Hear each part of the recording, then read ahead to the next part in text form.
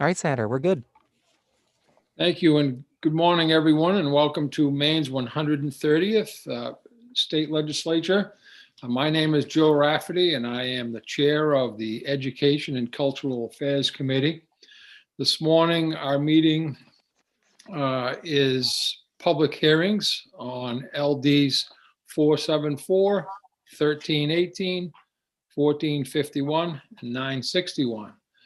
Please keep in mind that the meeting is being live streamed on the committee's YouTube channel, which means that anyone who is a participant in the meeting via the Zoom can be seen as well as heard. Those of you that are waiting to testify cannot be seen or heard until you are called in and called upon to speak. The meeting is being recorded and available to view on the committee's YouTube channel soon after the meeting has concluded. For those of you that are being called in to testify or speak, please keep in mind there's going to be just a moment of transition there as you're called in, but when you do come in, if you would be kind enough to please have your name visible, state where you live, and any affiliation you might have in terms of representing today.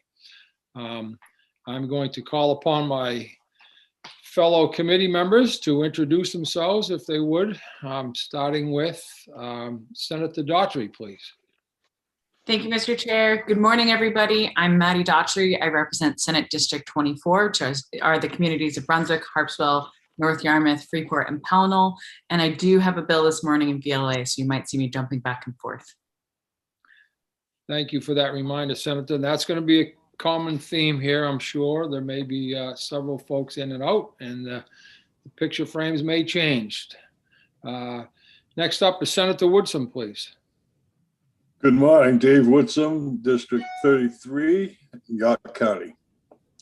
Thank you. And Representative Crockett. Good morning, everyone. Ed Crockett, District 43, which is part of Portland and part of Falmouth. Thank you. Representative Dodge. Thank you, Mr. Chair. Good morning, everyone. I'm Jan Dodge, House District 97, Belfast, Northport, and Waldo. Thank you. Representative Lyman. Good morning, Sheila Lyman here at the Capitol, District 74, J, Livermore Falls, and part of Livermore. Thank you. Thank you. Representative McCray. Yes, good morning, everybody.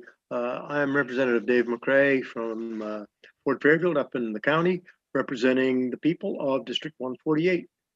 Thank you. Thank you. Representative Millett. Good morning, Rebecca Millett, representing House District 30, which is most of Cape Elizabeth. Thank you. And Representative Roach. Morning, everyone. Tim Roach, District 7, Wells. Thank you. Representative Salisbury. Good morning. I'm Sue Salisbury, and I represent House District 35, which is part of Westbrook. Thank you. Representative Sampson. Thank you, Mr. Chair. I'm Heidi Sampson. In a lovely breezy spring day in Augusta, I represent the House District 21. That's Alfred, Limerick, Shapley, Newfield, and Parsonsfield. Thank you. And Representative Stearns. Thank you, Mr. Chair. My name is Paul Stearns. I represent House District 119, which consists of 12 towns in the unorganized territories of Piscataquis County. Thank you.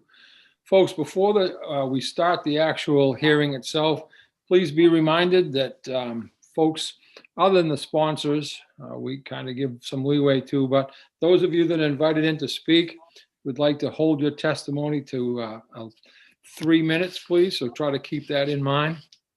And if it seems to be extending along too long, I'll give you a little bit of a reminder. So I'd like to open this morning's hearings, beginning with LD 474, and that is an act regarding school discipline for Maine's youngest children. First up is going to be the sponsor of that bill, and that is Representative Morales. Good morning. Good morning, Senator Rafferty. Good morning, Representative Brennan and esteemed members of the Education and Cultural Affairs Committee. My name is Victoria Morales and I represent South Portland in House District 33. and it is my great honor to present to you today LD 474, an act regarding the discipline of Maine's youngest children. The policy I bring to you today is grounded in evidence-based methodology, research, and best practices, as well as equity and racial justice. And if that isn't enough reason to adopt a policy, this will result in efficiencies in our various systems of care and better educational outcomes for Maine children. LD 474 proposes three things.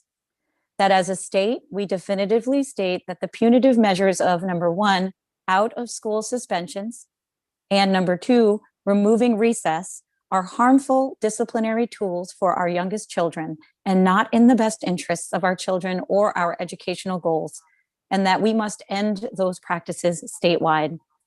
The bill also requires that number three, schools provide notice to all students and their parents and guardians of free legal representation to represent them at expulsion hearings. The intent of this bill is consistent with the mission of this committee, to keep our children in school, connected to their learning and communities, on track to graduate from high school and pursue their professional dreams, and as far away from prison as possible.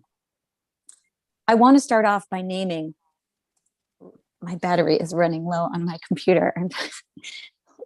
Will you give me 1 second, Senator? I'm so sorry. Sure. I thought I was plugged in. We've all been there. Yeah.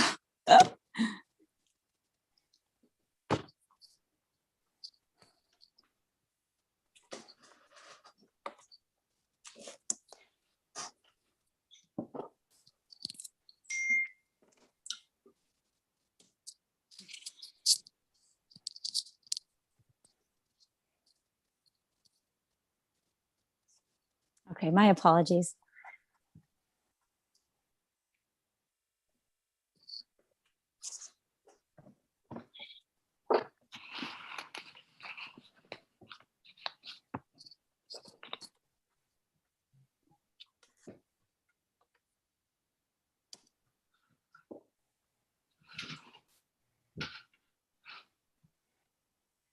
Okay, I am back. And Ben, thank you, Senator, and I'm sorry. I want to start off by naming what educational practitioners already know. Using out-of-school suspensions as a disciplinary tool for student behavior harms children. The kind of harm I'm talking about is deep and long-lasting. To put the harm in context, consider this. The one thing every incarcerated or formerly incarcerated person has in common is that they were suspended from school. This kind of harm starts with out-of-school suspensions. And unfortunately, this practice is ubiquitous throughout our education system, as it is a remnant of much older times. When we suspend children from school, which we did almost 800 times for students ages 3 to 11 in Maine in 2019, we send them the clear message that they do not belong in school. We send the message that something is wrong with them and that it is their fault. But what we now know about children that we didn't know when these punitive disciplinary measures were put in place decades ago is that young children have feelings and they don't understand them, and they act out because of those feelings.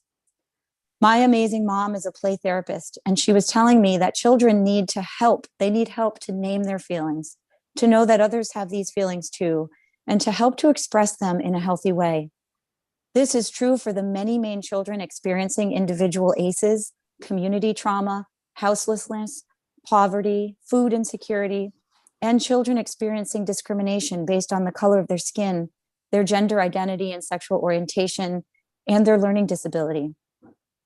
This is the social emotional learning challenge we have ahead of us, which will only be more challenging and complex as we come back fully from the pandemic in the fall.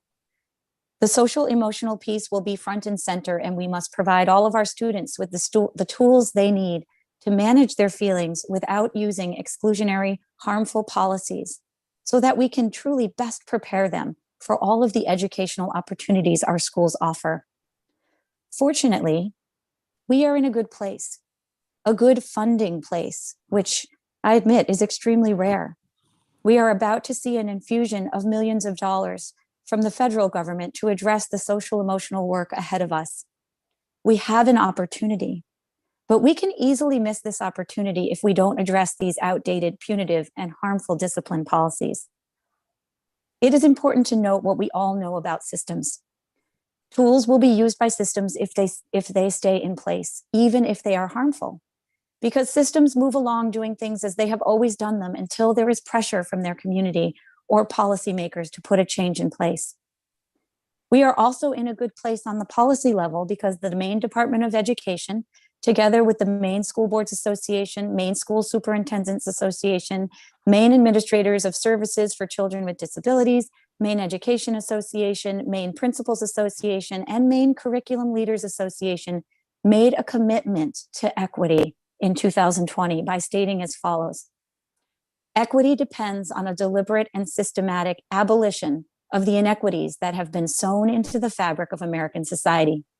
These persistent inequities have long disadvantaged students on the basis of race, sex, gender, gender expression, language, physical and intellectual ability, socioeconomic status, sexual orientation, indigenous origin, religion, and all aspects of human identity that have been subjugated within our society.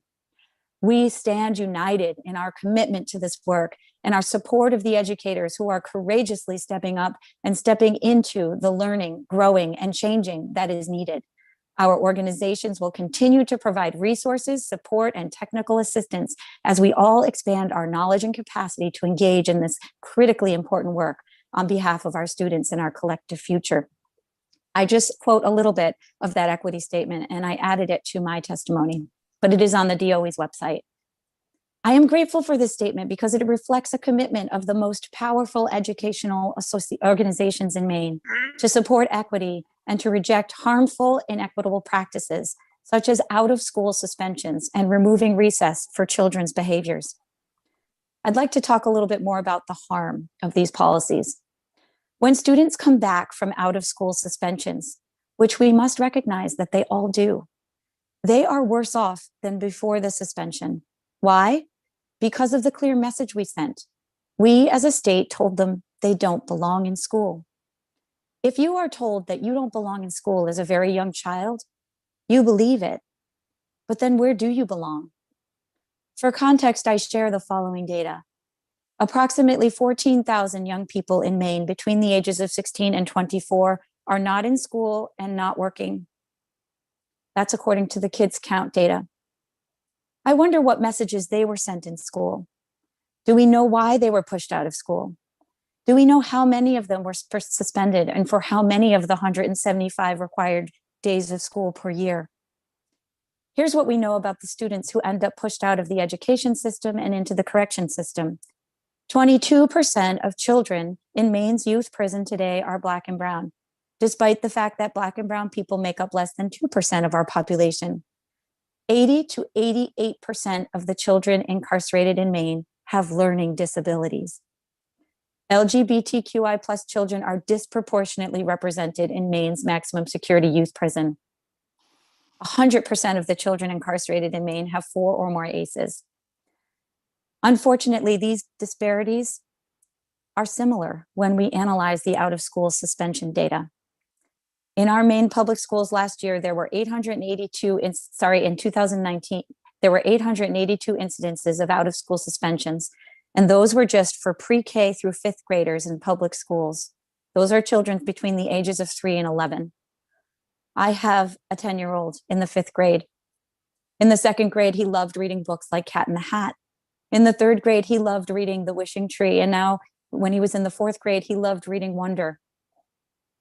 He also lives for recess and playing on the playground every day for just the short amount of time he's allowed to do that during school hours.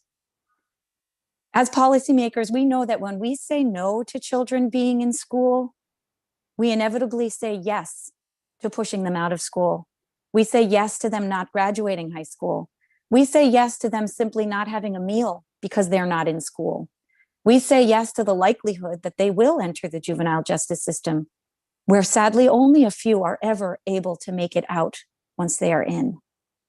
Suspensions and expulsions have tremendous costs and negative consequences for our students, our schools, and our families. Children who are suspended out of school or expelled from school may be unsupervised during daytime hours, cannot benefit from great teaching, positive peer interactions, and adult mentorship offered in class and in school. They are unable to develop the skills and strategies they need to improve their behavior and avoid future problems. They are less likely to graduate on time and more likely to be suspended again, repeat a grade, be pushed out of school, and become involved in the juvenile justice system. Exclusionary policies erode trust between students and school staff and undermine efforts to create the positive school climate needed to engage students in a well-rounded and rigorous curriculum. In fact, research indicates that schools with higher suspension rates have lower school-wide academic achievement and standardized test scores for all students.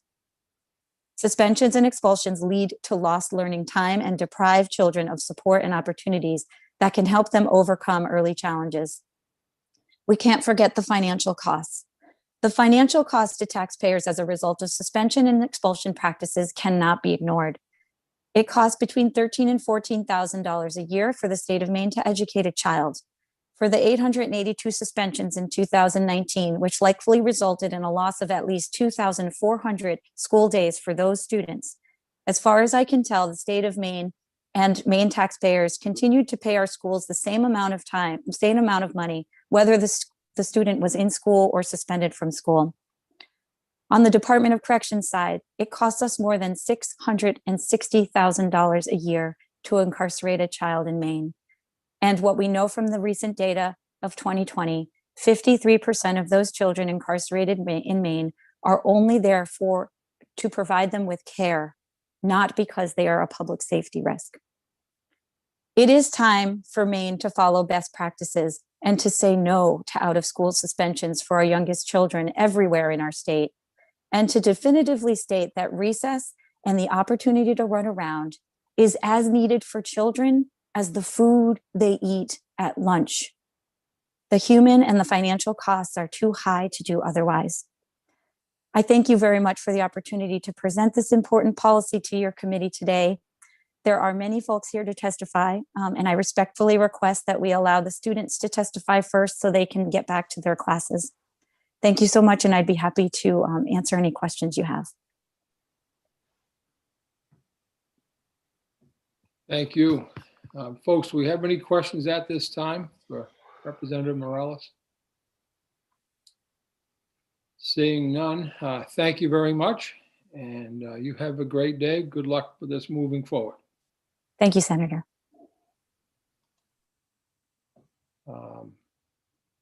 Just a reminder, we do have a number of folks coming in to testify. Try to keep it to 3 minutes on remarks, please. First up, Alberto Morales. Good morning. I do not see Alberto Morales with us currently, Senator. Okay. Is it Ainge Ishamwe? And I also don't see Anj Ishimwe either, Senator. All right. Antonio? No Antonio either. Claire?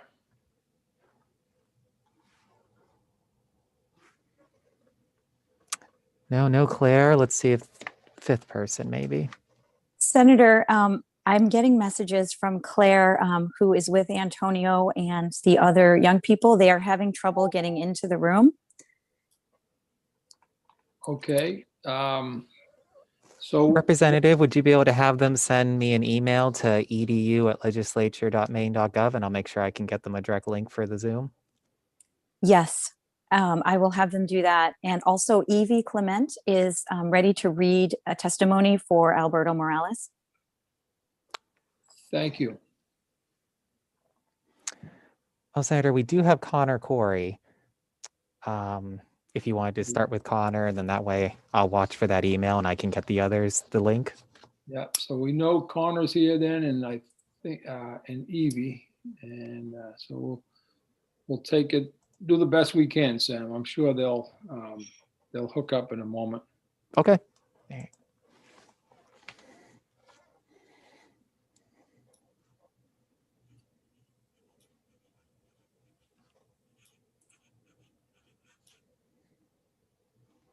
Good morning. Morning. Can everybody hear me okay? Yes, sir. Great. Senator Rafferty, Representative Brennan, and members of the Committee on Education and Cultural Affairs. My name is Connor Corey. I'm the kids legal attorney at Pine Tree Legal Assistance.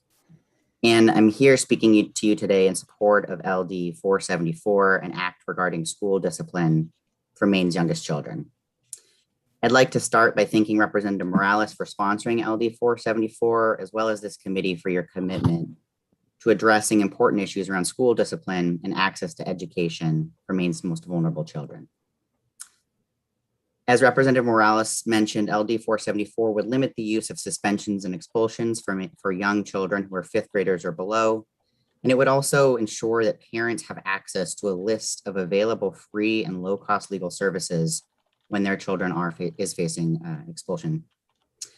I've been asked and am honored to share the perspectives of Pine Tree Legal Assistance and specifically of our kids legal unit. Since 1967, Pine Tree Legal Assistance has provided free legal services to low-income people throughout the state of Maine. And Kids Legal is a specialty unit within Pine Tree Legal focused on the civil legal needs of Maine's children. Representing students in education matters is a central part of our work.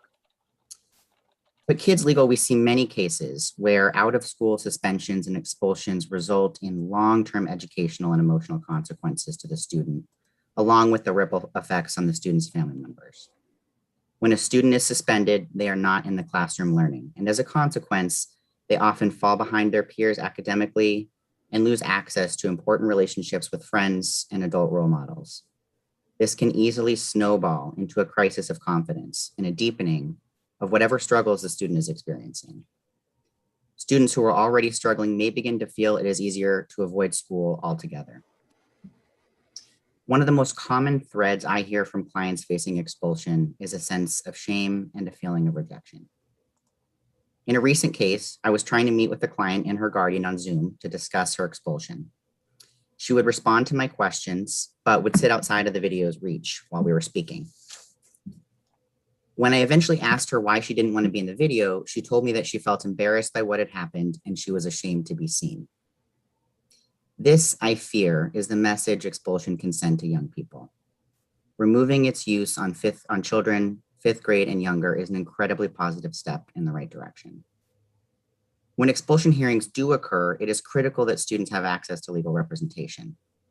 School board hearings can be incredibly overwhelming and confusing to a student. Imagine a recent case I had. Client was 15 years old, and together we presented ourselves before the 8 or 9 school board members who were tasked with determining whether my client could be in school. Understandably, they had a lot of questions for her. She was peppered with inquiries into what had occurred, if she would behave differently in the future, and was also faced with several deeply personal questions about her mental health and her overall character. This is no easy task for anybody, much less a 15-year-old who's learning to cope with anxiety and depression. Thankfully, we had prepared for this, and with a shaking voice, she responded directly to their questions. The power dynamics are very significant, and students without attorneys are unlikely to know their rights to cross-examine witnesses, to provide their own testimony or evidence, or even to ask for a brief recess to collect themselves. Pine Tree Legal, in collaboration with other legal service providers, has created a robust pro bono referral process to provide representation to students facing expulsion. LD 474 will ensure that parents know that resources like ours exist at no cost.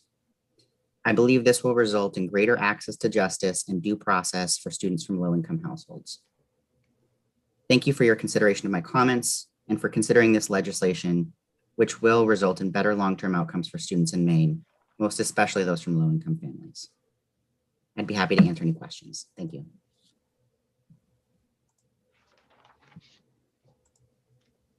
Helps to unmute. Thank you, sir. Representative Stearns has a question. Thank you, Mr. Chair. Representative Corey, Mr. Corey, you mentioned that you represented a 15-year-old. This legislation is for grade 5 and under, is that correct?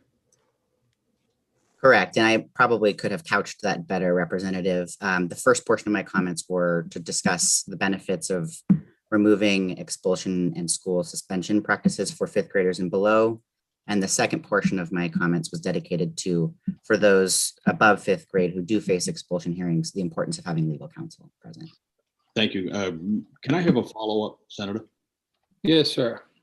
A follow-up question. Working with Pine Tree Legal, have you ever had the opportunity to represent a student who had been beaten or pummeled or bitten by another student? Yes, I have Representative Stearns, because we also do represent many students with disabilities, students who oftentimes are subject to harassment and bullying in the classroom as well. So oftentimes we are in that position. Okay, thanks. Thank you. Any other questions, folks? Seeing none, thank you very much, Mr. Corey. Very much, I appreciate it. Yes, thanks for being here. Sam, I'm going to come back to you. Do we have an abbreviated order there? We do have Claire Schroeder with us now, Senator. Thank you.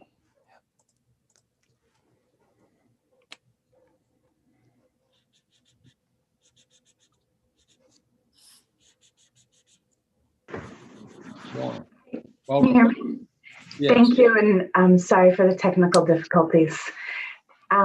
Dear distinguished members of the Committee on Education and Cultural Affairs, my name is Claire Schroeder, and I reside in Portland, Maine. I've worked with young people, their communities, schools, and other organizations and educators for the past 20 years. My work has focused on centering the voices and experiences of young people to ensure that our education system works for underrepresented young people and all young people. I've worked and learned alongside young adults from middle school through high school and beyond, and I am here today because of everything they have taught me, and I am here today in support of LD 474.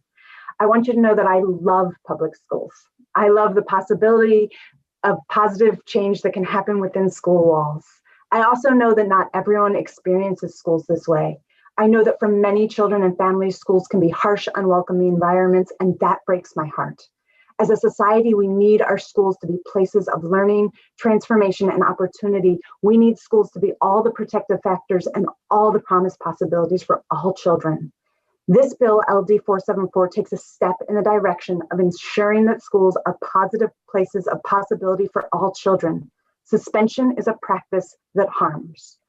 Furthermore, it is a practice that disproportionately and negatively impacts Black, Brown, Indigenous children, children with disabilities, and children from economically disadvantaged backgrounds. We know the data. It is for this reason that we cannot allow schools to continue to use suspension as a tool that harms, isolates, and separates children from their right to education. I understand the importance of each school deciding what is right for its community, and at the same time, we would never allow a school to put a policy or practice in place that causes harm. Suspension causes harm. Listen to and read the young people's testimony that will be submitted today. Listen to what they say about stigma, shame, and internalization that comes along with suspension. Listen to the stories of a second grader, a little boy whose English was not his first language. Listen to the transformation that happened when he had an adult who really worked with him. Lastly, I also work closely with child welfare, and I have been a resource and foster parent here in Maine. When I think of what children most need in order to succeed, it is support and connection in our schools, communities, and organizations. School is a safe haven for many children, and it should be that for all children. I know it can be a challenge to have a disruptive child in a classroom. I also know that our schools are full of smart, creative professionals whose job it is to figure out how to support that child in a restorative way. The behaviors that lead to suspension are the earliest of warning signs, behaviors that help us collectively say, what can we do for, with this child and family to help them engage in their education, thrive, and grow? The behaviors that lead to suspension are the behaviors we need to focus on, not the punishment. We need to spend more time with that child, not less. We need to identify the root cause, not banish that child outside of the school walls. As a staff on the Young People's Caucus and formerly staff with Portland Empowered, I have heard from too many young people for too long about the harm that comes from suspension. We must do better by our young people. Please vote ought to pass for LD 474. And I welcome any questions from the committee. Thank you. Do we have any of Ms. Schroeder at this time? I'm seeing none. Thank you very much, Ms. Schroeder, for being here this morning. We appreciate your testimony and your time. And I just want to say most of the young people, it's the first day back from school break, so they're submitting testimony is in written form, and they probably won't make it here to testify, but they're very sorry. They called me between classes. So thank you. Thank you. Sam, I don't think my list is all that accurate, so I would have. Do you want me to just go in order, Senator? The same With list who I s- is here. Yeah, Okay. with who is here. Thank you. We could circle back if you'd like. Angie Ashimwe is with us now. Thank you.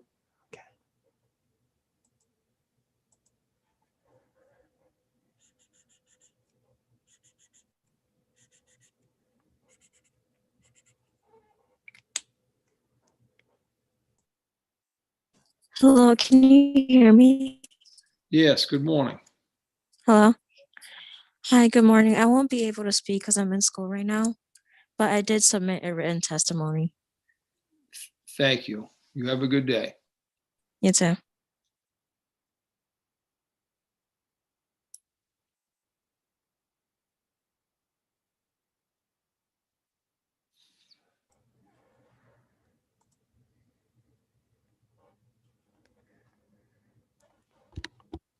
All right. I think we might have Heather with us.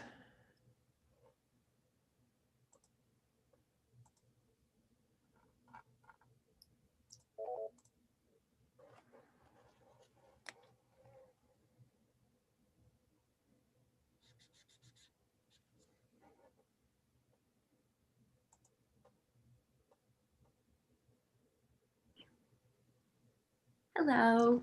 Good morning. Sorry, my son and I are trying to figure out who's going to speak first.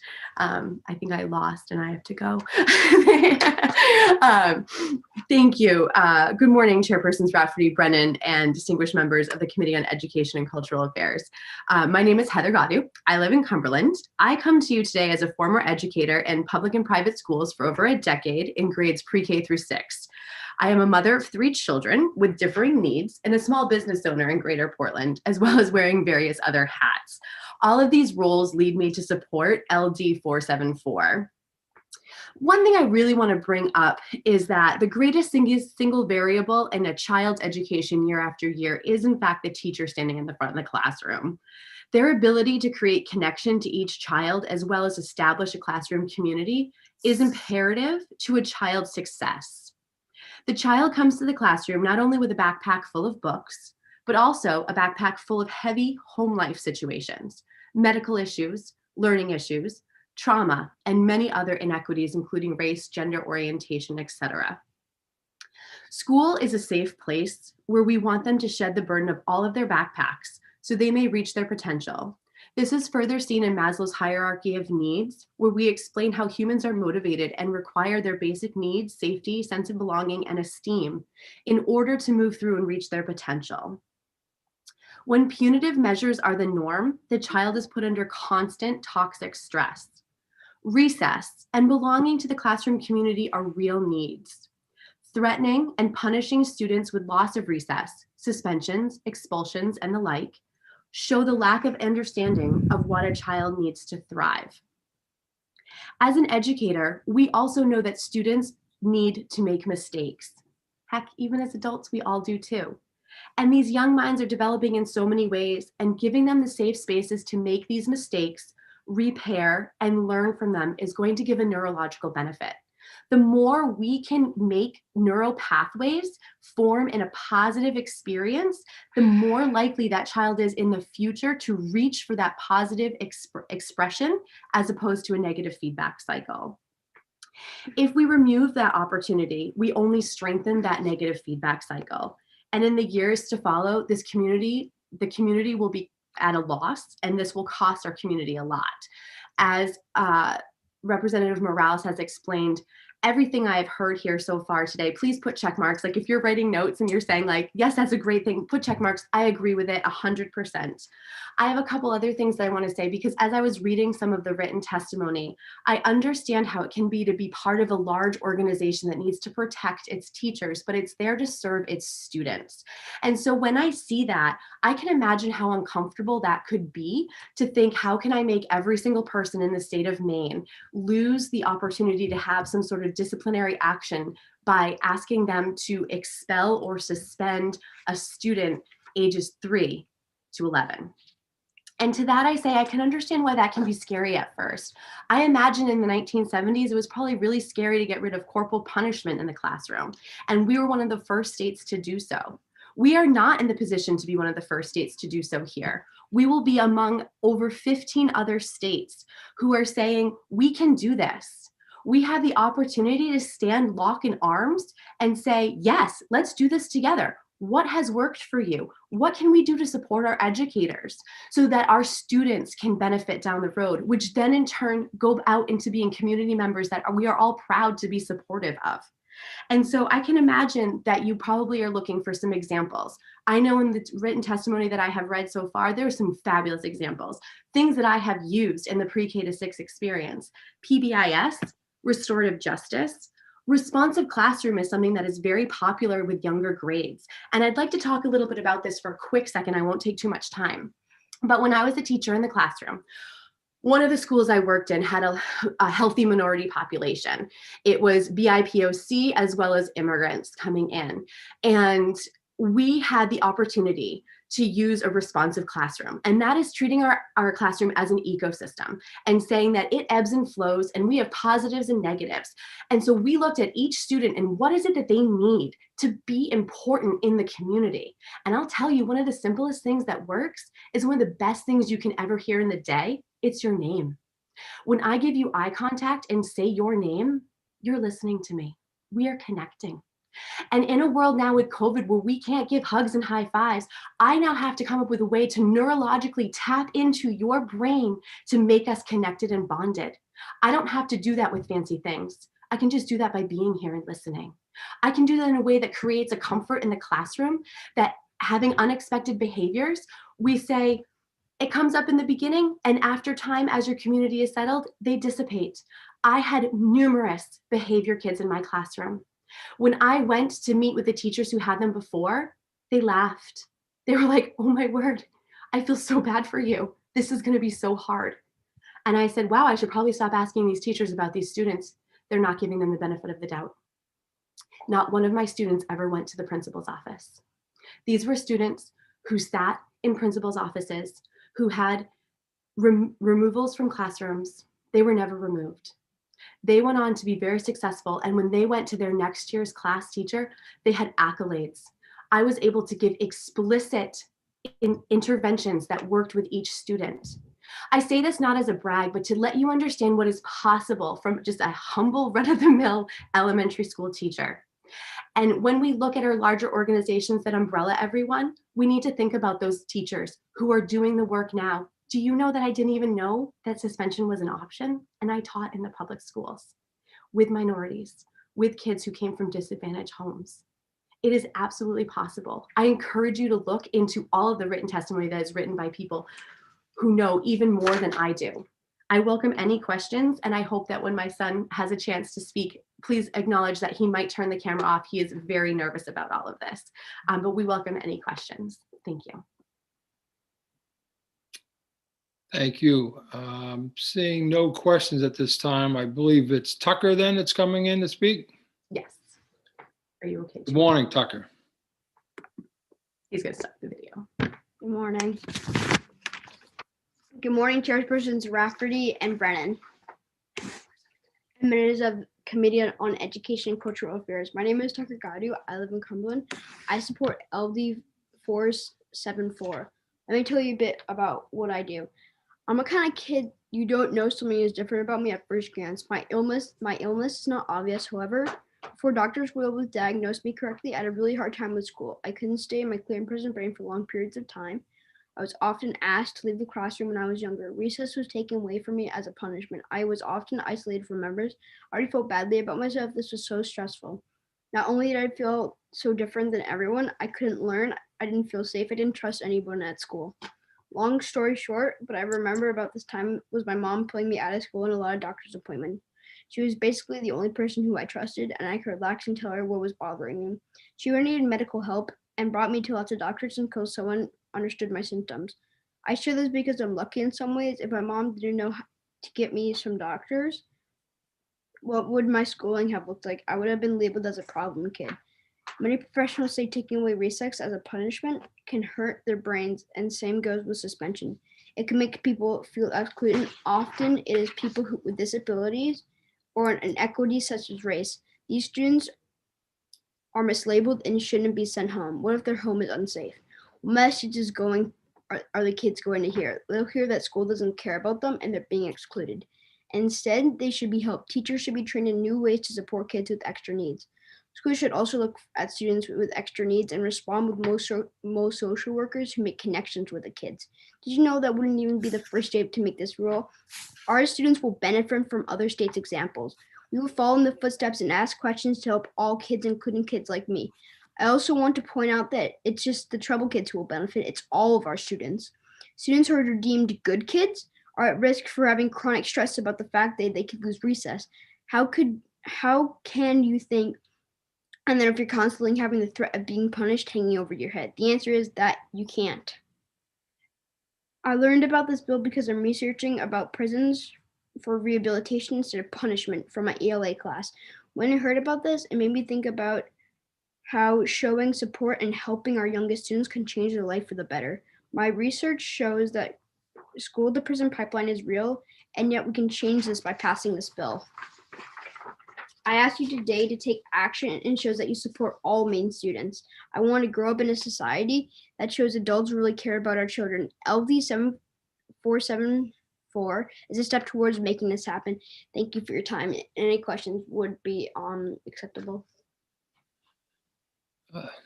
Tucker, thank you for your testimony. And I do have a question from Representative Salisbury. Mm-hmm. Thank you so much, Tucker, for coming today and speaking with us. I really appreciate your perspective. Can you think of an idea about one thing that might have been helpful instead of taking away recess that might have been helpful for you in school? Yes, a teacher could have come up to me and asked me if what was happening to me, and I would have answered with like Either you don't know or the specific problem at hand. And they could probably get me a social worker and help me figure out what was happening. Instead, they took away recess and punished me for my bad behavior.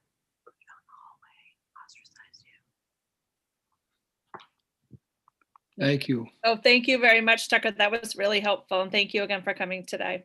No problem. Any other questions of Tucker? Folks, Tucker, I'm sorry. Thank you very much. I know it's not easy doing this. It takes a lot of courage. So congratulations for doing so. You have a good day. Thank you very much. You too.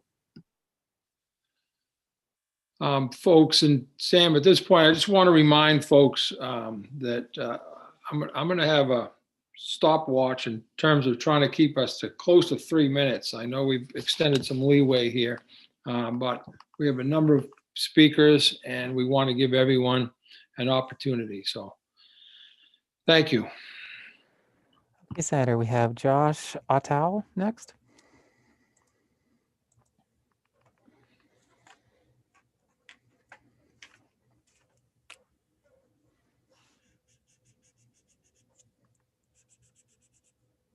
Good morning. Yes, good morning, Senator Rafferty, Representative Brennan, and esteemed members of the Education and Cultural Affairs Committee. My name is Joshua Otto. I'm a resident of Cumberland. I offer my testimony this morning in favor of LD 474. And I say that with a lot of thought involved because I was not always in favor of this bill, but have grown to be in favor of it. I'm a longtime school principal. Most recently, I was principal of Mount Ararat Middle School. I'm the 2014 Maine Assistant Principal of the Year, 2018 or 2019 MASL Administrator of the Year. In my 14 years as a school administrator in Maine, I've seen the struggles that many children have with their behavior in school. In fact, it represents a huge percentage of the work that educators put towards educating children, is supporting them in their learning around behavior. What we know about the children that struggle most in school is that they absolutely need, a thorough and comprehensive response to help them improve. In fact, that is what we do with every educational issue as educators. We know and we believe in our hearts that it is our responsibility to respond and to support students in need that are struggling with the traditional school setting. And there are many students that struggle academically and many students that struggle behaviorally. Child psychologist Dr. Ross Green said, "All kids will do well if they can do well." It is the responsibility, this is me talking now, it is the responsibility of those working closely with the child, first and foremost, the parents, the teachers, the counselors, the administrators. It is a shared responsibility to first identify why the child is struggling to begin with. Why are they struggling with their behavior in school? And at that point, it is the responsibility of those involved, the parents, teachers, counselors, administrators, to engage in a collaborative problem-solving process towards addressing the underlying root causes of misbehavior. This is really, really hard work. Thank you, Senator. And it must be done. Out of school suspension, while easier in the moment, is usually not helpful for the struggling child. It's helpful for some kids, pretty traditional kids. It's not helpful for the struggling child. And I have 14 years experience as a school administrator to attest to that. While it may be better for the school at that moment, and I have felt that relief, certainly. Excuse me, sir. I'm going to Yes. have to ask you to wrap it up, please. It is not in the best interest of the child longer term. Thank you, Senator. Thank you. Folks, do we have any questions at this time? Representative Millette. Thank you, Mr. Chair. I still have a hard time getting to that raise hand quickly. Thank you, Mr. Otto? It's Dr. Otto, yes. Dr. Otto. Yes, thank you very much for your testimony. So as a practitioner, I'd be very interested to hear what you think are appropriate alternative approaches should this pass. Thank you. Well, like any issue that a child's having in school, there's not a one-size-fits-all response to that. But in general, for a child struggling with behavior, particularly our younger students at the middle school level, when I work there, I should tell the committee, I'm currently taking a break from being a school principal. I had to take leave to be a stay-at-home parent during the pandemic. I left this past November. So I just want the committee to know I'm not actively working in a school right now. So the past experience would be that every child has a place that they feel home and comfortable in school. And that is especially the case with struggling students with behavior issues. And so what we as a school always did was really discover where that child was most successful. And really, if there was a moment or struggle with behavior on a given day or a given moment, we would really lean on those people and those places where that child feels most comfortable and is able to be most successful. So a lot of the students that struggle with behavior, as Representative Morales discussed, do so because they have identified issues such as autism or autism spectrum disorder or other related sensory issues or executive functioning issues. Just go down the list. And what we would do typically is we would, instead of suspending a child, if they were having a difficult day or even hurting other people's, as I believe a senator mentioned earlier, we would, instead of sending that student home, we would find an area in the school where they could be safe, they could kind of re-engage with school, but also regulate themselves in that moment with a trained professional. And typically we would lean on that instead of doing any sort of suspension. I should tell you that if this was a bill that addressed middle school and high school students, I would not be speaking in favor of it. But because it is dealing with the youngest children in Maine, and as somebody who has a lot of experience in taking fifth graders and acclimating them to sixth grade, I believe this bill gets it right.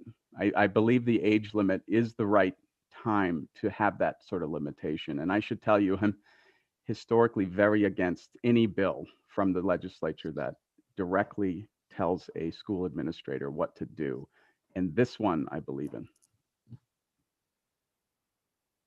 Thank you, sir. Any other questions, folks, at this time?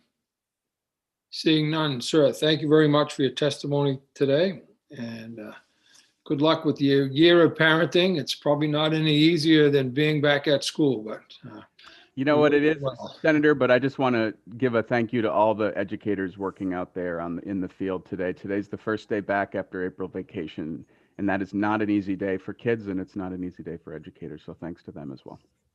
thank you.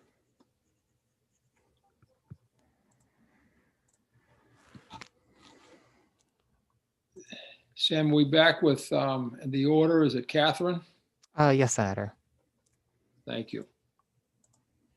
Yeah, so Catherine O'Brien, and it'll be Liz Blackwell Moore behind her. Good morning. Can you hear me? Yes. Thank you. Good morning. My name's Catherine O'Brien. I live in Portland, Maine. I'm here today to read a letter submitted by Doris Santoro, who is a professor of education at Bowdoin College. And she was unable to attend and speak this herself because she's teaching this morning. Dear members of the Education and Cultural Affairs Committee, I'm a professor of education at Bowdoin College, a parent in RSU 78, and a former public high school teacher. I also worked for an alternative to incarceration program in Manhattan for 5 years, teaching court-involved youth. I write in support of LD 474, an act regarding school discipline for Maine's youngest children. Removing Maine's youngest children from school for disciplinary reasons represents a failure to educate all of our students. As an educator, I recognize that there are students who will test and who will need to learn the boundaries expected at school. I also know that there are children who have behavioral challenges that will require support that goes beyond what the classroom teacher might be able to provide at a particular moment. Yes, these are realities, but suspending a 6-year-old, regardless of the circumstances, is traumatizing and cruel. This holds true for any child in grades 5 and below. Research clearly demonstrates the negative outcomes of school suspensions for learning, a sense of connectedness, and future incarceration. Suspensions have not been shown to improve student behavior. Leaning on out-of-school suspensions as the appropriate response to a young child's behavior is a failure on the part of adults. Furthermore, we know that out-of-school suspensions disproportionately impact students of color and students with disabilities, and also know that overwhelmingly, educators and school district leaders in Maine are white. Recent research reveals that suspensions are often the result of when school officials misinterpreted students' behaviors. Current Maine law, the first reason listed for potential suspension or expulsion pertains to a student, quote, who is deliberately disobedient or deliberately disorderly. With substantial cultural differences between students and their teachers, the potential for misinterpretation regarding whether a behavior is deliberate, disobedient, or disorderly is great. Let's now add in the potential for undiagnosed disabilities and the young age of the children we are considering here. The impacts of those misinterpretations are much harder to repair when they harm a child's and their family's relationship to school so irreparably as what occurs with a suspension. These are discriminatory patterns that are replicated with the same negative effects on students throughout the country. Maine is no exception. Districts should certainly have input into how they're going to design disciplinary alternatives to suspension for their kindergarten through 5th grade students. We know these patterns will continue even in the best intentioned districts in schools if left to home rule. The state of Maine should ensure that no young child is suspended or expelled from its schools. Sincerely, Doris Santoro, professor at Bowdoin College. Thank you very much. Folks, Ms. O'Brien, will you take some questions or at least maybe relay them back to the professor? I would be happy to note them and relay them back. Thank you. Do we have any questions, folks, at this time? Not seeing anything. Again, thank you very much for stepping in, and we appreciate you doing so. You have a good day. Thank you. You too.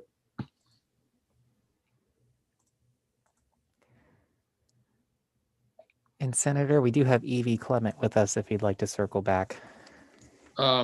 Sure. And again, I'm just trying to remind folks to, I'll try to hold up a timer to give you a 30-second warning. If you would, to try to keep us to 3 minutes, please. Thank you.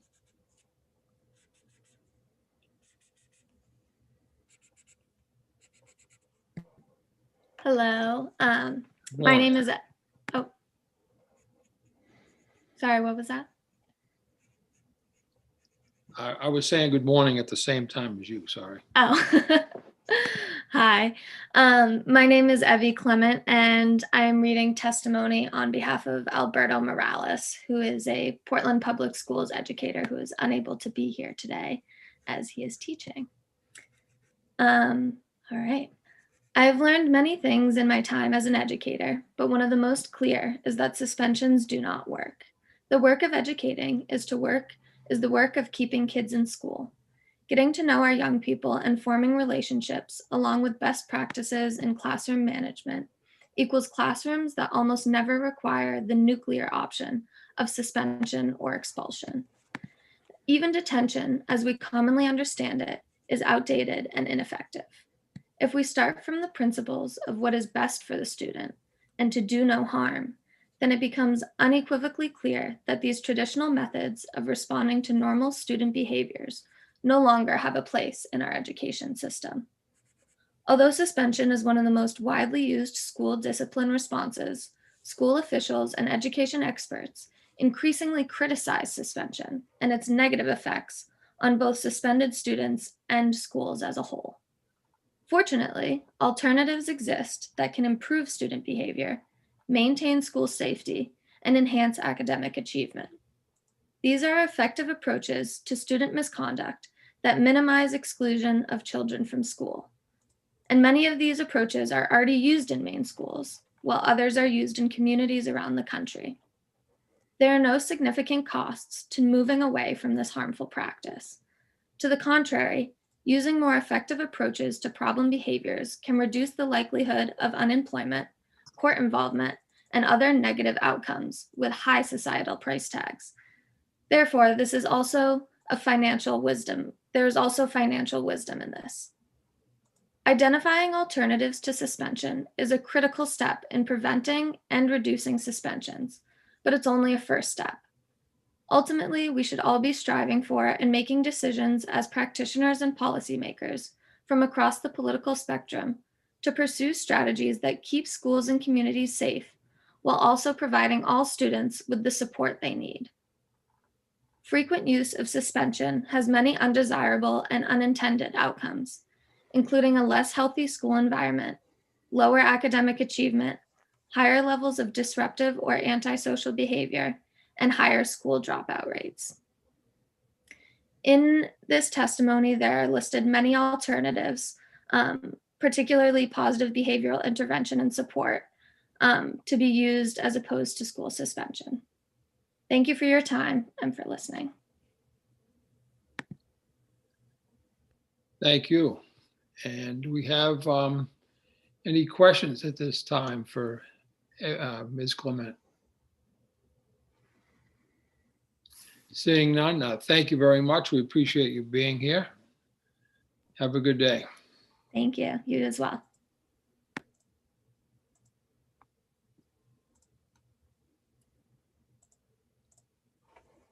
All right. So we back? Where are we, Sam? I'm lost there in terms of our order. I think we're back with Liz Blackwell-Moore, Senator. And then we'll just go in order from there, hopefully. Fingers crossed. All right, so Maddie Purcell will be up next, and then Mary Bernardo. Good morning. Good morning. Good morning, Chairpersons Rafferty, Brennan, and members of the Committee on Education and Cultural Affairs. My name's Liz Blackwell Moore, and I live in Portland, and I am here in support of LD 474. For the past 20 years, I've been a public health professional, and I work with schools, I work with communities in Maine, really to increase their use of best practices and policies in order to improve the behavioral health and well-being of young people. I know we all want young people to reach their potential. And we as adults have a responsibility to give young people the opportunity to reach their potential. And the best way to do that is by supporting their healthy brain development. So I want to just tell you briefly about the brain, because the architecture of the brain, the actual form and function, is built over time. It's built through relationships, experiences, and the environments in which young people live. When children have supportive and trusting adults in their life, when they feel safe and a sense of belonging, when they have opportunities to build social emotional regulation and decision making, and when they have sources of hope, they can be resilient during difficult times. But it takes support and practice and a long time for the front part of their brain to fully develop before young people can become truly adept at controlling their emotions and consistently making good decisions. When young people experience toxic stress, and I'm talking about stress that's prolonged, like abuse and neglect, food or housing insecurity, when they're being discriminated against, or a child lacks caring adults to support them, they stay in really extended periods of fight, flight, or freeze. And in that state, that front part of the brain, which controls emotional regulation and decision-making, it's not easily accessible to young people, and they act out in ways that get them sent to the principal's office. And we know that 25% of all high school students in Maine have experienced significant trauma. We can guess that for young people, it's pretty similar. And Maine LGBTQ plus students and Black, Indigenous, and students of color report very high rates of discrimination and violence and not feeling safe at school. These experiences of trauma and discrimination put these students at much higher risk for suspensions and expulsions. The antidote to trauma and discrimination and behavioral issues in schools is caring adults. It's inclusion. It's accountability with support. It's a school climate where students feel safe, regardless of their race, ethnicity, gender, sexual identity, or disability status. Evidence-based practices exist for preventing and responding to behavior issues like PBIS, responsive classrooms, transformative SEL, restorative practices, trauma responsive practices, and tons of professional development that could be available to staff for de-escalation and the impact of trauma and discrimination on a child's behavior. The answer to student behavior problems is not pushing them out of school through suspensions and expulsions. Actually, suspensions and expulsions are never an evidence-based strategy. There's only research showing the harms of suspensions and expulsions, and the harms are many. The harms to children, there are harms to the children that receive the suspensions and Excuse me, expulsions. Ms. Blackwell Moore, if you could wrap it up, please. Sure. And I have outlined in my testimony all the ways there have been harms, not just to the students who receive suspensions, but to the students who go to school. The academic achievements are lower for students who go to schools that use suspensions. So while we desperately want all of our students to thrive and reach their potential, the research is clear that suspensions and expulsions are ineffective and harmful for all children in our elementary schools. And it's also for our community and our future state economy. So let's join those 16 other states of limiting laws in the use of exclusionary discipline for elementary school age children. And I urge you, in an effort to help all our children thrive, to support LD 474. Thank you, and happy to take questions. Thank you. Folks, do we have any questions at this time? Seeing none, thank you very much for your testimony here today. We appreciate it. You have a good day. Thank you, you too.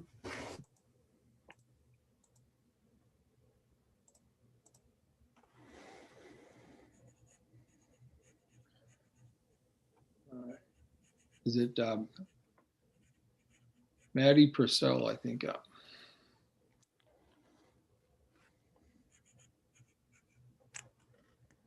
You're muted, I believe. Here we go. Thank you, Senator Rafferty, and Representative Brennan and members of the Committee on Education and Cultural Affairs. Greetings.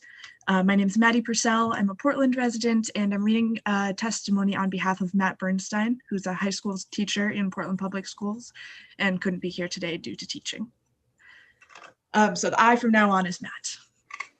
I believe strongly that out-of-school suspension is both ineffective and inequitable. And as such, I strongly support this proposed legislation. I'm writing to testify that LD 474 ought to pass. It's a bill that seeks to support Maine's youngest people and to reduce harmful practices in schools. I urge you all to support it. First and foremost, out-of-school suspension does not work. Research shows that out-of-school suspension is ineffective as a deterrent or preventative measure. Students do not learn about their behaviors or about how to make amends from out-of-school suspension, and as such, it does not lead to behavioral changes. It's purely punitive without any education. Furthermore, it leads to students missing schoolwork, which makes school more challenging for students, many of whom already find school to be a challenging place. We're not setting students up for success when we remove them from their classrooms, their peers, and their teachers. Instead, we're isolating young people for their behaviors, we're invoking potential shame, and making it harder for students to grow academically, socially, and emotionally. I think it is important to consider that the purpose of schools is not to punish children, but rather to educate children. Finally, and of essential importance, we know beyond a shadow of a doubt that suspensions and expulsions are inequitable practices. The data on this is clear. For example, research shows that Black students are 3 times more likely to be suspended or expelled than white students. Further, there's alarming correlation between out-of-school suspension and future imprisonment and interactions with the criminal justice system. These facts only scratch the surface of the outstanding research that has been done, which proves definitively that racial and other forms of bias are directly tied to suspensions and expulsions. We cannot allow a practice that we know is so deeply entrenched in bias and discrimination to continue. To do so would mean willingly accepting the continuation of racist and inequitable policy.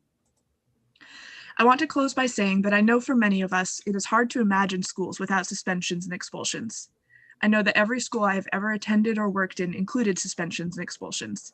It can be hard and even potentially scary to picture what it would look like to have schools without these practices.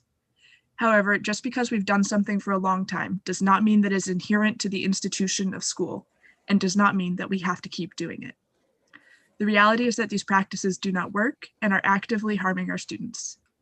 At their core, these practices are grounded in punishment instead of education and are directly counter to the purpose of school. There's no way to reform these practices to make them effective or equitable. The only answer is to remove them because we know that they are harmful. For this reason, I believe that LD 474 ought to pass. Thank you so much for your time. Thank you. And I do have a question from Senator Daughtry. Thank you, Mr. Chair. I'm going to break the golden rule. I don't have a question. I just wanted to say hello to the other Maddie, and it's lovely to see you. So good to see you, Senator.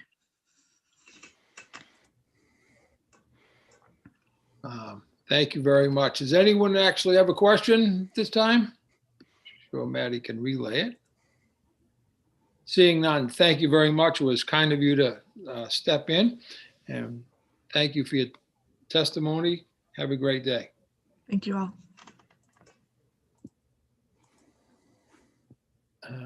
Is it Mary Bernardo?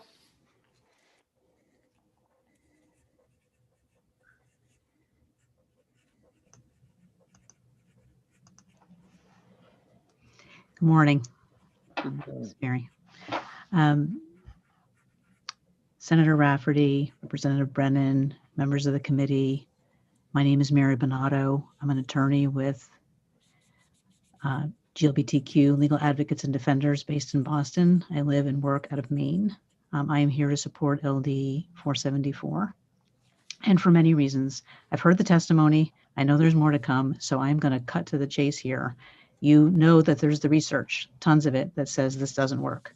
There's also research to say a lot of other practices do work. Those practices are consistent with early efforts of our own Department of Education to try to do more positive behavioral interventions and supports in school, among many other things. My written testimony will detail that. But what I wanted to do for a minute, just thinking about these issues, and I, of course, deal with young people and families who have faced discrimination in school, sometimes from their earliest ages. I want to go back to my mom, who was a preschool teacher and a kindergarten teacher for many years. And she said, and it was posted on the wall and told all of us, children learn about school and themselves by what they live at school. And even though this was a long time ago, and I don't think there was PBIS had not been coined, she focused on showing kids how to succeed, redirecting them, using the fact that they wanted to succeed, wanted to make friends as a way of motivating them. She knew, just like every teacher knows, that kids come to school from all walks of life and very differently situated in terms of their ability to sit in a group, to listen, to focus on a task. But she used those strengths in them and that motivation in them to help them learn how to succeed in these environments. I am a huge fan of teachers, really believe in teachers. Of course, I grew up with teachers, and I really believe that if Maine and if you, with your leadership in this committee, can establish this policy, so many children across the state will benefit, and the tools are there for people to learn even more about how to help their young students succeed. So here to support LD 474, and happy to take any questions. Thank you so much for your time. Thank you. Folks, do we have any questions at this time? Seeing none, Ms. Bernardo, thank you very much. We appreciate your testimony. You have a great day.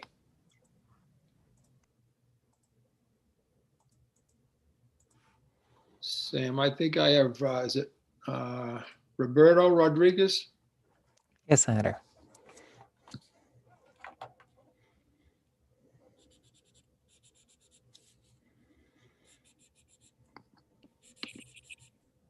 Good morning. Can you hear me? Yes, sir. Good morning. Excellent. Thank you. Much like my friend Mary Bonato before me, I'll try to be quick with my comments. Good morning, esteemed members of the Education and Cultural Affairs Committee. I want to begin my remarks today by thanking each of you for your service to the state of Maine. My name is Roberto Rodriguez, and I have served as an at-large member of the Portland Board of Public Education for the last 5 years, and I'm currently recovering from serving as chair of that board for 2 years. I'm here to speak in strong support of LD 474, an act regarding school discipline for Maine's youngest children. The research is clear. Out-of-school suspension does not work to reduce the likelihood that a student will re-engage in problematic behavior. Receiving even one suspension is associated with higher likelihood of academic failure, school dropout, and involvement in the juvenile justice system. Data shows that our special education students who come from economically disadvantaged backgrounds, our Black and Brown students, and English language learners have long been overrepresented in suspension rates across our country and here in Maine. A common argument for the use of suspensions is that it removes disruptive students from the classroom, allowing teachers to teach and other non-disruptive students to learn. It's fair to say that the reason school buildings resort to the use of suspensions as a disciplinary measure comes down to simply not having alternatives. Earlier today, we heard Dr. Otto quote the great work of Dr. Green, saying that kids do well when they can. Well, I'm here to say that teachers, administrators, and school staff also do well if they can. LD 474 puts us in a path to rethink our school discipline philosophy as a state. It forces us to center those students and their families who are the most impacted by outdated, ineffective, and inequitable practices. It aims to address these inequities and present school districts an opportunity to set the groundwork to strengthen behavioral health continuums, collect and use disaggregated discipline data, develop policies that support disciplinary equity, and learn to identify and address implicit biases. Members of the committee, I had the great privilege a few weeks ago to speak to this committee and mention that it is an exciting time to be involved in public education. It is an exciting time to be involved in public education in Maine. We have a strong, bold leadership in the Department of Education with a common vision for just and inclusive environments in our schools and an undeniable desire to right the wrongs of our past and reaffirm that Maine is a leader in our country advancing educational equity. I urge you to support LD 474, and I pledge my time and energy to work with any and all stakeholders across the state to make our schools safer and more inclusive for all students. Thank you, and I'm happy to answer any questions from the committee. Thank you, sir. And I do have a question from Representative Salisbury. Thank you, Mr. Chair, and thank you, Mr. Rodriguez. I've been trying to decide when to ask this question, and I'm sorry if I'm going to lay it off on you, but you might be able to help me. I'm a school board member in my part-time, and I'm trying to wrap my head around thinking about 5th grade and younger. What kinds of things would a student do potentially to get suspended or expelled from 5th grade and under? I haven't come across that, and I'm just trying to, what behaviors are we talking about? Thank you, Representative, for your question. I'd like to start just by saying that I'm proud to say that in Portland Public Schools, suspensions from elementary school students are incredibly rare. The unfortunate data that we do see is that when they do occur, the disproportionate representation of those classes that I mentioned are seen. But to your question, what could happen? Often there isn't a set criteria of what triggers a suspension. It's really, as I mentioned, the inability to think outside of the norm, right? To say, how can we solve this unique problem and this unique situation with this family in a way that we've not thought of before? And often that happens because we are overworked, overburdened with the day-to-day requirements and what we're asking teachers to do, the tasks that we put on our teachers. And so what I hope, or what I believe, strongly believe this bill does, is it puts districts in a path to start figuring out those problem-solving strategies and figure out how to address the needs of their most vulnerable students. This is not easy work, but this is righteous work. And I think that is what we owe our families and our students to do. Thank you. Thank you. Folks, any other questions at this time? Seeing none, Mr. Rodriguez, thank you very much for being here today. We appreciate your testimony. You have a great day. Thank you. Sam on my list, actually Tucker's up, but he's gone already. And Zubaydah is not with us currently, Senator. All right, how about Atlee Riley? Yes, Senator. Thank you.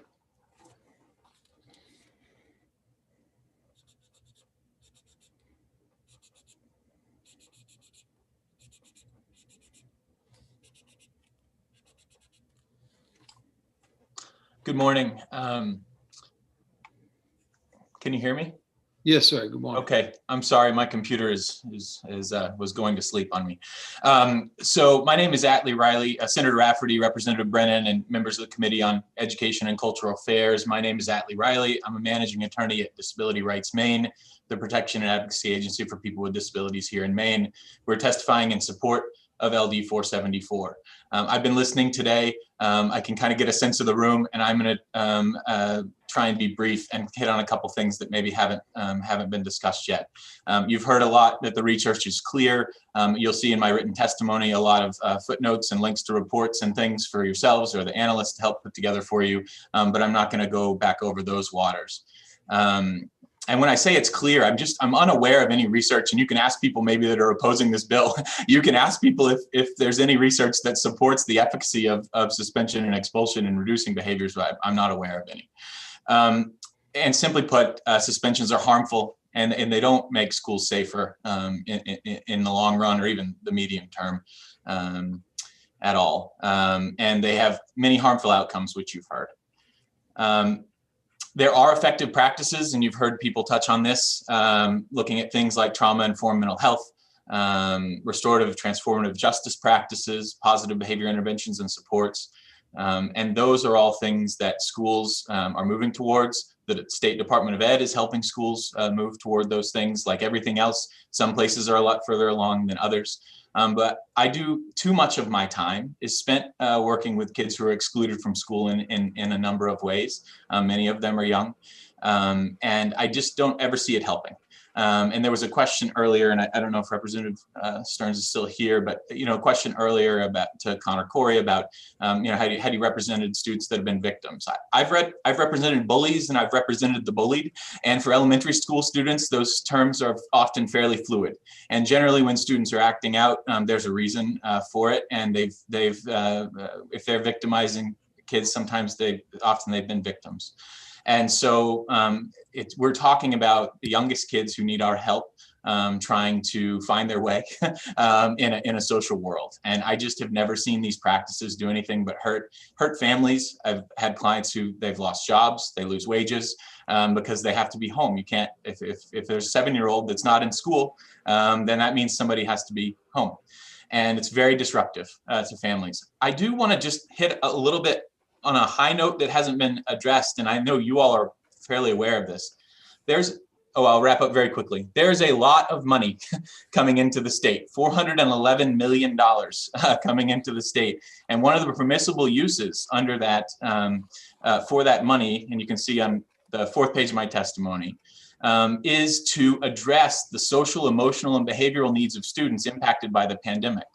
And I think supporting this bill would help welcome students back to school next year, to schools that aren't going to turn them away. They've been excluded from schools enough, and schools have the resources to do it. The state has been putting the infrastructure in place to do it, and this money that's on its way any day now can be used explicitly for this purpose, and we can welcome students back with open arms. And I'm happy to take any questions now, and I would very much like to participate if anybody finds it of interest in the work session and can bring you answers to questions that you may have between now and then. Folks, any questions of Mr. Riley? Yes, Representative Dodge. Thank you very much, Mr. Chair.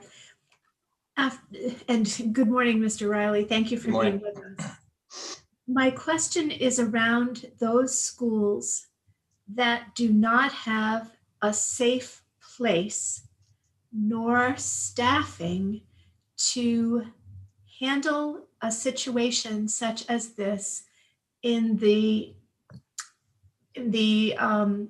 last resort category. And perhaps for the work session, we could have some data, explanations, updates, insights into what those schools and faculty and administrators should do, please. Thank you. Thank you. Any other questions, folks, at this time?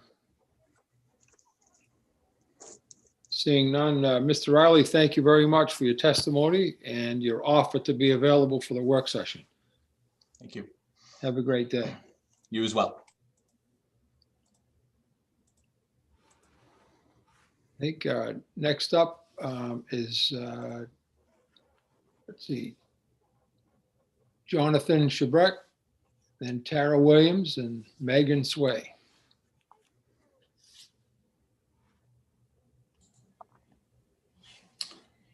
Good morning, Representative Brennan, or excuse me, Senator Rafferty and Representative Brennan, members of the Education and Cultural Affairs Committee. My name is Jonathan Sarbek. I'm the district attorney here in Cumberland County, and I'm here in support of LD 474. As you've heard numerous individuals testify with regards to the damage that can be done with the disciplinary procedures on young children. I'm here to sort of tell you about what my experience has been from the criminal justice side of things, and seeing the type of trauma that can happen from an early age and how that person, or how it can affect that person and have them enter into the criminal justice system. The school to prison pipeline is a real thing. And we see that when a child is undergoing trauma at a young age, that it can have an effect on the brain that not only leads them down to the behavior of falling into the criminal justice system, but also substance use disorder and possibly mental health issues. We think that this type of work would offer a preventative method that would lead to better outcomes at an earlier age, that would address the actual needs of the child, as opposed to sort of the default system that we've been using for decades. The elimination of these types of disciplinary procedures would require school systems to think differently about how they address these types of behavioral issues with children. And one of the things that we've seen work very well in Cumberland County and in different communities, including South Portland, Windham, and I believe Yarmouth as well, is restorative justice programs. And these are programs that if they kind of grow in a community at a younger age, it becomes part of the system. Whereas when the kids get older, so when they go from elementary school into middle school into high school, they can use these restorative practices in a way that's going to lead to better outcomes long term, as opposed to simply discipline, suspension, expulsion, et cetera. And I do believe that these preventative tactics at a younger age will have a long lasting effect that will see less people coming into the criminal justice system in the long run. So that's why I'm offering my support with regards to LD 474, and I'd be happy to answer any questions. Thank you, folks. Any questions at this time? Seeing none, sir, thank you very much for your testimony. Thank you. And also the work you do. You have a great day. Thank you. Thank you, everybody.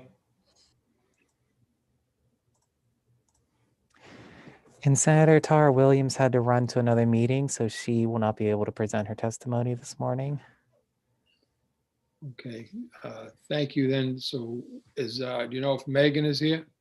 Megan is not currently with us, but I do see Pedro Vasquez. Thank you very much. Welcome.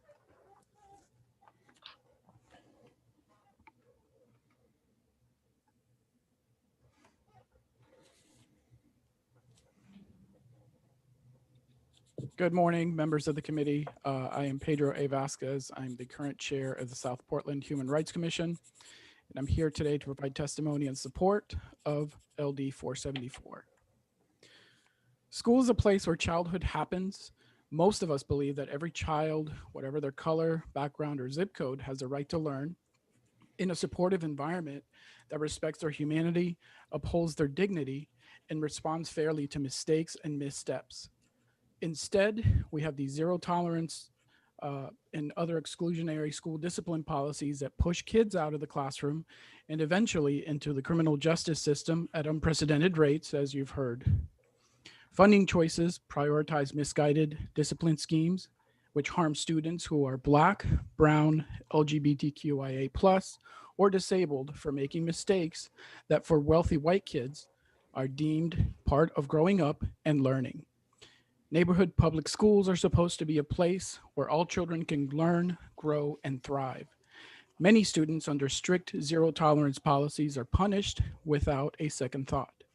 This type of disciplinary procedure has been proven in research to have an overall negative effect on students and a disproportionately negative effect on minoritized communities.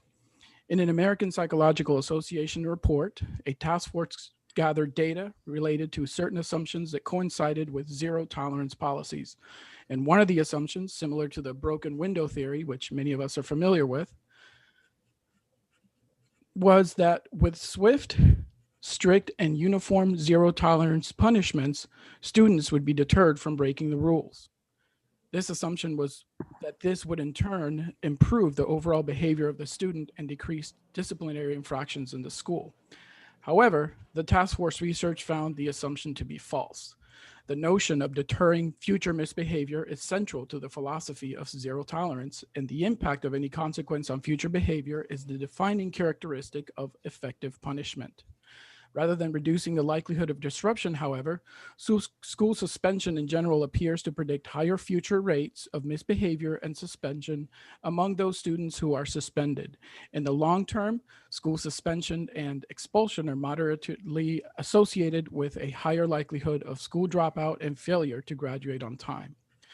School discipline appears linked to the criminal justice system. According to a comprehensive study conducted by the Texas A&M University's Public Policy Research Institute and the Council of State Governments Justice Center, students who are suspended or expelled are nearly 3 times more likely to come into contact with the justice system the next year.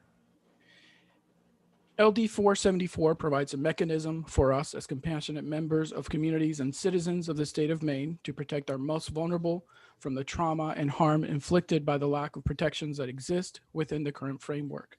Relying on these harsh discipline policies robs teachers, administrators, and parents of the chance to help children learn from their mistakes and keep them engaged in the classroom instead of idling at home or in the streets.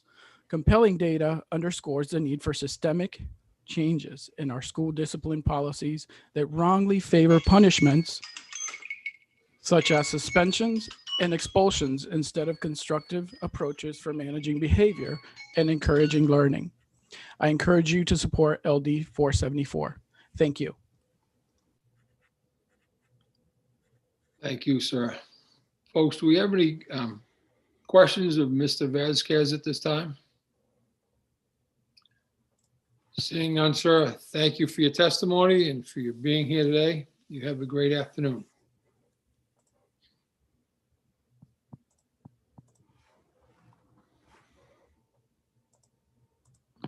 I think we have Jan Collins, then Eileen King, and Holly Couturier. And Senator, we did have 3 last-minute signups in favor of the bill, if you wanted to do those before we move to against. But we did have 3 last-minute signups, and they're all in favor of the bill. Okay, and no, I don't see them, so we'll hear from Ms. Collins, and then I'll let you introduce those names. Okay, Senator. Greetings, Senator Rafferty, Representative Brennan, and honorable members of the Education and Cultural Affairs Committee. My name is Jan Collins. I am Assistant Director of Maine Prisoner Advocacy Coalition. And as background, I also taught 25 years of high school science and 1 year of special education. And I am currently Vice President of Franklin County Retired Educators. I'm here to support LD 474, an act regarding school discipline for Maine's youngest children. MPAC's mission is to reduce Maine's use of incarceration by creating a criminal justice system that is ethical, humane, and restorative in nature. I appear before you in an effort to prevent children from entering the criminal justice system. In my 26 years of classroom teaching, I experienced more than my share of disciplinary issues, including at one point an assault. Like most teachers, I was frustrated by a system that allowed few options and returned the student to the classroom with no new skills for coping with their frustration and more work for me and the student. Out of school suspension is a recipe for disaster. It means the student inevitably falls behind, is both lost and swamped by makeup work, and often frustrated and hopeless. It is a recipe for failure. Frequently, the student simply drops out of school. As a high school teacher, I saw the direct result of school suspension and expulsion policies. In-school suspensions were a little bit better. At least I could go to the suspension room during my prep period with assignments and directions, but I couldn't bring science labs. Even then, the student was not receiving the skills to deal with the underlying issues. I am grateful to Representative Morales for sponsoring this bill. Suspensions and expulsions simply kick the can down the road without dealing with the underlying issues. It magnifies problems instead of solving them. When a child acts out in school, no matter what the age, it is a plea for help. It may be inarticulate and poorly delivered, but it is still a plea. I want to directly address the issue of local control. I believe the legislature has and should set baseline guidance on school district treatment of students. We do just that with seclusion and restraint policies. I believe this bill is an example of baseline guidance needed by schools in the area of discipline. It is a starting point for districts to develop a positive discipline policy that creates healing, not hurt. Developing restorative positive disciplinary practices helps teachers as much as it helps students, as noted in another bill you will be hearing today. Teachers benefit when students learn positive behaviors instead of simply receiving punishment. We have much work to do in this area. LD 474, an act regarding school discipline for Maine's youngest children, is a starting point. Thank you for your support. And I'm welcoming any questions. Thank you, Ms. Collins. Any questions at this time, folks? Seeing none, thank you very much for your testimony. We appreciate you being here today. Have a great afternoon. Thank you.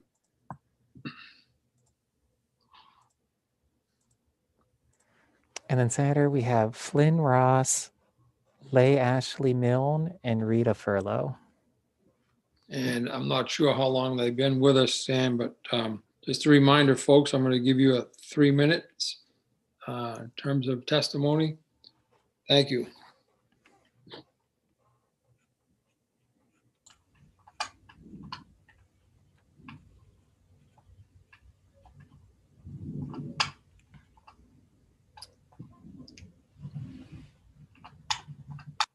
Good morning. Good morning. I'm Dr. Flynn Ross, and sorry, getting the screens in the right place. It blipped out here.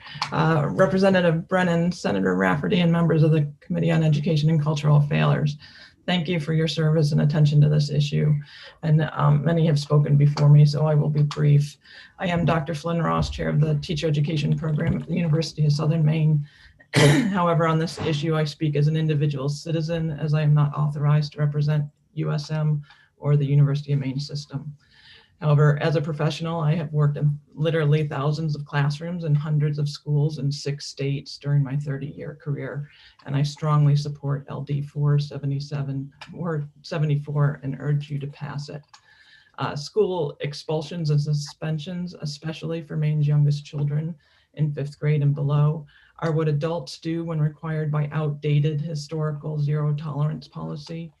This bill addresses this by requiring the removal of these policies from our outdated student codes of conduct. I'm glad to say that in my research and working with many of Maine's schools, Maine's practitioners rarely use expulsion, especially at this grade level, and in many districts have really moved away from using suspension. Educators know these are not effective tools. We have much better means for addressing student behaviors in much more positive ways. While I was in my doctoral program at Teachers College in Columbia University in New York City, there was a research project on the Julia Richmond complex. This was a high school of over 2,000 students that had really that had abysmal academic record. Discipline rates are really high. They had metal detectors at every door. They had police officers at every door.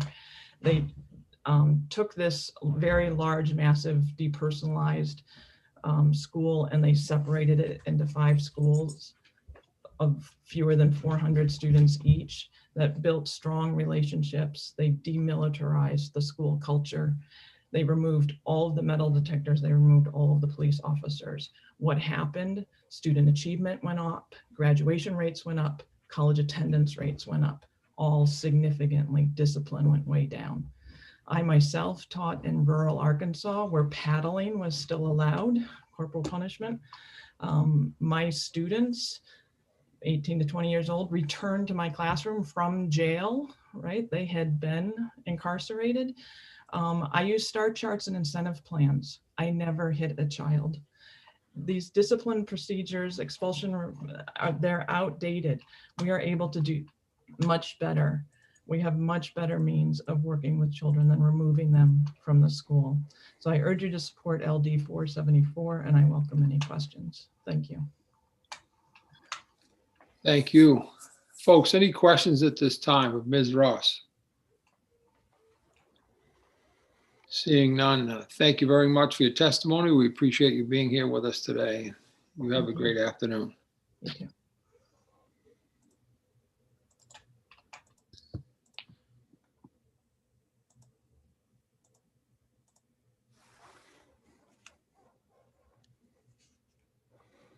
And now Rita Furlow, Senator.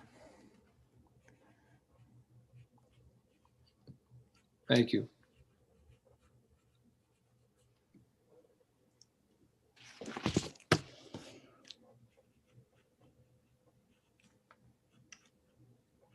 Good morning. Good morning, Senator Rafferty, Representative Brennan, members of the esteemed Education Committee. My name is Rita Furlow, and I'm the Senior Policy Analyst at the Maine Children's Alliance, and I'm here today to testify on LD 7474.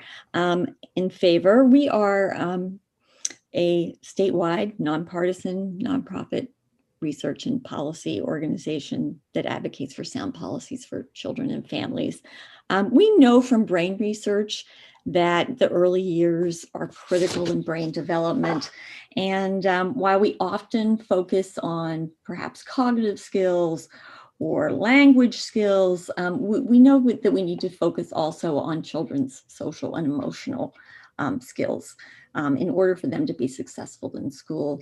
And often these skills are called executive functioning, emotional regulation skills, and sometimes they're described as the air traffic controller of the brain. And not all children's air traffic control system is operating like everyone else's. And those skills really help kids regulate their behavior, allow them to shift and sustain attention, and really help them also in building and maintaining relationships, and often, most importantly, managing their feelings, their emotions, and frustrations. And children aren't born with these skills. And I will also quote Dr. Ross Green, but they're skills that children can be taught. And it's our job as adults to help teach those kids those skills when they don't readily have them available. We started getting involved in this issue in 2014 when we started hearing about, frankly, even younger children being removed from classrooms in early childhood settings. We worked with this committee on legislation over a series of years. And developed a report that I've attached to our testimony that we created related to children's social emotional learning and development. This committee actually ended up working and with Senator Kathy Breen developed legislation. Thank you for helping to create a early childhood consultation partnership program, which is mental health professionals who are going into classrooms. This program just began this year. Right now it's focused mostly on early childhood settings, but it does grow up to age 8.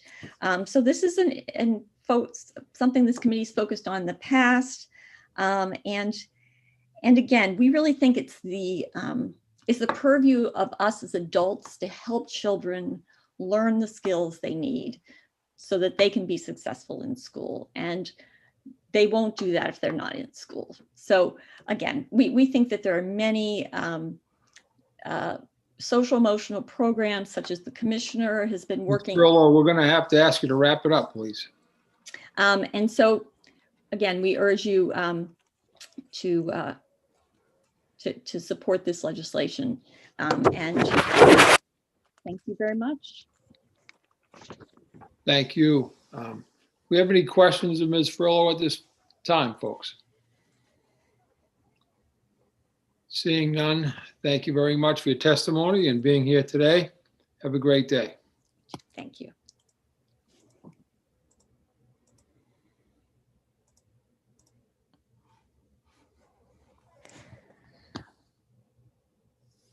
And this is the last minute one, Senator Leigh Ashley Milne, and then we should be able to move on to the list again.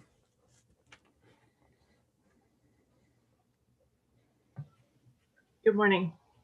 Can you hear me okay? Yes, thank you. Thank you so much. Good morning, or well, early afternoon, esteemed members of the Educational and Cultural Affairs. I want to thank you for your time today. I know there have been a lot of folks sharing testimonies in support of this bill, so I will, as others have also been trying to keep it short and to the point. My name is Leigh Ashley Milne. I'm a restorative process coordinator with the Maine Youth Court. That's my current role. We're a restorative justice program that works alongside schools, JCCOs, and police officers across Maine. I'm a certified K through 12 public school teacher, and that was the role that I was in before working with the Maine Youth Court. And most importantly, I'm a proud mother of an 8-year-old born and raised in Southern Maine. I'm here today to express my support, as well as Maine Youth Court support for LD 474. In my prior experience, I was a music teacher. So I've worked as a general music teacher at an elementary school, serving youth from kindergarten through 6th grade. And I've seen it all with those children, post-lunch meltdowns, students needing to be separated, need for group redirection, reflective silence, dysregulated students putting their head on the desk, knocking over a chair, kicking the wall with tears in their eyes. And as is the case with us adults, our young children are carrying with them personal traumas, insecurities, daily concerns within sort of metaphorical backpacks that they bring with them to school. When you get to know a student and become one of the teachers that they go to when they need someone to listen to, it's heartwarming and heartbreaking. What some of even our youngest students are dealing with daily in their home lives or in other circumstances that follows you home emotionally most days. We want to raise future adults to treat each other with compassion, respect, and integrity. We want them to foster, life skills, critical thinking, community values, and we want them to be empowered. We expect they should be able to someday navigate real-world situations and encounters with others using fair judgment, respect, and understanding. I feel that we could reflect these values more in our school disciplinary actions that we use with these young youth. There are more thoughtful ways forward with a young child, in 5th grade or younger particularly, that has made a poor choice, besides for expulsion, suspension, and withholding recess from them. We must respond to our young children with nuance. We need to really consider, are we providing adequate support, and are we considering where they're at developmentally? We know that there is research that supports other methods that we could use, I will wrap this up, to respond and intervene with harmful and disruptive behaviors in children, such as PBIS, positive behavioral interventions and supports, restorative justice practices, mental health support for our youth, amongst other things. At one of the schools I worked with, we had a reflection room, a space for youth to be regulated. So I have seen behaviors change in youth for the better. It's been about 10 years total that I've worked with youth, even when I was 18. I've yet to ever hear from a colleague, a fellow school staff, a single instance when a child benefited, especially their long-term behavior, from being suspended, expelled, or kept away.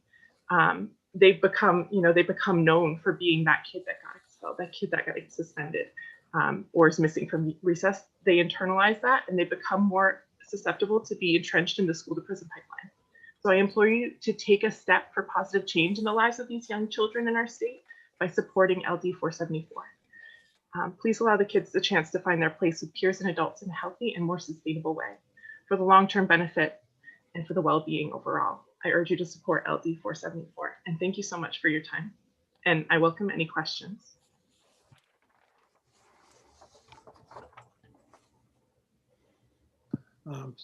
Thank you very much. Do we have any questions at this time? Seeing none, we just want to thank you for being here, for your testimony, your time, and also for the work that you are doing. Thank you so much. Have a good day. You too. So in terms of proponents, Sam, that does wrap it up. We have 2 folks to speak against LD 474, and the first up is Eileen King. And Eileen, it looks like you and Steve are showing up both as Steve. Can you just raise your hand? Thank you. Perfect.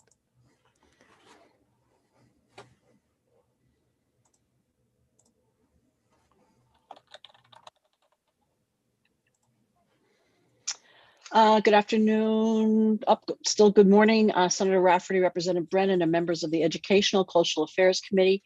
I am Eileen King, Deputy Executive Director of Maine School Management Association, testifying on behalf of the legislative committees of the Maine School Boards Association and Maine School Superintendents Association in opposition to LD 747.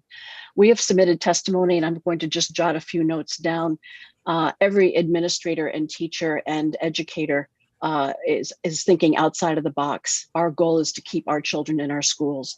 The concern we have with this bill is that this is a one-size-fits-all solution to a situation that rarely happens in our schools. We don't want our children suspended in any grade level at any time for any reason. We want our children outside in recess time, playing and being healthy and getting fresh air and being active. We also do have to keep all of our students safe. We do want to ensure their success. Sometimes we need time to create a plan to ensure that success and work with families and work with our educators. In the very, very beginning of our students' educational career, if we see a concern for maybe some behavior issues, teams come together, they problem solve, they're trained in PBIS, they're trained in restorative practices. But as administrators know, their students, and they use whatever tool they can to individualize plans and procedures and training in the least restrictive manner for each student. Out of school suspension and removing recess should be a school's last resort, but we need flexibility in working with our students and making sure that we keep all of our students safe, even those that may be having the most severe behavior issues. That's why we oppose 747, and I'd be happy to answer any questions. Thank you. And I do have a question from Representative Millette, please. Thank you, Mr. Chair. Good. We're still in morning. Good morning. Good morning. So in the sponsor's testimony, I think Representative Morales mentioned there were about 800 suspensions. So do you consider that a minor number of suspensions? No, I was very surprised to hear that number.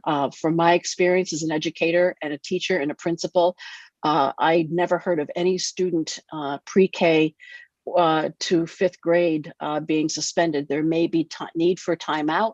There may be need to just have a walk with an adult just to help the child recorrect or reconfigure their issue or to learn to express. We had centers in my elementary school where students were able to go and have some time to regroup and to express their concerns and to express why they were feeling and doing the things they were doing. So that number to me was very surprising. Thank you, Mr. Chair. Another quick question, if you don't mind. Yes, go ahead. Thank you, Mr. Chair. And I believe, I cannot remember who it was, but basically said it would be good to ask those who are in opposition for research that would indicate that suspensions are an effective approach to managing behavior and success in school. And so I guess I would ask if you are aware of any such research, and for the work session, feel free to share it with us if you need a little time. Thanks. No, I'm not aware of any research. I do know that there are times when, for the safety of the child that is having a behavioral meltdown or whatever the reason is that protecting them from further hurting themselves may need a timeout or an in-school suspension. But that's the only time I would think that would be helpful. I also know, Representative, that there were times when the educators needed time to plan and work with the families, and we had to find an alternative place for that child to learn and to attend school. I feel that many times in-school suspension or a place in the school building, but that was often decided collectively with the parents on how to handle that so that we could work to make sure that they were successful and to keep that student safe as well as all other students safe. Thank you. Thank you. I have Representative Crockett, followed by Representative Dodge, please. Yeah, thank you, Mr. Chair, and Ms. King, good to see you again. you may be able to touch on this a little bit, but this may be a little bit more for Mr. Seneff for the work session. There seems to be some confusion around the number of expulsions and suspensions in the elementary school level here in the state of Maine. I don't know if that's something we could pull together for the work session for a little more clarity around that. And Representative Millette, I think it was Mr. Riley, who was trying to give examples of other options as far as that goes. And maybe Mr. Riley could provide some of that information for our work session as well.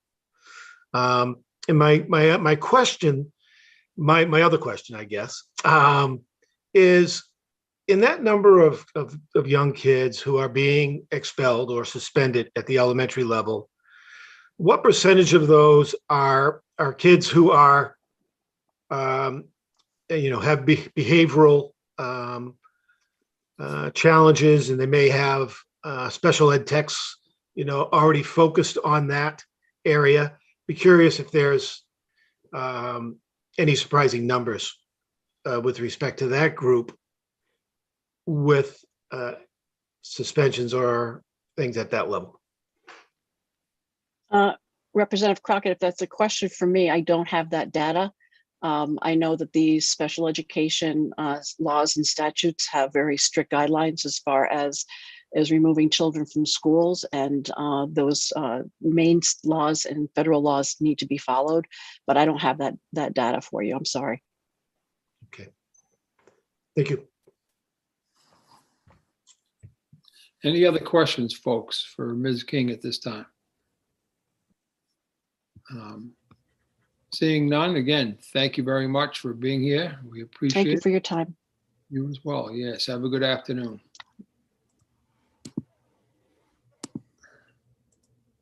Sam, did you shut my video off or did I somehow? No, Senator, you shut your own video off. I don't use that My hands function. on my lap, so I I don't use that function. I believe we have one more person testifying against the LD, and that would be Dr. Couture from.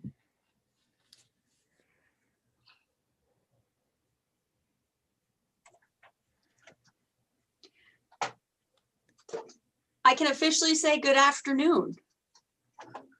You can, thank you.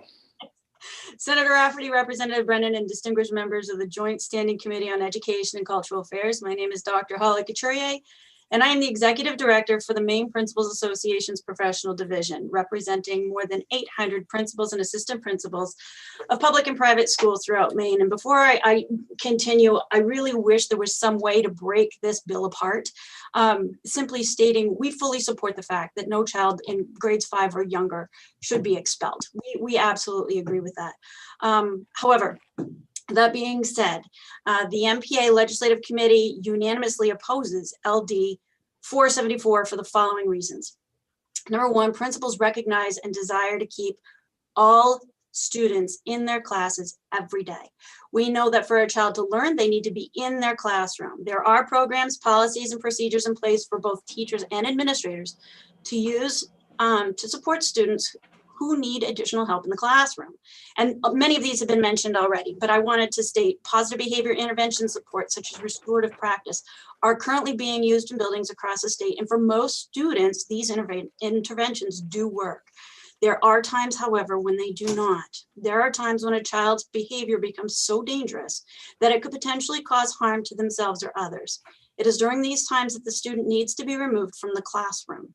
If the student is unable to return to the classroom because their behavior is so egregious, this bill would stop them from going into another classroom for the remainder of the day or from being sent home until a safety plan can be put in place for the student to safely return to school.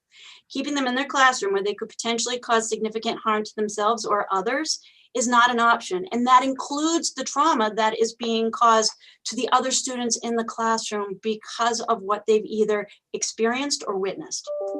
If a child is removed from the classroom and cannot return, whether it is considered in school or out of school suspension, the child is still being technically suspended because they are being denied access to the educational setting for whatever period.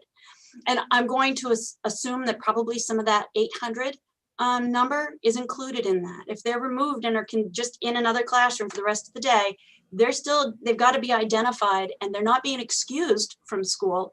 They're technically being suspended from their classroom. The passing of this bill ties the hands of the administrator to keep a potentially dangerous child in a classroom. Our job is to make sure that all students and staff are always safe. Our job is not to remove kids from their educational setting. However, this bill takes away from the building administrator's discretion to make the best choice for all involved, both for the child causing the extreme disruption, as well as for those who are either witness or fall victim to that child. Our goal for these students who need to be removed is for them to be returned to their class as soon as possible, creating a safety plan for them with a team, including the principal, teacher, guidance, or social workers, as well as the parent or guardian, including some sort of social emotional support to help that child is key for a successful return. But this takes time. And until we can guarantee the safety for all students, not having the child in the classroom until this plan is complete is necessary at times. And I don't know where I am with time, but if I may just share one experience that I had when I was a building principal. I was a building principal elementary school for one of the highest poverty schools in the state of Maine. And there was a time when there was a child who did receive additional services. Social worker, guidance counselor had a plan in place, and he came to school and he was in a pretty good space. And then all of a sudden he picked up a pair of scissors and started stabbing children. And there was blood. We needed to remove that student from that classroom because he was causing danger to himself as well as to the other students. We had to put a safety plan in place for that child.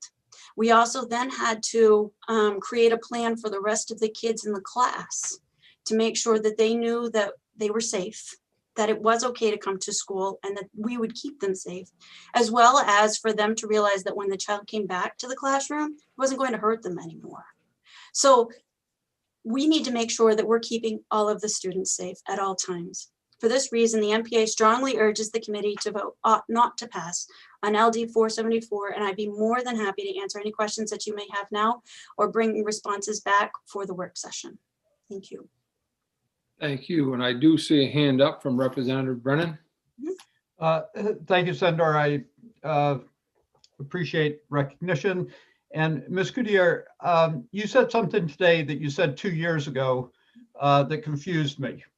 So I'm going to ask you again today. I've been living with the confusion for 2 years, but you seem to say that the definition of suspension, if somebody does not have an excused absence and they're, quote, not in a classroom, in a classroom, that then is considered to be a suspension.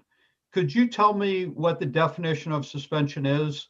Yes. And is it possible for a student to leave school under adult supervision without it being a suspension?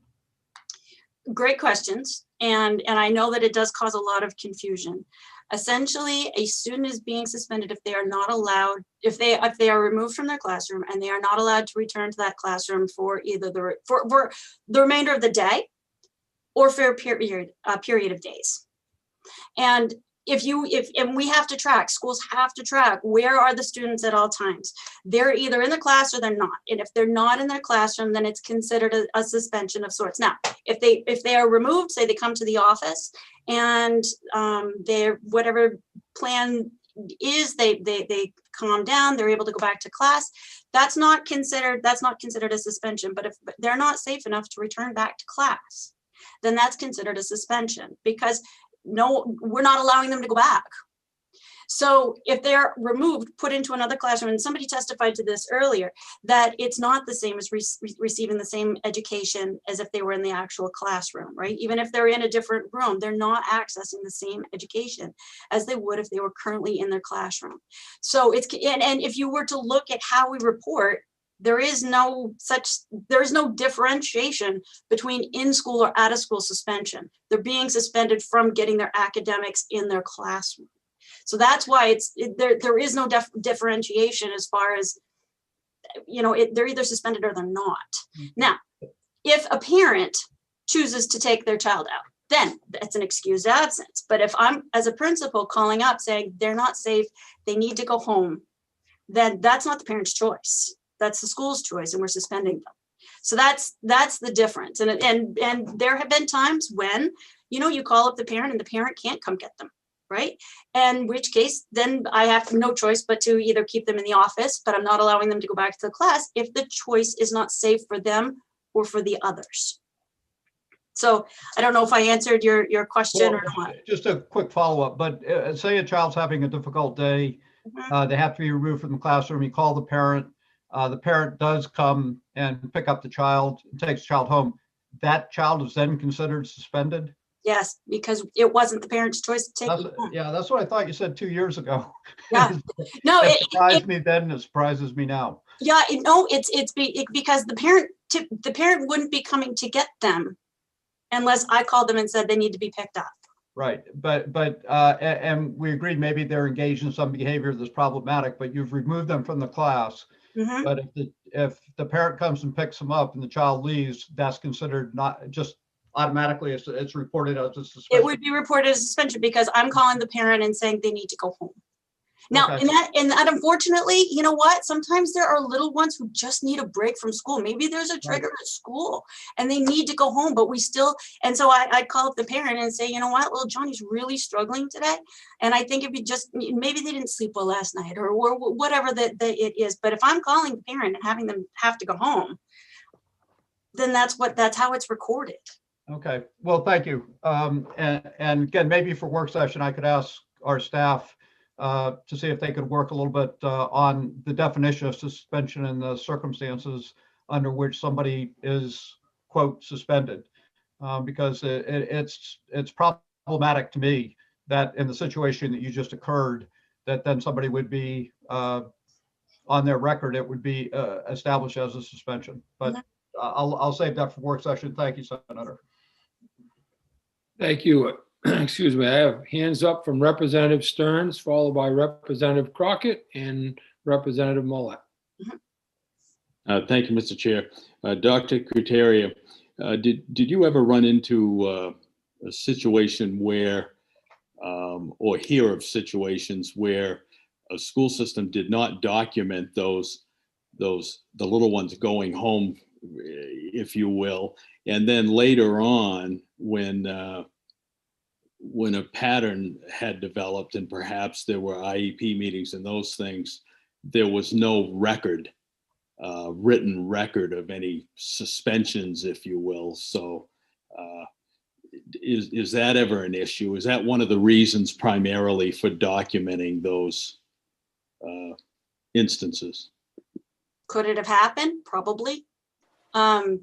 It's very likely. It's hard for me to say absolutely yes or absolutely no. It's likely. It's less likely if the student has an IEP, just simply because you have to keep that documentation, legal documentation. Is it possible that others were not reported as such? Absolutely, probably.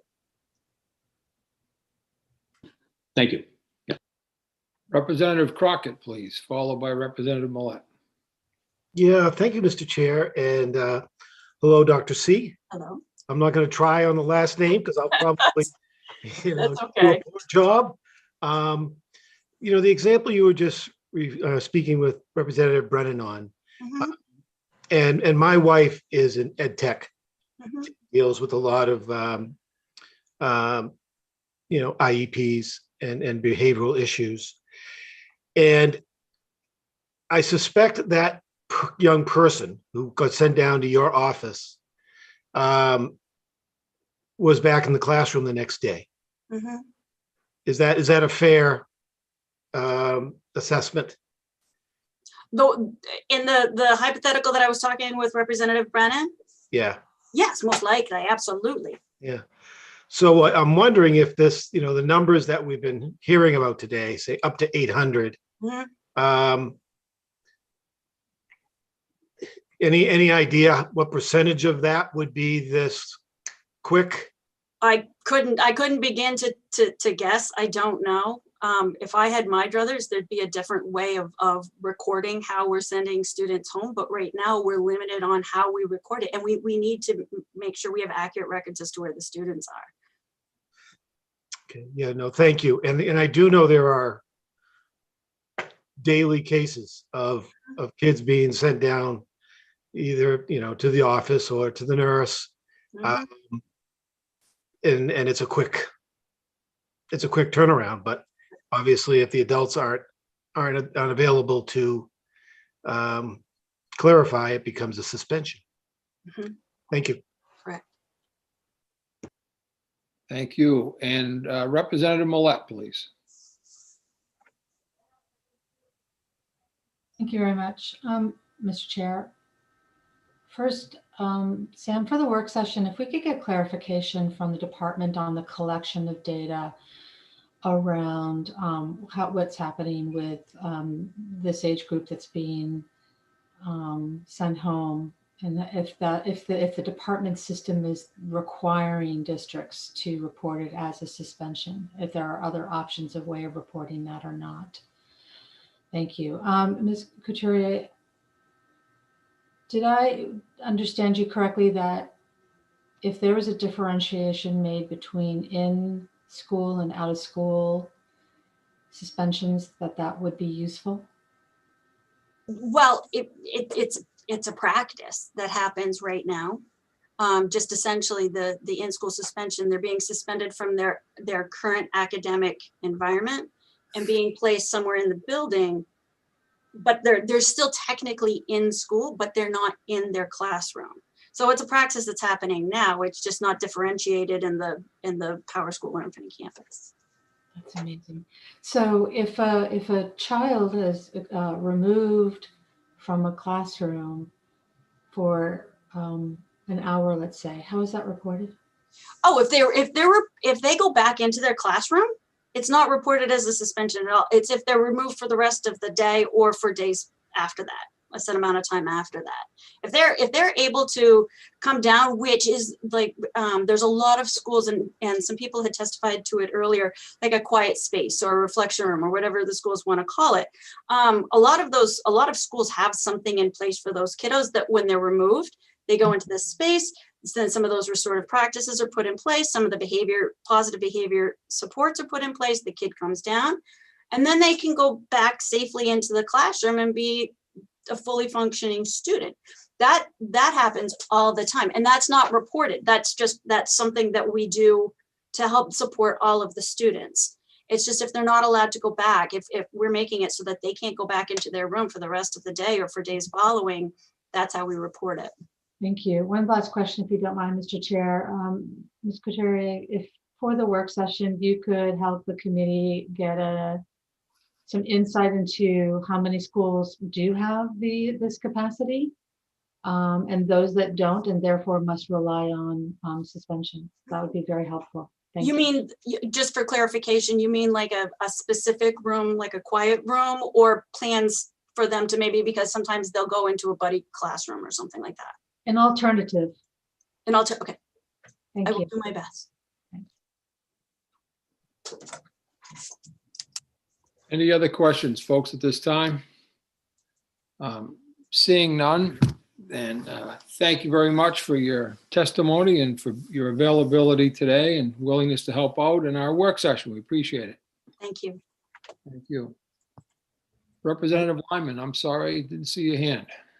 No, I apologize. Thank you, Mr. Chair. It's because I hit the wrong button, but I don't know if this could have been Dr. Couturier, but it certainly could be for the work session that being a former member of a school, PBIS, as well as a district, and then going annually to the Civic Center for work, I know there's a ton of data out there on what schools around the state are doing with the positive behavior intervention system, as well as Dr. Green's work. And I was always so impressed when they gathered that data. It's kept in a system. I don't recall the name of it, but I'd love to have that available because I think it would be reflective of what our K-5 schools have been doing for actually many years now. So thank you. Is that clear that I'd love to have that available? Sam's nodding. Yeah, he's got it.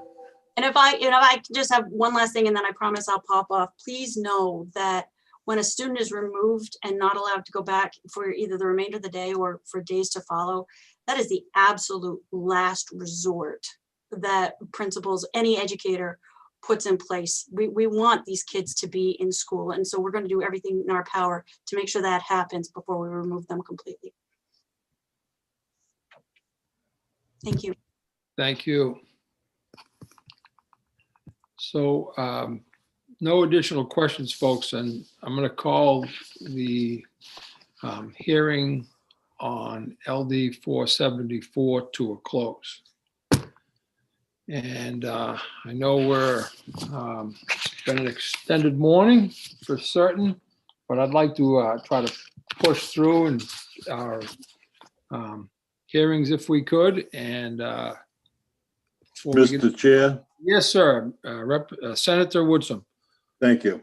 I have a technical question. I don't know if it's on my end or on the other end or what, but a lot of the conversation is breaking up. Is that my device perhaps, or has other people experienced that? It's most likely yours, sir, but I'm going to let Sam perhaps address that. Unless other folks are having the same difficulty, I think it's yours. Anyone having that same problem? It looks like most members are hearing things pretty clearly, Senator. Okay, I'll change devices. That might help. And sometimes, Senator Woodson, if especially when you're not speaking, if you turn your video off, that uses less internet bandwidth and you might get a stronger connection. Okay. But that's just kind of like a temporary fix. I'm not sure what your actual device is like. Okay, thank you, Sam. Yeah, no problem.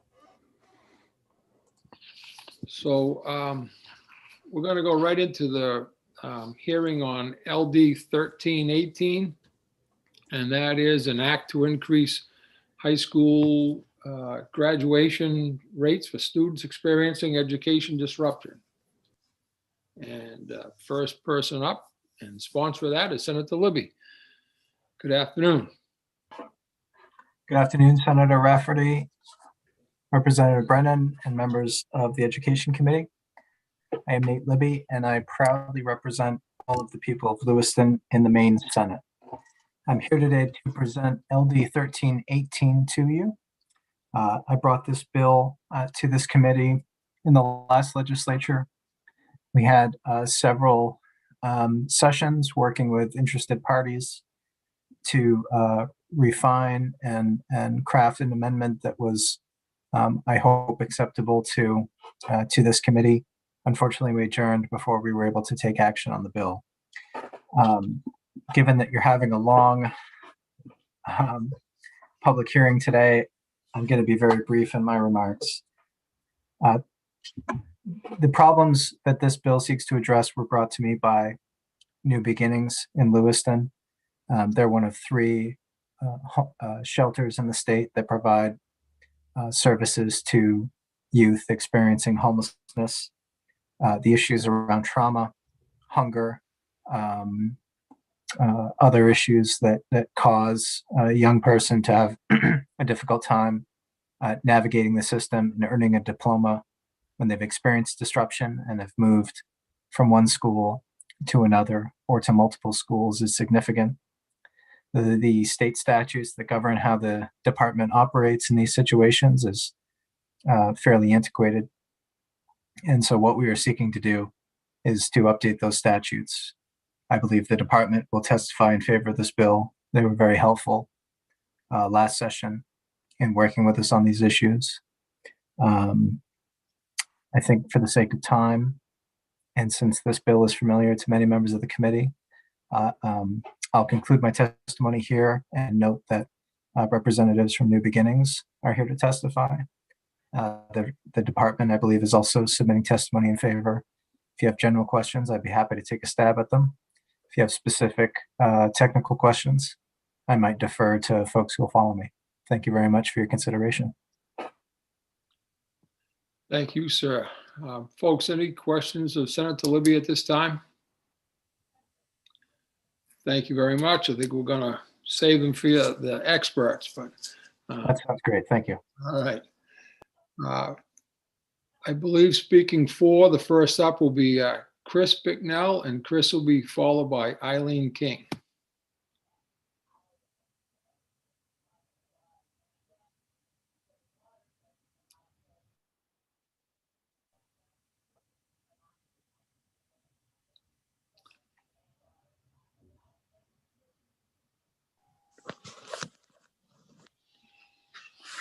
You have the floor, sir. Is this me? I had a brief gap. Oh, sorry. Yes, you have the floor. Thank you. Senator Rafferty, Representative Brennan, members of the Joint Standing Committee on Education, thank you for hearing my testimony in support of LD 1318, an act to increase high school graduation rates for students experiencing homelessness and educational disruption. I'm not going to read through my testimony in full. I've submitted my written testimony. You have that available to you.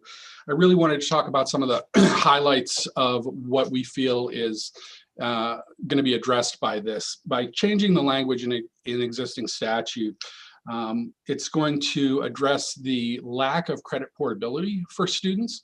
Young people who have educational disruption, especially those experiencing homelessness, often switch schools often, whether it's because of foster care placements, residential placements, or couch surfing around. And so that credit portability challenge really decreases their ability to have credit accumulation that leads to graduation. And so this statute will help address that. And then there's the partial credit accumulation, when young people are moving from one school to another or missing portions of a school year, as they often do due to housing instability. Their credit accumulation is not full, so they'll get partial credit for lots of courses. And that creates a kind of a snowball effect as they get closer and closer to graduation, where they don't have what they need in order to do that. So this bill gives schools and the Department of Education the flexibility to look at that entire student's history in education and build kind of a portfolio for graduation. And it really gives young people who have had those significant disruptions the ability to graduate on time. And so those pathways to graduation really don't just impact homeless students, but many students. I mean, just because of COVID-19, we're going to be seeing many, many students who have had educational disruption this might benefit and who will fit into this category. Students who are in foster care, have experienced homelessness, tribal youth, as well as the children of migrant workers, all could benefit from this, as well as young people who may have been in the juvenile justice system. So it's not just the homeless youth. And those youth also, if they can graduate as a result of this, have the opportunity of post-secondary education, which would be cut off to them if they could not achieve their diploma. And then finally, I'd like to talk a little bit about the economic impact of this. The earning capacity of young people who do not have a diploma is greatly reduced over time. And so there are about 375 students in the 2019-2020 school year who are identified as unaccompanied homeless youth by the Department of Education. And if only half of those were able to achieve their diploma over the course of their lifetimes, that would bring into the state of Maine $87,631,875 in increased income as a result of their graduation. And so for all of those reasons, I ask you to support this bill. Thank you very much, sir. Do we have any questions of Mr. Bicknell at this time? Seeing none, sir, we'd like to thank you for your patience. I'm sure it's been a long wait to get here, but we appreciate your testimony. You have a great afternoon. Thank you. You're quite welcome. Next up, also speaking for LD 1318 is Eileen King.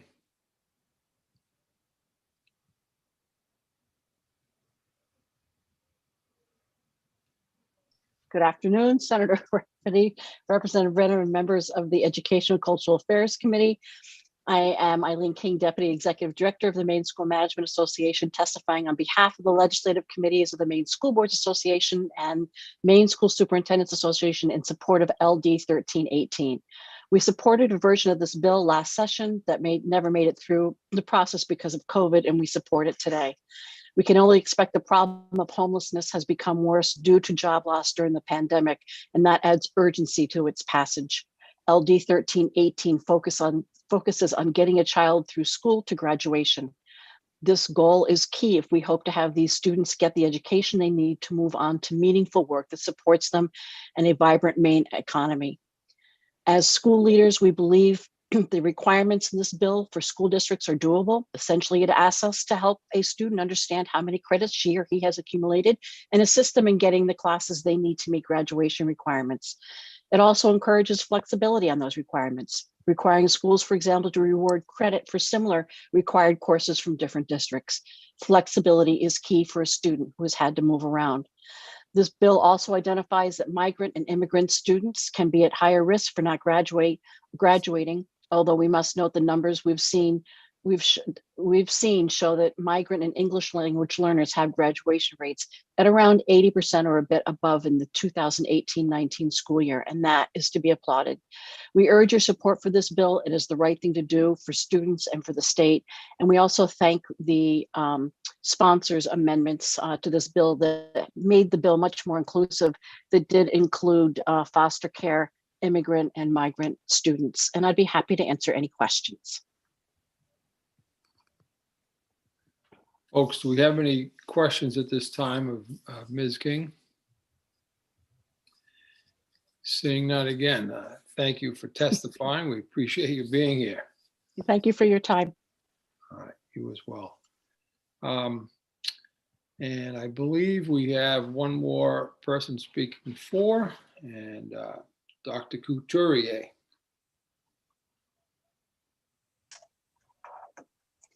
Hello again. Senator Rafferty, Representative Brennan, distinguished members of the Joint Standing Committee on Education and Cultural Affairs. I am Holly Couturier, and I'm the Executive Director for the Maine Principal Association's Professional Division, representing more than 800 pre-K to 12 principals and assistant principals of public and private schools in Maine.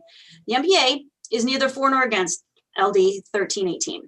Upon discussing this bill with the MPA Legislative Committee, there are many parts of the bill that already take place in Maine public high schools.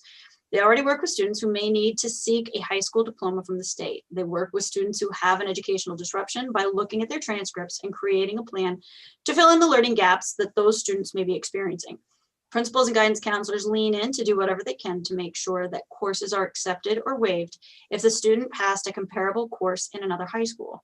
Because they're willing to do whatever it takes to help those students be successful and to graduate, we feel that parts of this bill are unnecessary because they're already taking place. We do fully support the aligning of the definitions with other statutes, as well as the inclusion of immigrant and migrant students. And for these reasons, the MPA is neither for nor against LD 18, or 1318, I apologize. I'll be happy to take any questions. Thank you. Folks, do we have any questions at this time?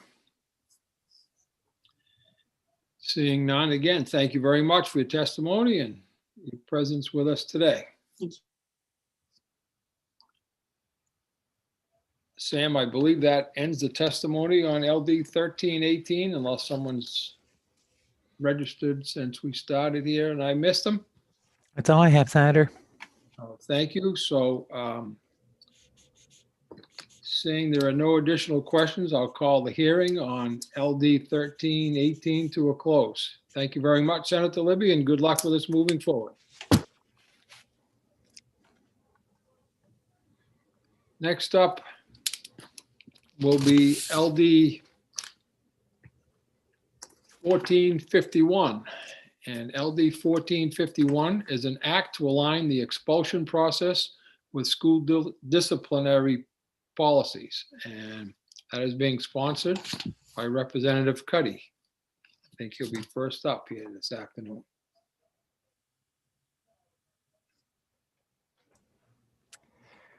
Let me see. I'm going to try to call Representative Cuddy again, Senator, Okay. because I know he was planning on being here to introduce the bill.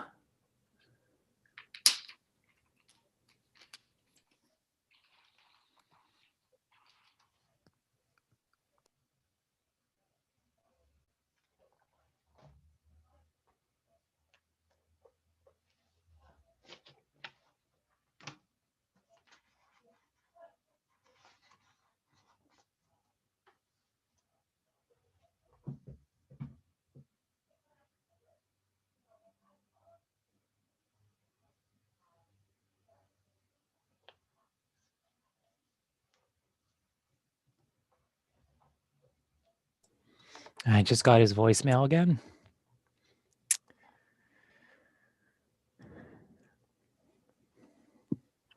Thank you, Sam.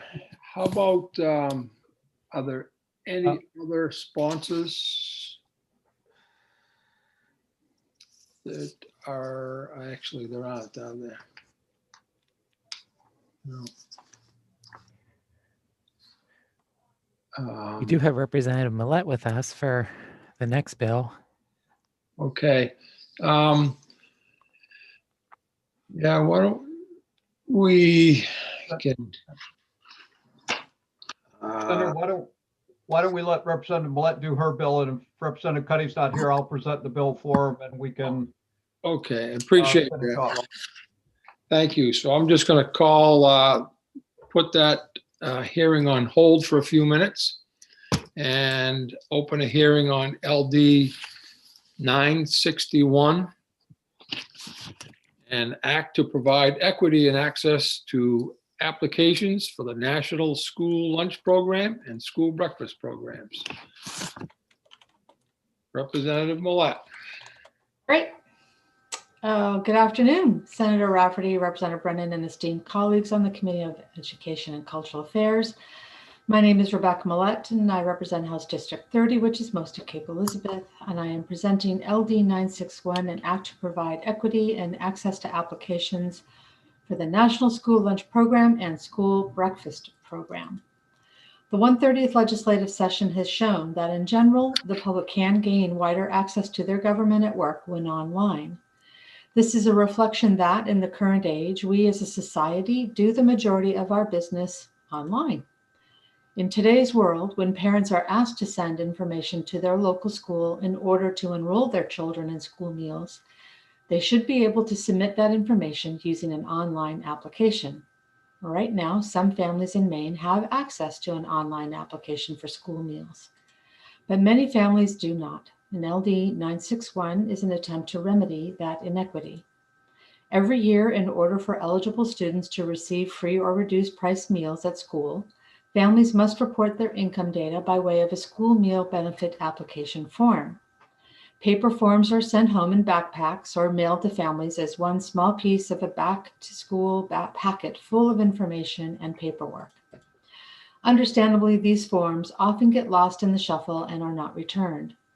Additionally, despite the confidential approach taken by all schools, families living in small Maine communities may feel shame in sharing their income with school administrators as they could be neighbors. Schools across our state struggle to collect these forms year after year, and the consequences of this are wide-reaching. When a potentially eligible student doesn't return their form, they may not be able to receive meals at no charge, leading to school meal debt accruing as every Maine school feeds children regardless of their ability to pay. In 2019, Maine School Management Association surveyed school districts, and 18 reported a total of $330,000 in school meal debt. This debt must be reconciled, often by taxpayers. It also has implications for the school district, which relies on free and reduced eligibility numbers to receive federal funds to support other meal programs like the Summer Food Service Program and at-risk after-school meals. This also impacts the district's ability to secure federal funding to support important educational programs and ensure adequate resources are available to meet the needs of all of their students. Earlier this year, Maine DOE reported 17,000 missing applications from previously eligible students. Maine has taken important steps to support schools and families to collect and return these important forms. In the 129th legislature, we worked together to secure funding so that the DOE could provide an online school meal benefit application free of charge for school districts to use. And 70 schools have implemented this, meaning better access to these important forms for families in their district. However, more than half of all school districts are not using this application software that is available at no charge. Some have their own online application, but many do not. Many do not have an online option for families. Too many Maine families lack access to an online application, and there is no easy way to communicate to families on a statewide basis about how to obtain free meals for their children at school, and this has negative implications for the family, the student, and their school. So now we must take further action to ensure equity and access to online applications for all Maine families and students. LD 961 would expand the current state-funded online application to be available to all Maine families and accepted by all school districts. It would require the DOE to have a link to the application on their website accessible by all Maine families to fill out, and the data would then be transferred confidentially to the appropriate school district. A state online application available to all families at a single URL would allow for easy access to the application and would improve communication with families about filling out the application.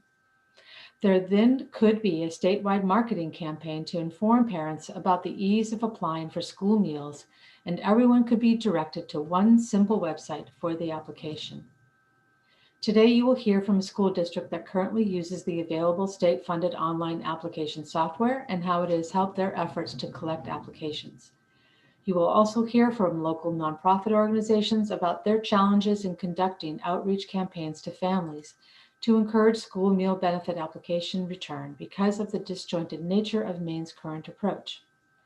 Maine schools and families currently need a solution to ensure school meal applications are widely accessible and returned to school districts. Thank you for your consideration, and I'm happy to answer any questions. Oh, excuse me, folks, we have any questions of Representative Millette at this time?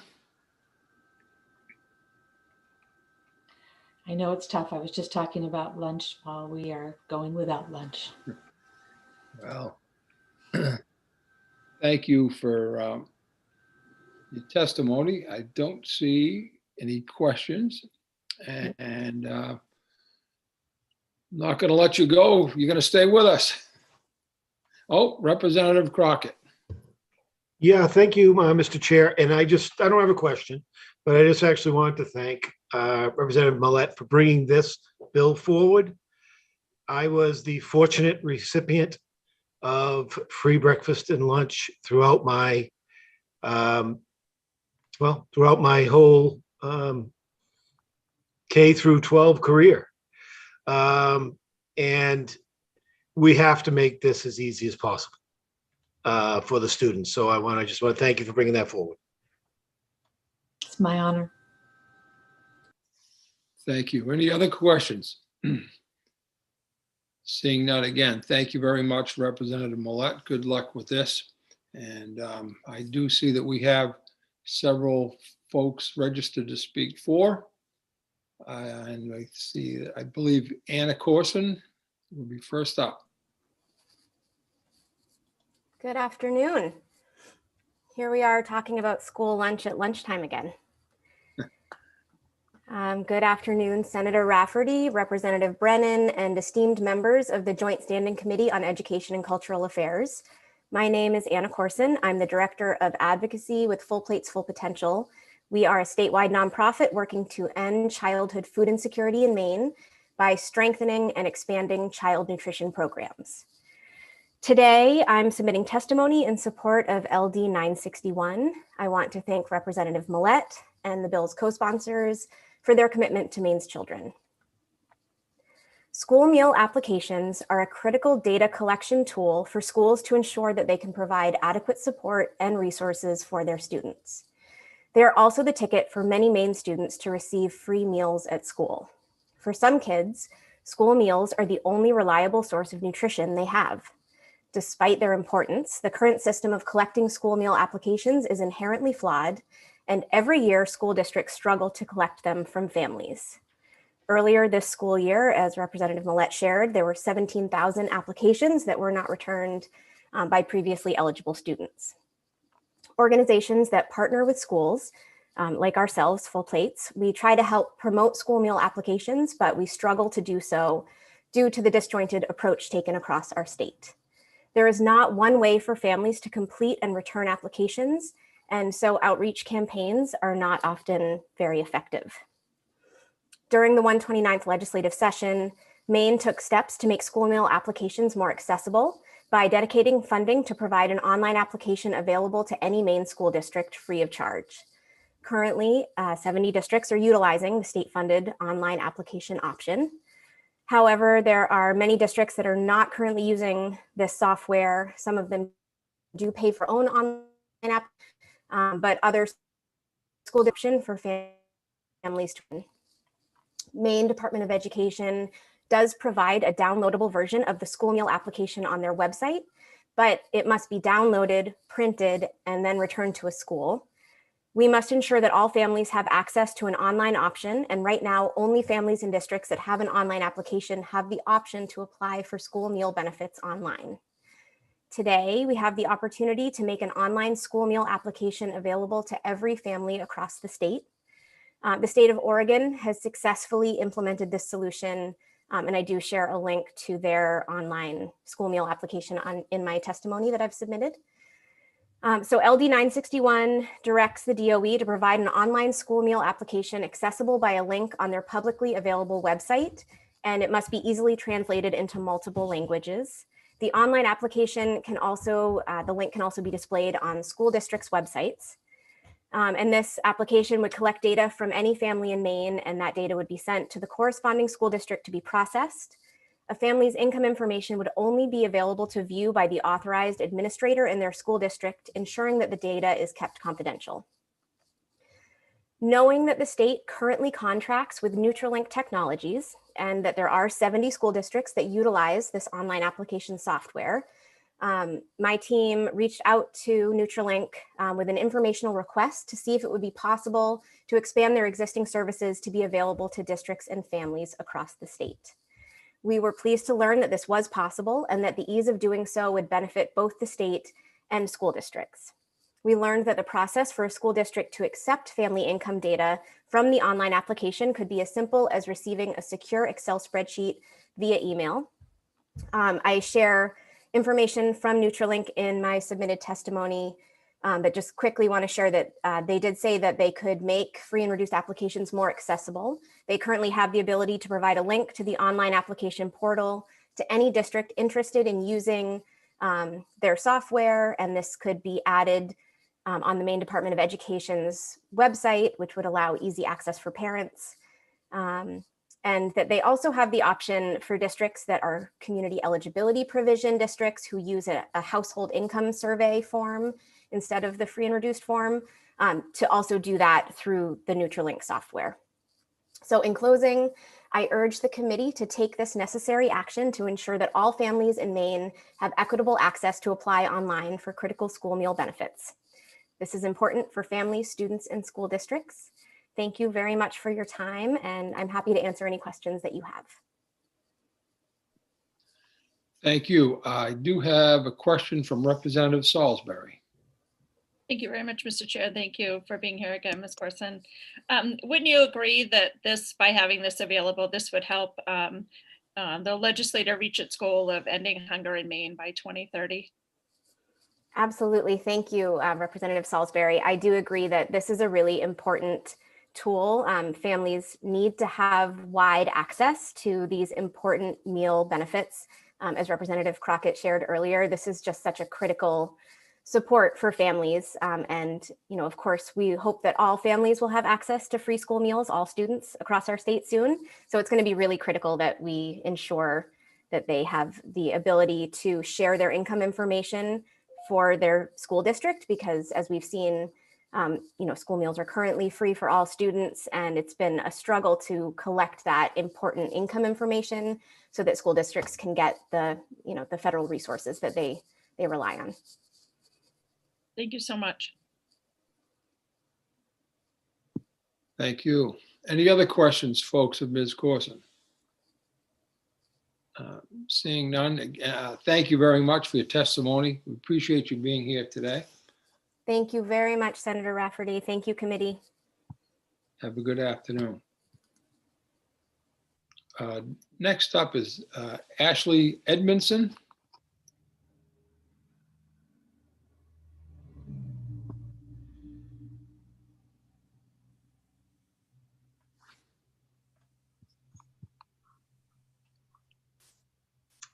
Hello, everyone.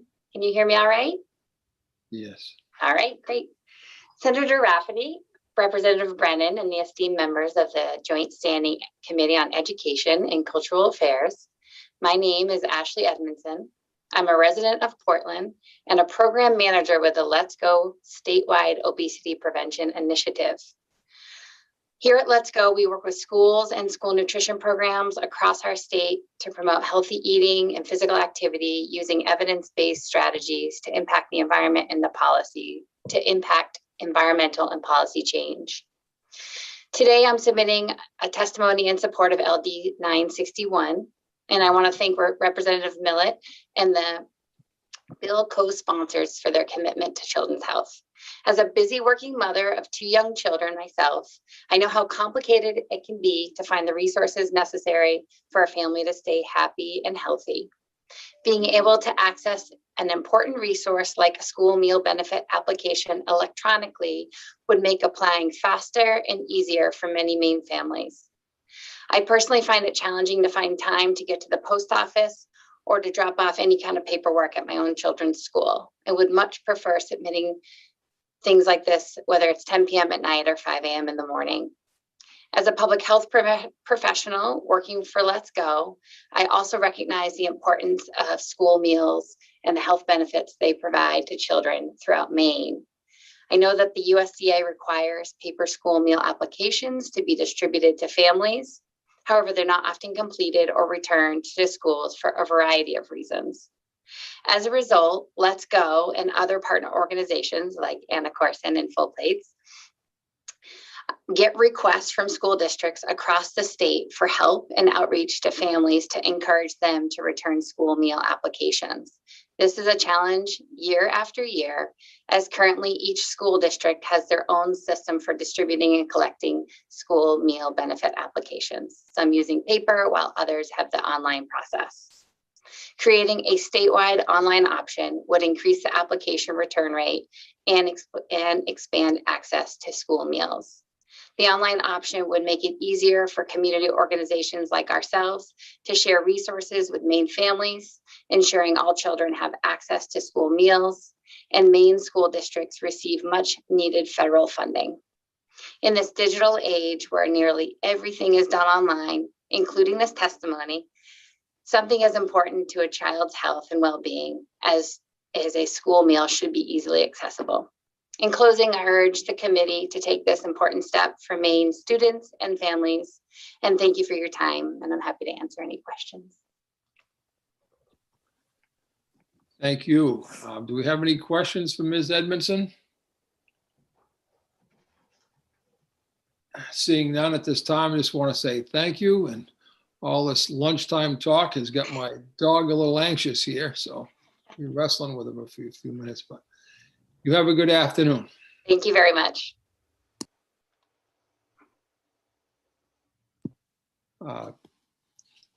Next up is Dr. Couturier, also speaking for. Hello, Senator Rafferty, Representative Brennan, distinguished members of the Committee on Cultural and Educational Affairs.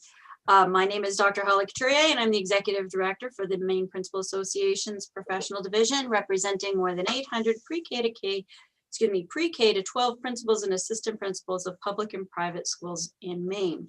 The Legislative Committee of the MPA unanimously supports LD 961. Every year, school secretaries, administrators, food services directors continuously chase families to fill out the paper forms for free and reduced lunch. Many of these families who need to be connected with do in fact qualify for the free or reduced lunch.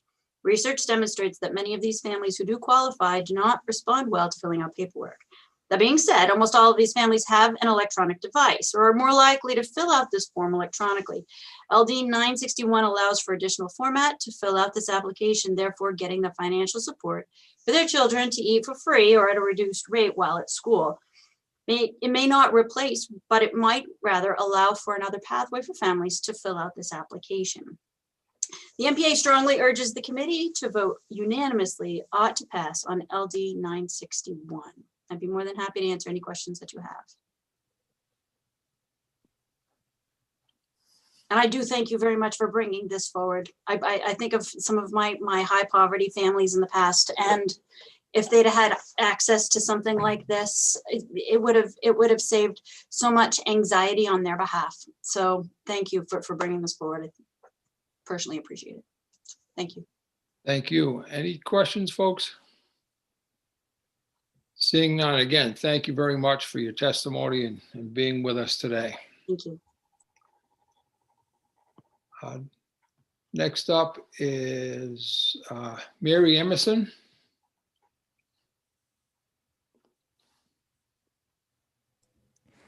It does not look like Mary Emerson is with us currently, Senator. Okay, thank you. And I think then that would bring us to Megan Hannon, and Megan would be followed by Stephen Bailey. And Senator, I also don't see Megan, so I think we might have to jump to Steve Bailey right now. Thank you. We can do that.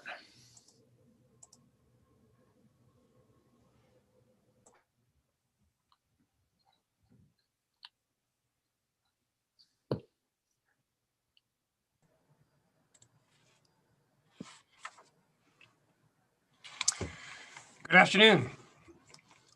Good afternoon. Senator Rafferty, Representative Brennan, and members of the Educational Cultural Affairs Committee. I'm Steve Bailey, Executive Director of the Maine School Management Association, testifying on behalf today of the legislative committees of the Maine School Boards Association and the Maine School Superintendents Association, both in support of LD 961.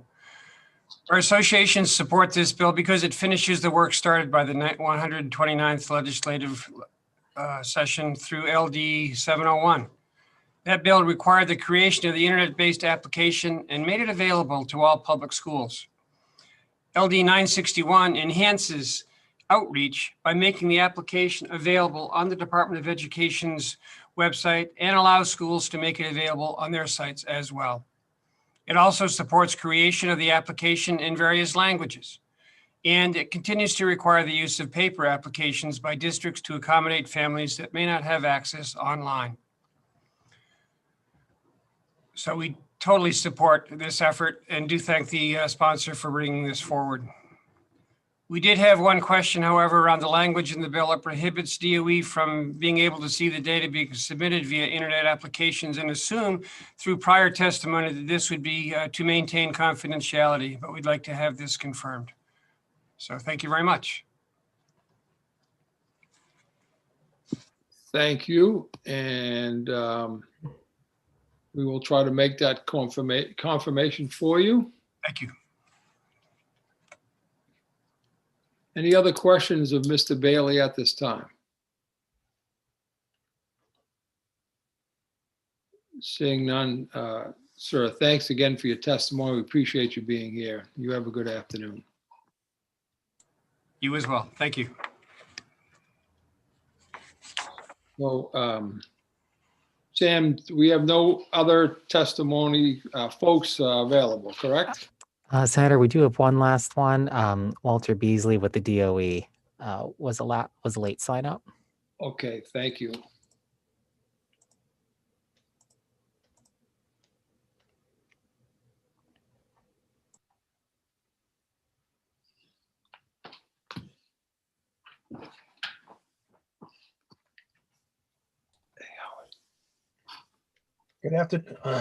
Good afternoon, Senator Rafferty, Representative Brennan, members of the committee. My name is Walter Beasley. I work for the Maine Department of Education. I'm the Child Nutrition Director for the school lunch program, summer program, child adult care program, USDA food program, anything else they want to throw at me. But so when it comes to kids and feeding, you're talking to the right department. I'm not going to read my testimony. I'm just going to briefly highlight that this is an excellent option for families. We do work in technology nowadays, and having parents the ability to do an online application is a great feature. The bill does state the fact that we still have to offer paper, which is by federal law, which is good. But it's also important to remember that getting the student to bring the meal benefit application back to the school or the family doing it online is only step one. Step 2 needs to be to get that family to participate in the program so they are getting the meal. So it's kind of two things we have to make sure that we're taking care of. The current online application we have now is available in several languages as required by USDA and civil rights. So that we feel very comfortable, we're okay on that right now. For the work session, I have talked to Oregon already, and I can share that information with you at the work session that I will be available for as well. We are currently working with a current program called Nutrilink to extend their contract, which ends June 30th for another year. Right now, we're working with purchases and Maine OIT to make that happen. Nutrilink has agreed to it. It's just a matter of getting the paperwork and contracts and everything else in place to do that. The other important part of this, the bill is in making sure we educate the community the importance of a meal benefit application to get those applications submitted and returned. So that's why DOE is in support of this, and I will be available at the work session for any questions you may have. And your question about confidentiality, that is absolutely correct. Child nutrition does not collect any student data at all. The lowest level of data we collect is at the school level. So that's why that's done that way. Thank you very much. And I'll be available for work session, like I said. Thank you, Mr. Beasley, for your testimony. Do we have any questions, folks, at this time? Sure. Again, thank you for your testimony and most importantly as well for your availability in terms of our work session. Yep, have a great day. You as well. So seeing no other questions, we will close the hearing on LD 961. And Sam, how are we standing with Representative Cuddy? We do have Representative Cuddy with us, Senator. Awesome. So we're going to move right into LD 1451 and invite Mr. Representative Cuddy to come in as a sponsor. Good afternoon, sir. Good afternoon, Senator Rapp. You have a much chagrined Representative Cuddy with you. I apologize that I missed my earlier call to be on to present LD 1451, but I'm glad that Senator or Representative Millett was there to move on and pick up. So yes, I am here. Senator Rafferty, Representative Brennan, members of the Joint Standing Committee on Education and Cultural Affairs. My name is Scott Cuddy and I live in Winterport. I represent House District 98, which is comprised of Frankport, Searsport, Swanville, and Winterport. I'm here before you today to speak in favor and present my bill LD 1451. The legislation before you was brought to me by a constituent, and the goal is to align our disciplinary policies so they're consistent across state law. My constituent, Marianne Royal, will be speaking after me, and I believe she'll have some amendments she will be suggesting as well. And I'm going to basically speak quickly and be done so that she, who has more knowledge about this, can come on and present to you, but I am available for any questions if you do have it. Sir, thank you very much, Representative Cuddy. Would anyone want to ask a question at this time? Seeing none, sir, I think we'll move on to Ms. Royal. Thank you.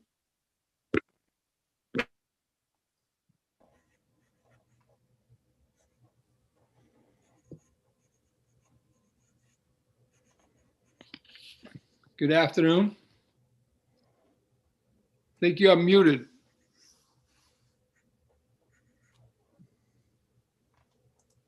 There we go. Can you hear me now? Yes. Thank you. Good afternoon, members of the Committee on Education and Cultural Affairs. My name is Marianne Royal. I am here as the chair of the Behavioral Review Committee of RSU 22, but I do not speak for the board and I do not speak for the committee. I speak as the chair of the committee who has worked with the requirements that the legislature has set out in statute And we became aware, as I said in my written testimony, which I will not belabor, of some discontinuity between different parts of statute.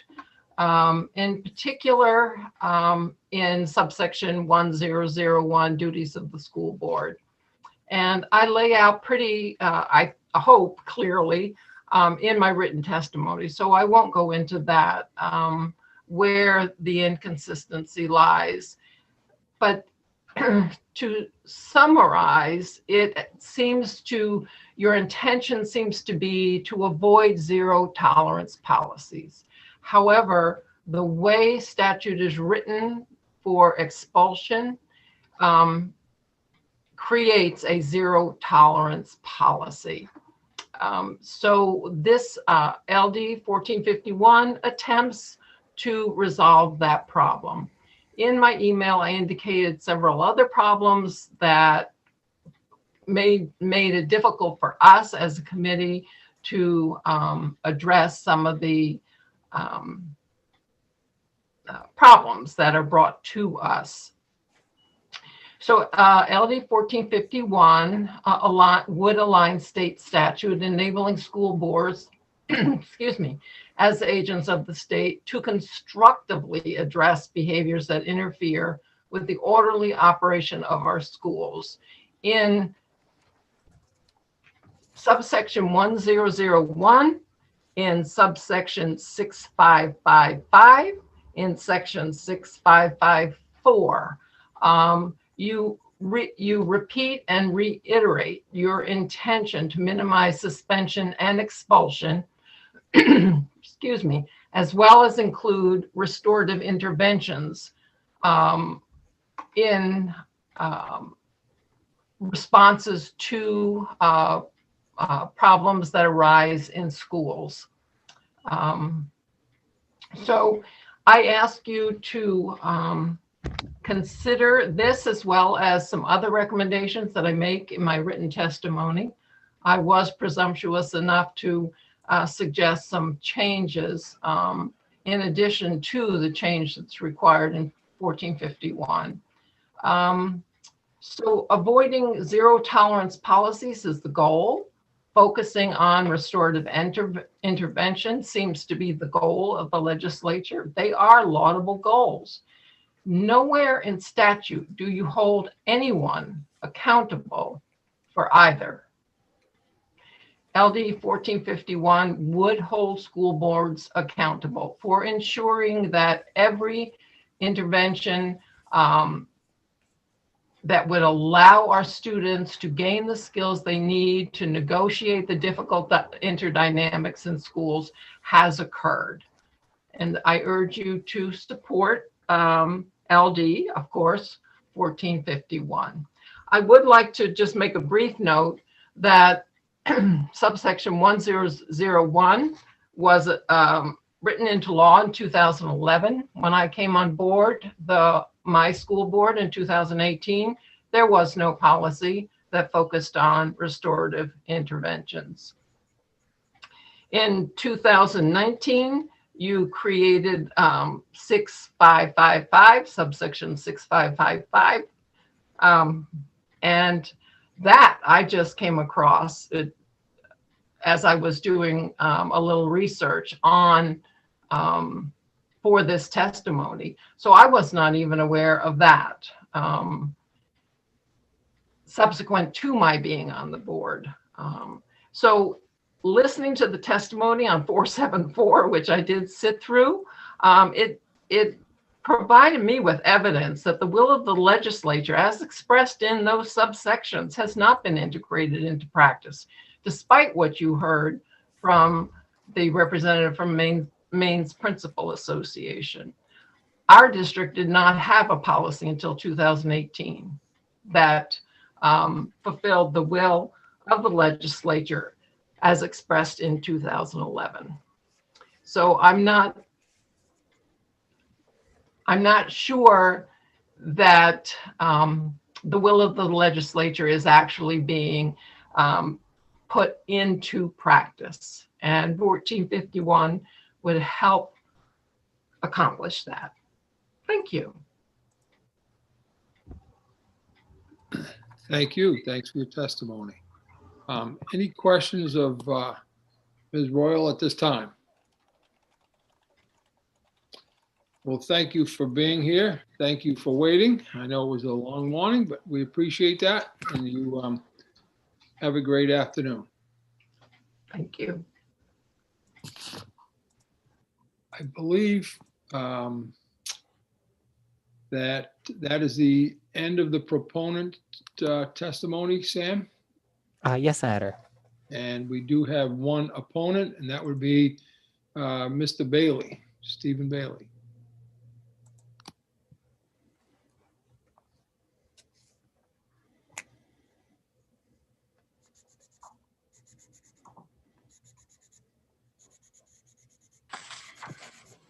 Good afternoon again, Senator Rafferty and Representative Brennan and members of the Educational Cultural Affairs Committee. I am Stephen Bailey, Executive Director of the Maine School Management Association, testifying on behalf of the legislative committees of the Maine School Boards Association and the Maine School Superintendents Association in opposition to LD 1451. But as I would start, I also, though, would like to express appreciation for RSU board member, RSU 22 board member Royal, and the work that she does both for her RSU school committee as well as the policy committee. I know that she's detailed in her work and really is working to try to make things happen in a positive way. The two legislative committees, however, feel like this bill is unnecessary because no change to the expulsion law in 20A is needed to achieve the bill's purposes. The expulsion statute clearly states that following a proper investigation of a student's behavior and due process proceedings, if found necessary for the peace and usefulness of the school, a school board shall expel any student. So it's not a zero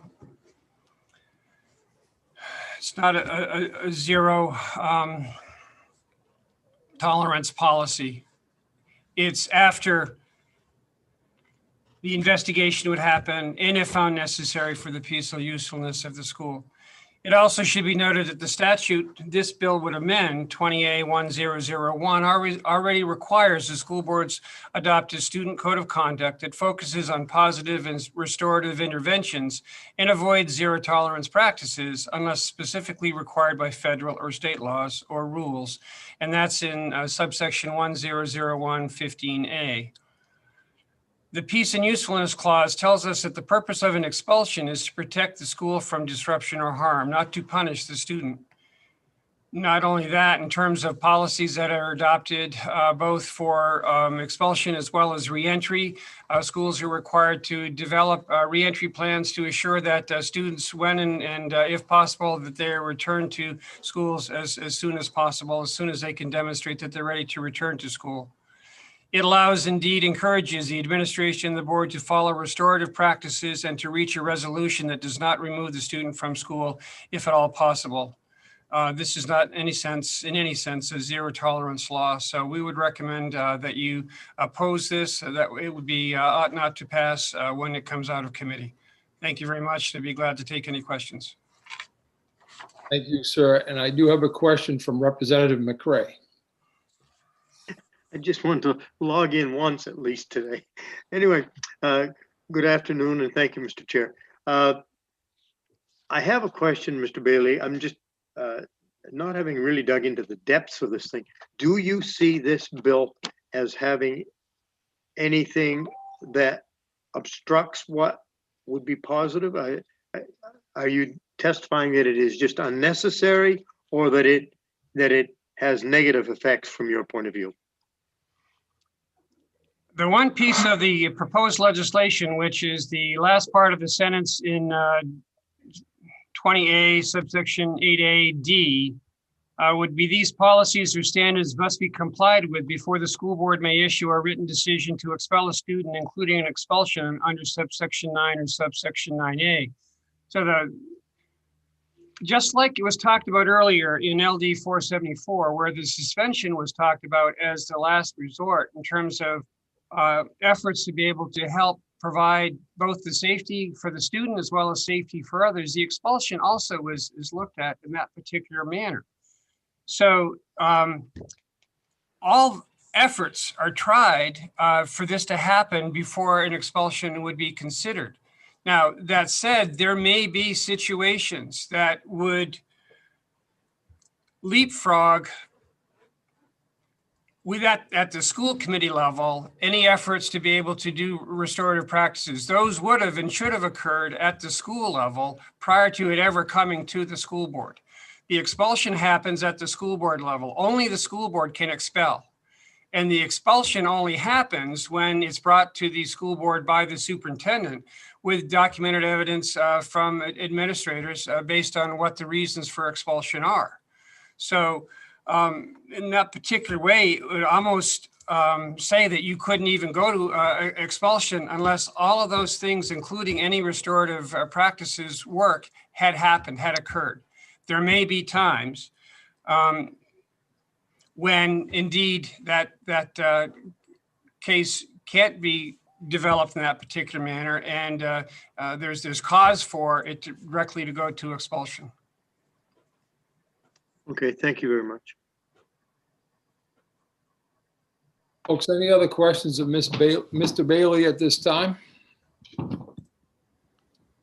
Seeing none, Mr. Bailey, just want to thank you again for being here and your availability. Have a great day. Thank you. You have a great day as well. So I believe we have one more person to speak, neither for nor against, and that would be Dr. Couturier. Welcome back. Senator, Dr. Couturier had to go to another meeting, so she emailed me and said she won't be able to provide her testimony. But I did get another, Jan Collins had reached out at the last minute and wondered if she could testify in favor of the bill. And that would be the last person that I have. Thank you. Yes, thanks.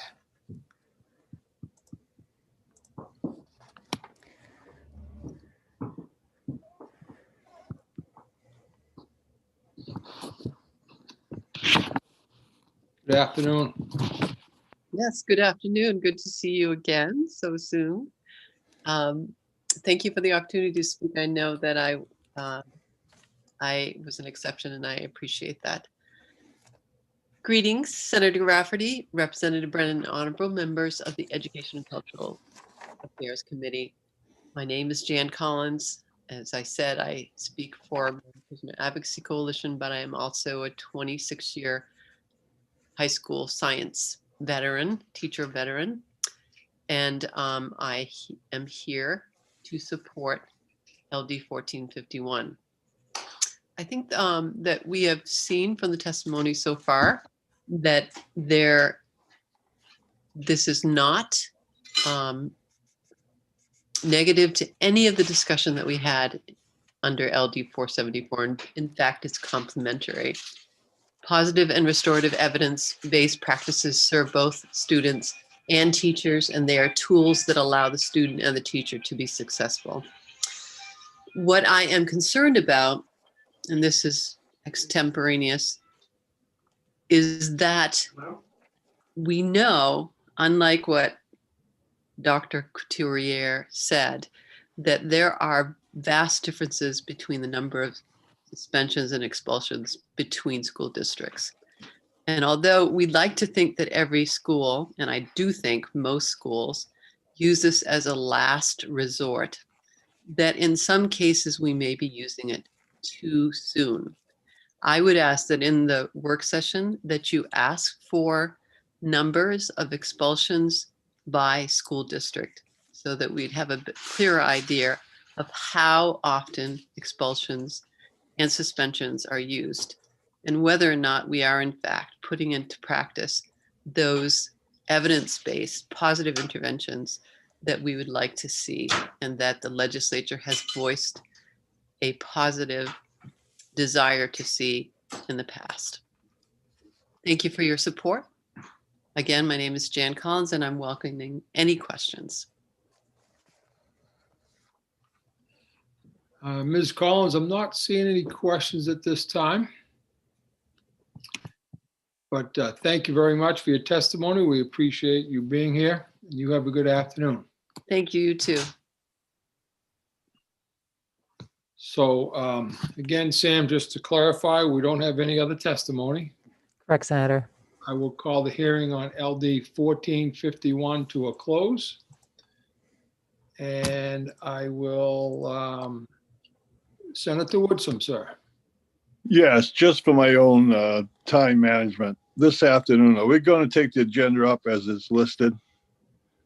Honestly, sir, I'm going to have to look to see how it's listed. Sam, do you want to, I got to file some paper to find it. You want to go through this afternoon? I think the order that you have. I think the short answer, Senator Woodson, is yes. Yes. Do you want me to read off the bill order real quick? That's on the weekly schedule, Senator, or? Yes, if you would. Oh, yes, please. Okay, so we have LD 313, then LD 452, LD 896, LD 772, and LD 1049. Thank you. Yeah, no problem. And all set with that, Senator? Yes, thank you very much. Representative Brennan with a hand up. I was just going to ask our Sam Senate for the workshop on this bill, the one that we just had. Can you provide us obviously we have a kind of a difference of opinion, and it seems to be kind of a legal analysis. So can you provide that for us during the work session? Yes. Thank you. Thank you, folks. I know it's been a long morning. I have, let's see, 120. We'll need a minimum of 30 minutes. Does anyone need beyond? Okay, so let's reconvene at 1:50. And please, folks, keep in mind that we're going to use this same site. So you want to be sure to probably turn off your camera as well as your mic. Thank you all for a good day so far.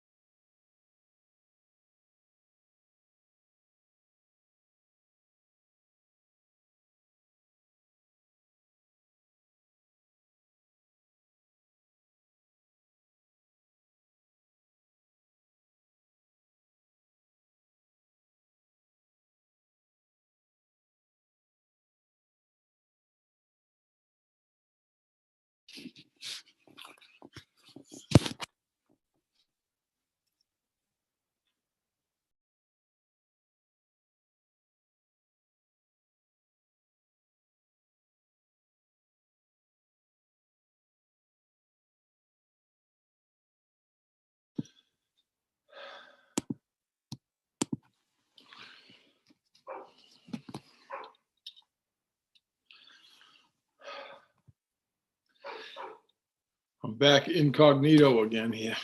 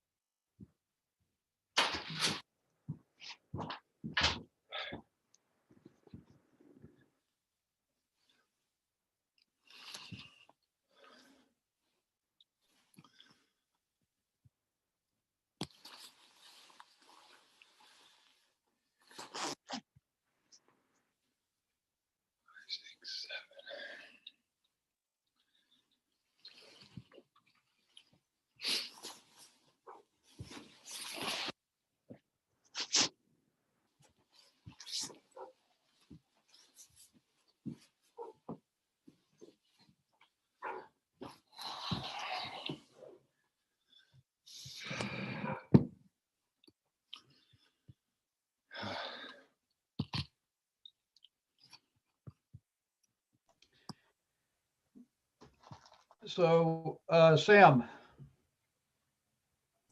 Me, Sam? Oh Sam yeah, Bailey. Hillary's with us now. Okay. Okay. Yes, Representative. How are you? Good, good. How are you? It's a sunny day out, a little breezy, but I sunny. almost got blown off my bike this morning coming down through Hollowell. It was kind Yeah, of fun, kind of scary. You biked the State House again, huh? Right. It was like a wind Good for tunnel you. coming in. Good for you. Okay. Is there any reason we can't get started? If you're good, we should be good. Chairs, Okay. the chairs are in charge. Okay. And Hillary, are you ready to go? I am ready to go, although depending on what bill we're starting with, if you wanted to start with LD 313, I don't see Senator Woodson yet. We're going to stick to the order right now. And so I'm assuming that you and Sam will switch back and forth depending on the bill. It's all me today. This All afternoon. you. Wow, that's good for us. Don't know if that's going to be good for you, but we'll see. All right. So, do we know where Senator Woodson is? Sam, you don't know? Somewhere on the New Hampshire border.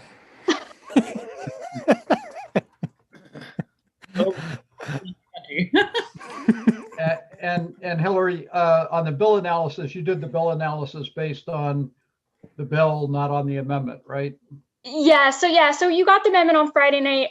What my plan is going to be, I'm sort of going to skip some of the original bill analysis, just quickly go through some of the testimony, and then I'll jump over and put his proposed amendment up on the screen. And I know Senator Woodson, as well as a few stakeholders, wanted to speak to that. Okay. Well, we'll get started as soon as, well, I'll tell you, well, why don't we do this? We'll get started with introductions right now. We'll hope that Senator Woodson shows up, and if he doesn't, then we will jump to 452. And I just resent him the link, Representative, in case maybe he was having trouble finding it in his inbox. So I just resent the link out to him. Okay. All right, so he's not far away. All right, so we'll just start with introductions, and we are live streaming on YouTube. This is a joint select committee, the Joint Standing Committee on Education and Cultural Affairs. We are reconvening in the afternoon to do work session on LD 313, 452, 896, 772, and 1049. And at least at this point, we intend to go in that order.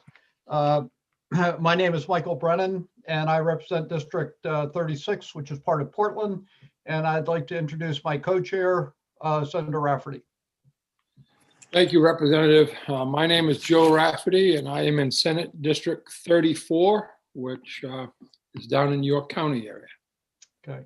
And Senator Daughtry. Thank you, Mr. Chair. Good afternoon.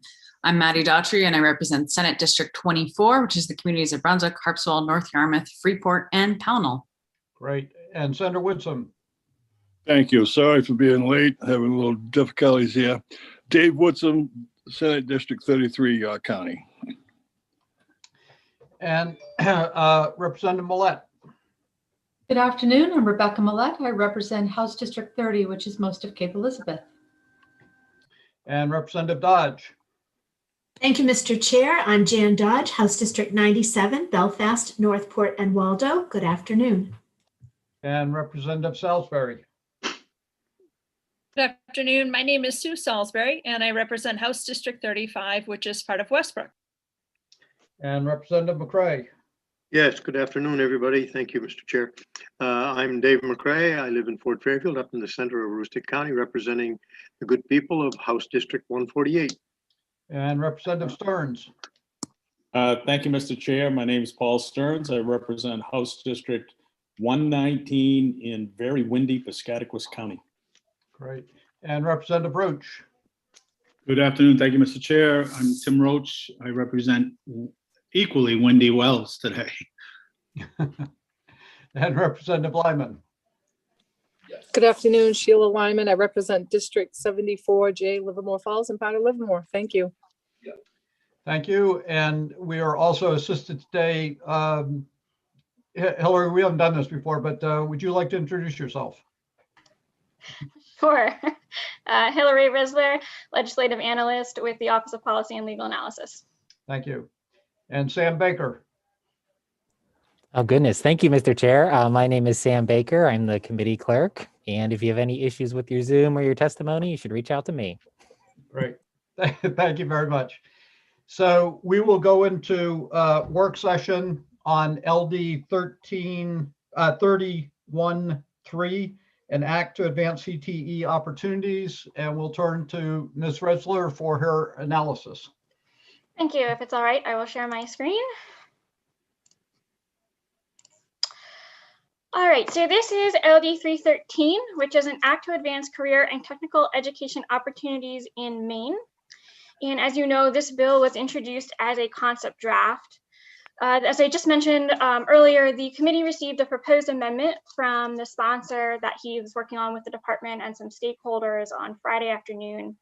And so I'm going to go in a little bit of reverse order. I'm going to skip through the summary of the concept draft here. go over some of the testimony and some of the additional information that has been provided, and then I will pull up the proposed amendment and just go through it briefly with the committee. I also know that Senator Woodsum, the department, and some of those stakeholders asked to be invited for the work session today to address it if the committee has any questions for those who actually were working on it. So proponents of the concept draft testified at the public hearing that the hope is that the bill will create multiple pathways for students to learn and demonstrate their knowledge in the CTE setting while creating programs that address the state's critical skilled workforce shortage. That Maine needs an overall strategic plan for the attraction of foundational jobs that can inform students about future employment opportunities and needed skills, and that this bill will help make Maine students aware of the opportunities and be a pipeline for foundational jobs. One of the areas of the workforce shortage is in the trucking industry, and the industry sees a need to do a better job connecting the next generation of truckers and sees supporting CTE programs as a good step and further support the formation of a CTE business roundtable. That career-centered pathways deserve the same attention in high school programs as college readiness, and that the concept draft is consistent with and supports the goals of the State Board of Education's 5-year strategic plan for the federal Perkins 5 funds. And that while the bill doesn't present a specific solution, it is the beginning of a conversation that needs to take place with respect to trades-based education and training, and provides a framework for doing something differently to encourage young people to consider trades-based occupations, get the community more involved in CTE, and find alternative ways to provide trades-based education. The committee did not receive any testimony in opposition or neither for nor against. So really the only issue for consideration based on the original bill was that the sponsor wanted to propose some language for you, and he did send that, and I'll touch on that in a moment. Committee had requested some additional information, which I sent to you ahead of time, including the list of the Perkins 5 plan, 7 key elements, which was provided by Mr. Wilson Hess of State Board of Education. Mr. Park also provided some information regarding CDL programs in particular and the barriers to overcome and some suggestions that he had. And then we received a couple reports, one on the New England Commission on Higher Education and Employability, and one on a task force from 2004. Fiscal impact statement is not yet determined. So I'm going to pull up the proposed amendment. And so this proposed amendment would take the concept draft and turn it into a resolve. And the resolve would be tasked with a number of duties to explore some innovative approaches to advancing CTE opportunities for middle and high school students in the state. Overall, there's a lot of substantive information proposed in the resolve. There's a few I think technical issues that need to be addressed. One of them is you have the work group as well as some membership, and you might want to provide some clarity just on whether it's the Department of Education would be convening this working group and selecting or appointing members, or whether you wanted someone else to be appointing or selecting the members as they're laid out here. As I mentioned, the work group would be convened and have a number of duties, which would include conducting a statewide inventory of available programs, addressing existing systemic barriers to expand access to CTE programs, exploring options for CTE programs to be included in STEM endorsements, recommending changes to CTE teacher certification process, and proposing multiple college and career pathways for students to learn and demonstrate their knowledge in the CTE education while creating programs that address the state's critical workforce shortage. The membership would be laid out as follows, and I just mentioned you might just want to specify who would be convening the work group. Would include members of Chamber of Commerce, school SAU, Industrial Arts Program, Commissioner of Education or the Commissioner's designee, representative from a trade association, community college system, Maine Association of Nonprofits, parent of a CTE student, a student who's involved in CTE and the Bridge program, and organizations representing superintendents, principals, CTE directors, principal of an SAU, a member of the Maine Climate Council, as well as the Commissioner of Labor and Commissioner of DECD. So as mentioned in the duties above, there was really 3 main focus areas for the work group that have been proposed. First would be to consider new pathways within CTE programming by proposing CTE coursework for school counselor certification, exploring industrial arts pathways under the CTE program framework, considering technical mathematics and technical writing as equivalencies to local secondary school coursework requirements, and exploring the availability of internships and apprenticeships statewide related to programs of study. The other big issue would be certification. And it proposes to consider refinements to CTE certification, including changing current endorsement codes, creating an endorsement code for 2 positions that do not currently exist, which is the Student Services Coordinator and CTE Career Counselor, and initiating a subgroup of the working group to review the upcoming certification rulemaking. One thing I want to pause to briefly mention is that, as you know, this committee has a number of certification bills that I think we're going to be working next Monday. And one of those bills is LD 975, which was Representative Fecto's proposal. That bill also was addressing some additional certification for industrial arts and creating different multiple pathways for industrial arts certification. The committee had tasked myself and the department and the sponsors of those bills to sort of meet to see about coming up with some omnibus suggestions. And I know that the department thought that some of the things that this bill and this working group could be addressing in terms of certification of CTE and industrial arts teachers and aligning those might be something that this working group could work on to inform that certification review. So I just wanted to touch on that and make the committee aware of that.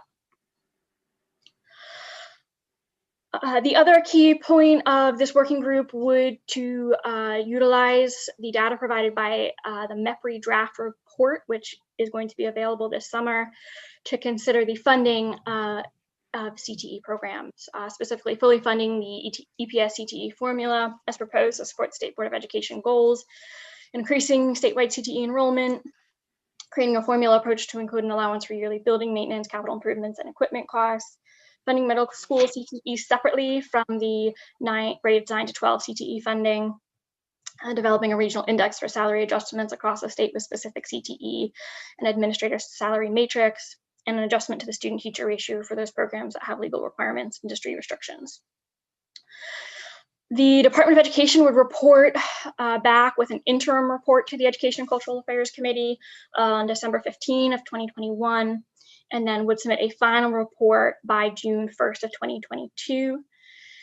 In regards to those reports, the committee may want to consider adding language allowing the Education and Cultural Affairs Committee to report out any legislation. The only other thing I would mention is that June 1 of 2022 is the end of the second regular session, and while there's certainly, barring unforeseen circumstances, the legislature might not still be in session when you get that June report.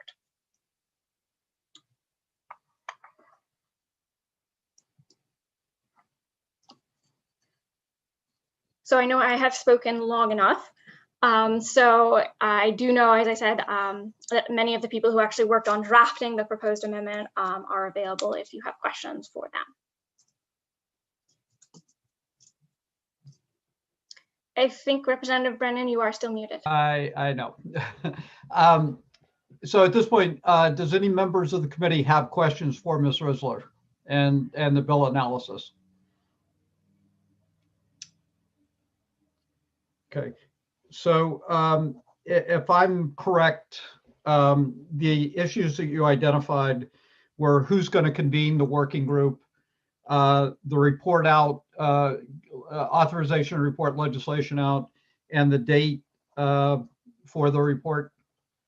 Were those the 3 issues that you identified?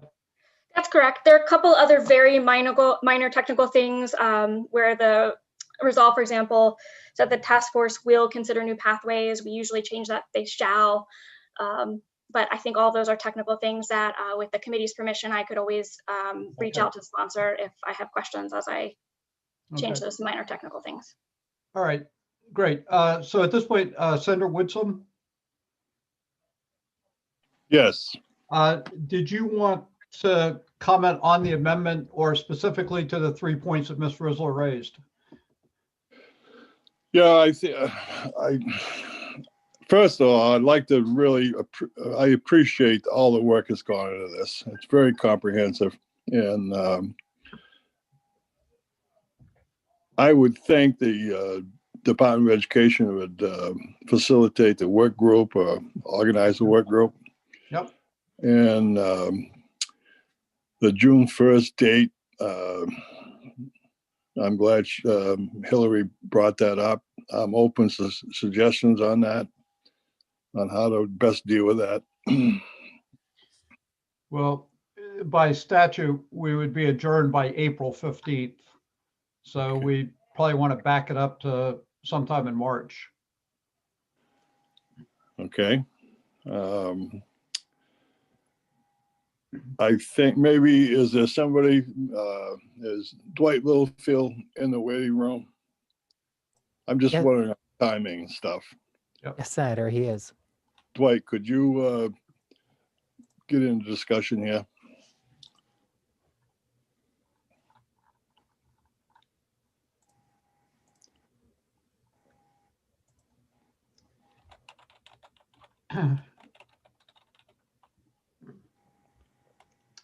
Welcome, Mr. Littlefield. Thank you for being here. And I think specifically Senator Whitsom had a question about the reporting date, moving that from June to a time that we would be in session. Yeah, I think we definitely would want to be able to present it to you, right? And I think if we can, I mean, it's knocking off a few months. If we have some flexibility with that, I mean, we'd love to have until June, but if March is an opportunity, is the time that you're in session, and we can certainly keep people informed of where we're at. And I think we'll have a good sense even in December when we do an interim report. So I think that's good. Well, if we did March 15th, that would be a month that we would still be in session. Yeah. So does that work for you and for the senator? Yes, that's good with me. Yeah, Okay. it works. Okay. And then, Senator, the last issue that Ms. Rizzler raised was just simply putting language in that would allow the committee to report out a bill based on the recommendations of the working group. Correct. Yeah, okay. So you would obviously support that. Okay. Mr. Littlefield, did you want to add anything to the amendment, or not necessarily substantively? Did you just want to comment on it? I will say I'll echo a lot of what Senator Woodson said. It was a great process in working together, and moving forward, we will continue that. We'll work closely with the MACD organization and the CTE directors on putting this group together, and walking through and addressing all of the resolves. So I think it was a great exercise, and I think we're all looking forward to addressing some of these challenges and really look for ways to turn them into opportunities. So I think it's going to be a real positive. Okay, great. Thank you very much. Are there any other questions of Ms. Rizzler, Senator Whitsom, or Mr. Littlefield? Seeing none. Senator Whitsom, would you like to make a motion? Thank you, Mr. Chair. I move that we pass LD 313 as presented with the amendment. Or as amended? Yeah, right. With the amendments that we talked about today? Correct, yes. Okay, all right. Is there a second to that motion? Representative Stearns? Thank you, Mr. Chair. I will happily second that. And I really think this is going to present an opportunity for a lot of our youngsters across the state to shine. Great. Thank you very much. So it's been moved and seconded, passage of LD 313 as amended. Any other further comments? I would just like to echo what everybody else also said. Thank you, Senator Woodson, for working on this and bringing this to us. And thank you, Mr. Littlefield, for your participation. Taking something from a concept draft to a very specific proposal is quite helpful. So we appreciate it. Seeing no other comments, Sam, I'd ask you to call the roll. Yes, Representative. Senator Rafferty. Yes, ought to pass as amended.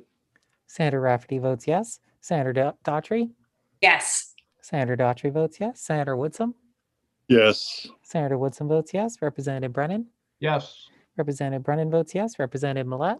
Yes. Representative Millet votes yes. Representative McCray? Yes. Representative McCray votes yes. Representative Dodge? Yay. Representative Dodge votes yay. Representative Crockett's not with us. Representative Salisbury? Yes. Representative Salisbury votes yes. Representative Stearns? Yes. Representative Stearns votes yes. Representative Lyman? Yes. Representative Lyman votes yes. And Representative Roach? Yes. Representative Roach votes yes. All right, Representative, so it is unanimous of those present and voting in favor of the motion. Right. And is that 11? 11-0, yep. 11. Okay. Well, thank you very much. It does pass. I'll pass on LD 313. And again, thank you, Senator, and thank you, Mr. Littlefield, for your work. We appreciate it. So thank you very much. We'll now close the work session on LD 313, and we will now open the work session on LD 452. And again, I would ask Ms. Risler to provide an analysis for us of the bill. Absolutely. Give me just a moment to pull it up.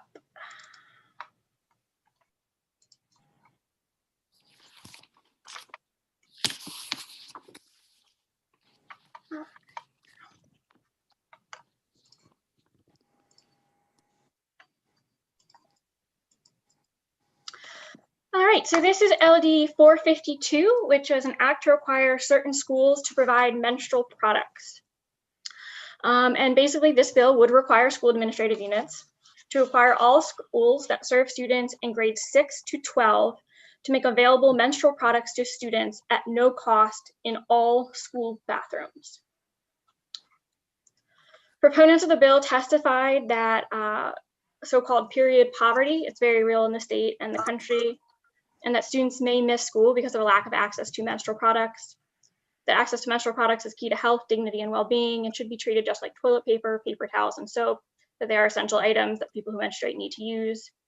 That while many schools provide these products in a nurse's office, that requires the student to request permission to go to the nurse's office, who may also be busy, or not every school has a full-time school nurse, which means products may not always be accessible, and also that nurses have limited budgets, and these shouldn't be considered to be healthcare supplies.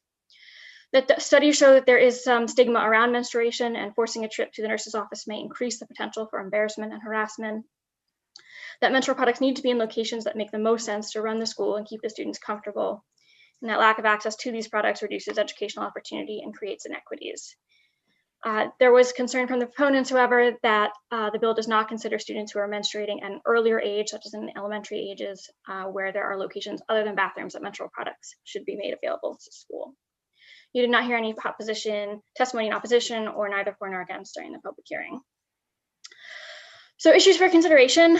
The bill has been flagged by OFPR as a potential state mandate. The bill does require a local unit of government to expand or modify activities so as to necessitate additional expenditures from local revenue. The state mandate provision of the Constitution of Maine requires either a general fund appropriation be provided to cover at least 90% of any additional necessitated local costs of the mandate, or two, to provide a mandate preamble to the bill and require 2/3 members of each house to vote to exempt the mandate from the funding requirement. If the bill represents a state mandate and neither one of these actions occur, the local units of government will not be required to implement the mandated activities. And I'll touch again on that in just a moment. So first, there was some committee requests for additional information, some of which I was able to track down for you and a couple which I was not. One of the questions had to do with how many schools are and conversely are not making menstrual products available to students, and is there a sense of who is and who is not doing this? I did reach out to Eileen King of the Maine School Management Association, but with the timing of last week being school vacation week, they weren't able to get out a survey across to the schools to see who actually is and is not doing this. I do think she had a sense, and she testified during the public hearing, that she was surprised how many schools were not doing this, but you certainly also did hear from proponents of the bill that there are schools that are not doing this. I would note, I had reached out to Melinda Netto of the Maine School Nurses Association, and she had actually emailed me this morning about some conversations that the School Nurse Association we're having about acquiring dispensers and such. So it's certainly a conversation that's going on at a lot of schools, but I don't have actual data or numbers for how many schools are or are not doing it. The committee requested the estimated cost for covering 90% of the potential state mandate. And Rachel Tremblay in OPR was able to pull together an estimate for you, and I'm going to just scroll down to the end here. So this is a spreadsheet that she put together, and you can see sort of the detail of assumptions that she's making.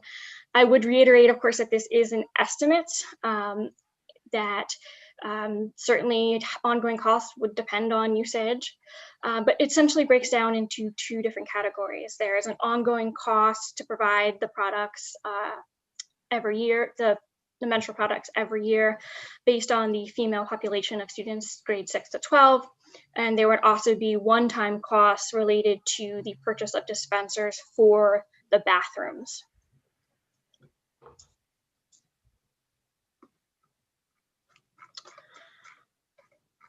And happy to pull that back up for anyone who wants to see that again. There was also a question for the Department of Education about the EPS provision for supplies. Joanne Allen did let me know that the fiscal year 2022 per pupil amount for supplies is $399 for the pre-K to 8 students, and is $552 per student for grades 9 to 12. There is an inflation factor applied to that amount annually, and the link to the statute is there. She also noted that the component was last reviewed by MEPRI in 2017, and that report found that overall school units are generally spending less on supplies and equipment than the EPS model allocates for that purpose. And she noted that this component is under review in the current review contract cycle. Subsequent to the public hearing, I did receive a question about whether this is something that could be funded through EPS.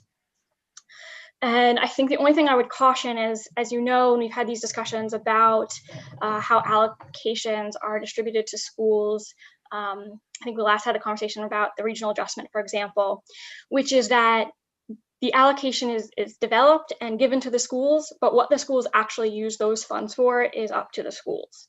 And so it would be a little bit inconsistent with that model to require specifically that an allocation for supplies went to a particular product.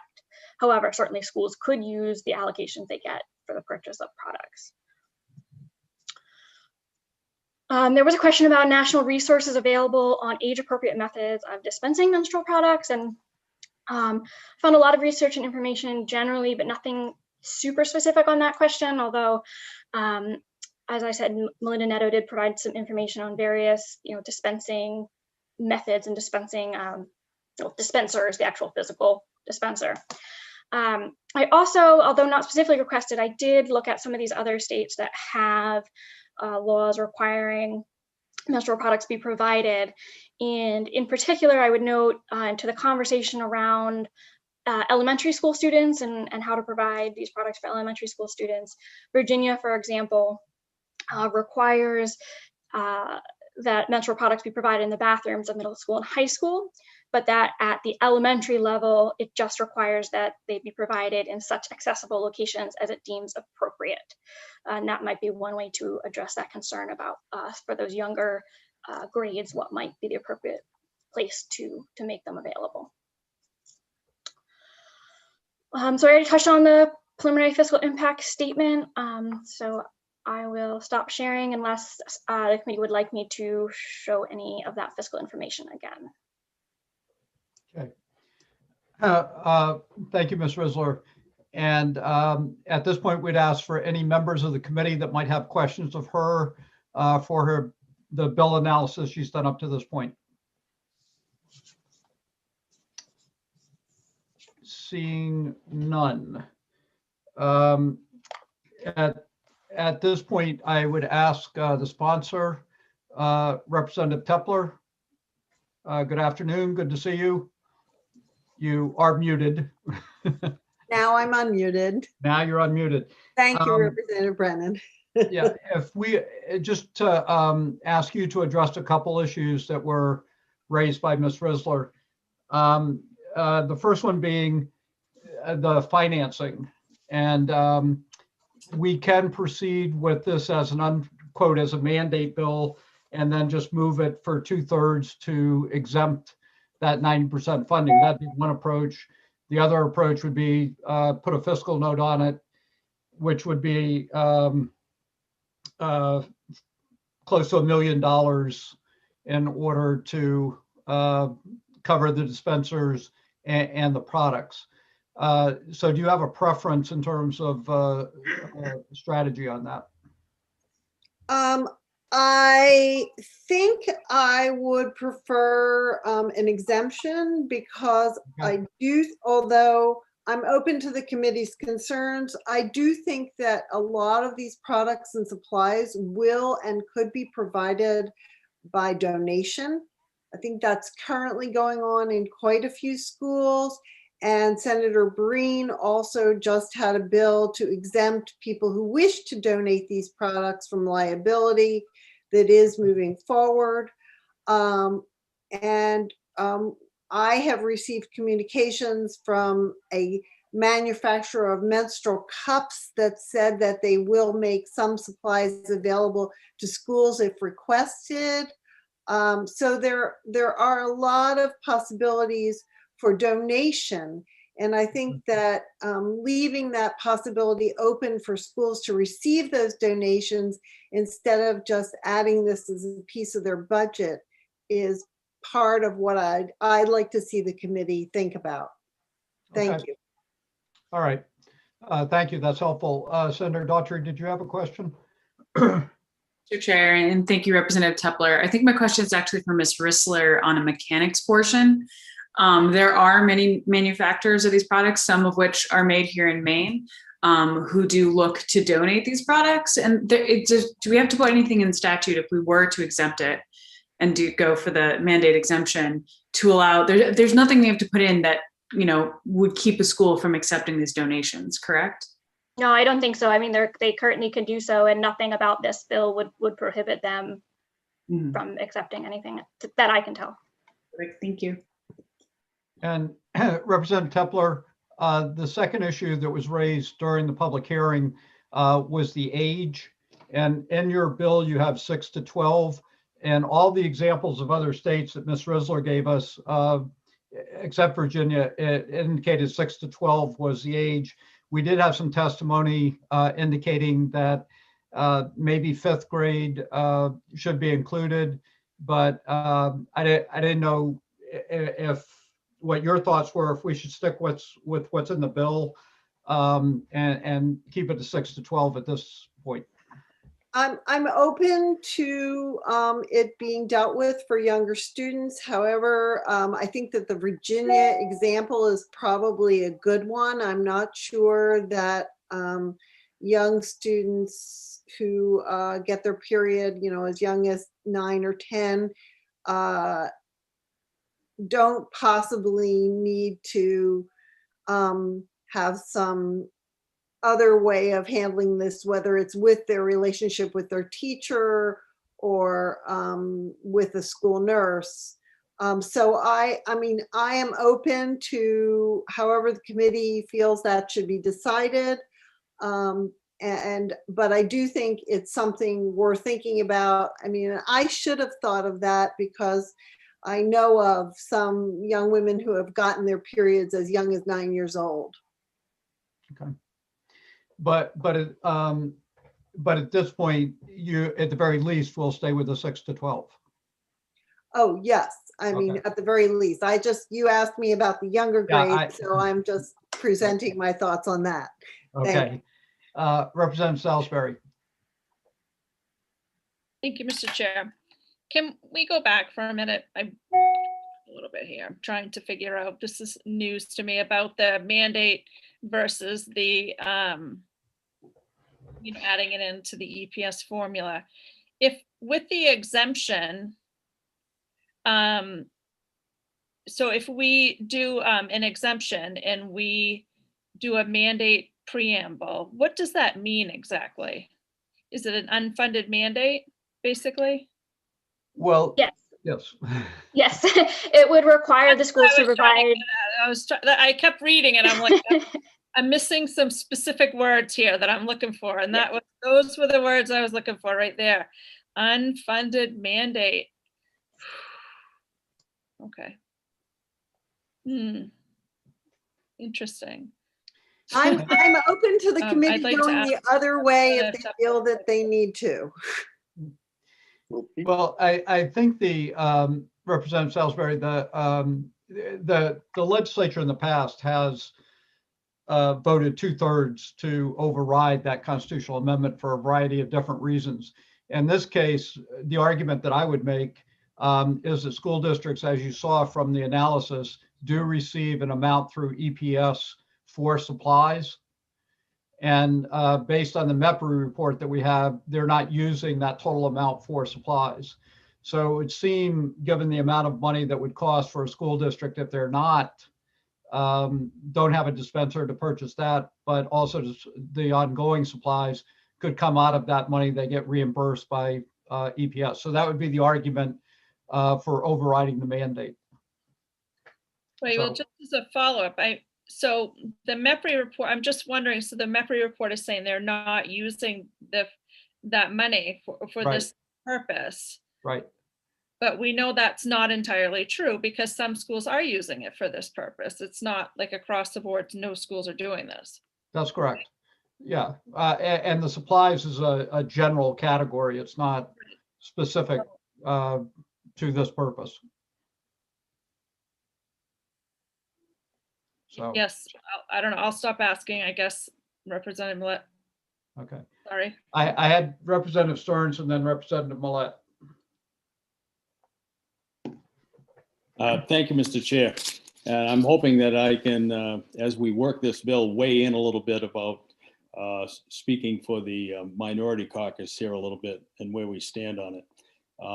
The mandate is a huge consideration to us, and I fear that it has the possibility of sinking the bill, even though, as Representative Brennan said, there's good arguments, but there are people that have to vote to do that. And there are some folks that might say, if supply monies in some school systems are not being used for supplies, how can there be that argument that many teachers are paying for supplies out of their own pocket, that kind of thing? Why don't we use those for academic supplies?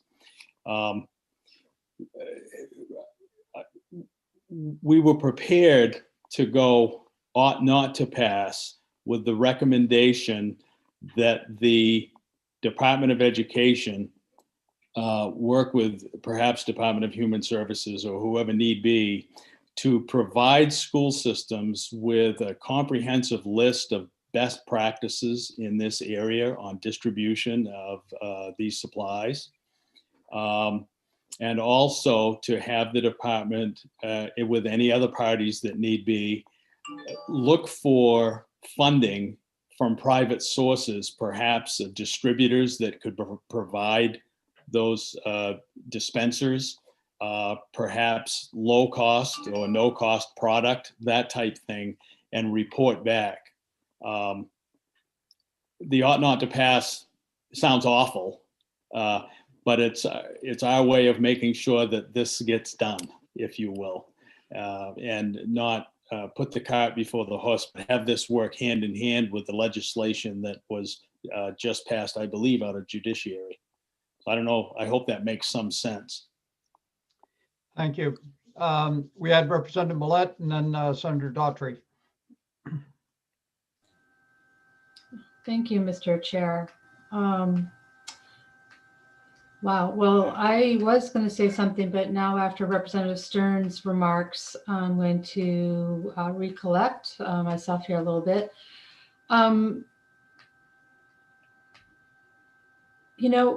We offer toilet paper in our schools.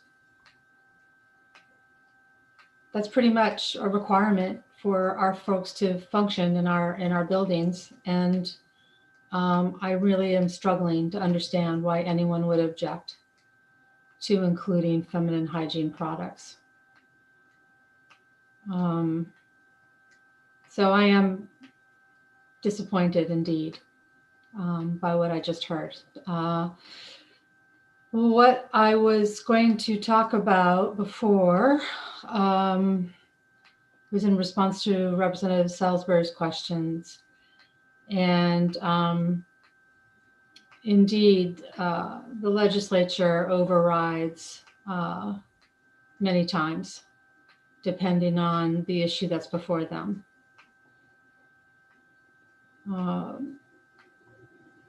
I'm sorry, I was just so thrown. I think I'm going to just step back and let somebody else go. Okay, Senator Daughtry.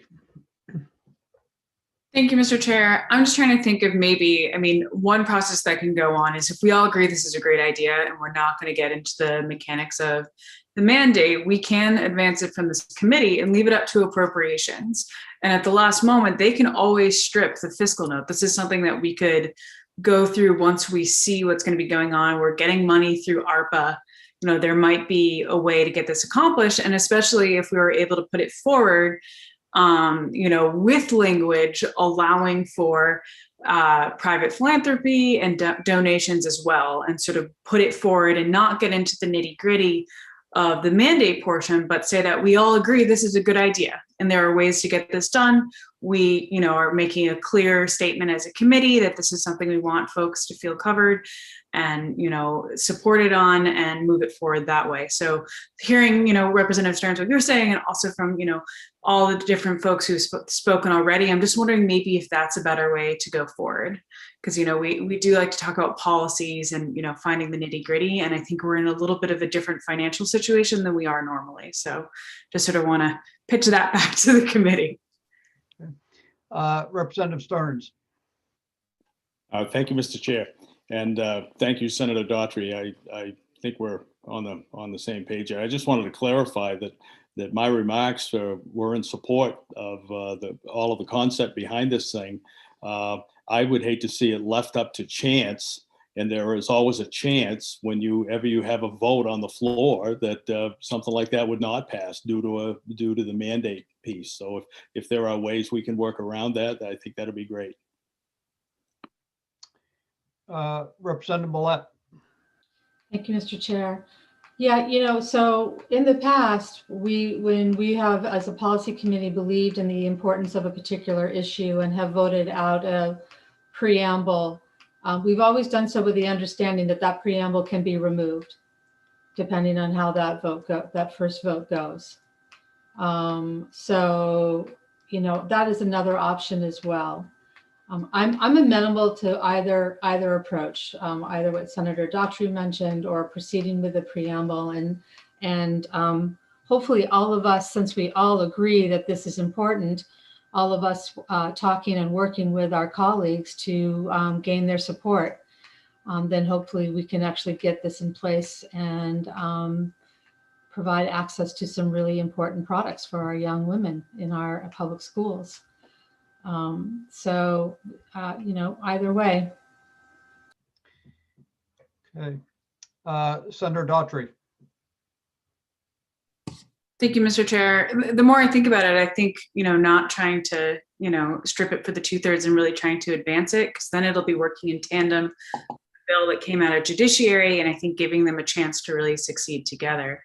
So I think that's where I am, and whatever we're ready for a motion, I'd be willing to make that, Mr. Chair. But I see other hands up, so.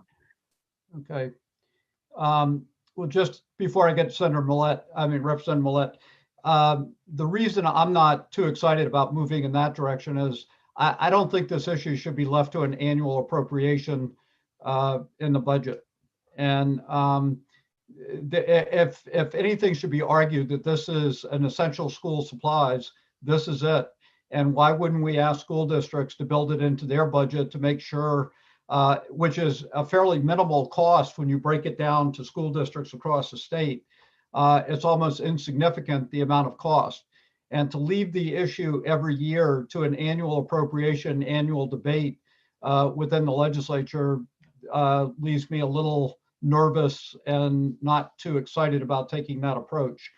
And I do agree with Representative Millett that we can advance it as an unfunded mandate. If for some reason we can't get 2/3, we can always take the other direction, which is to look for an appropriation on the bill.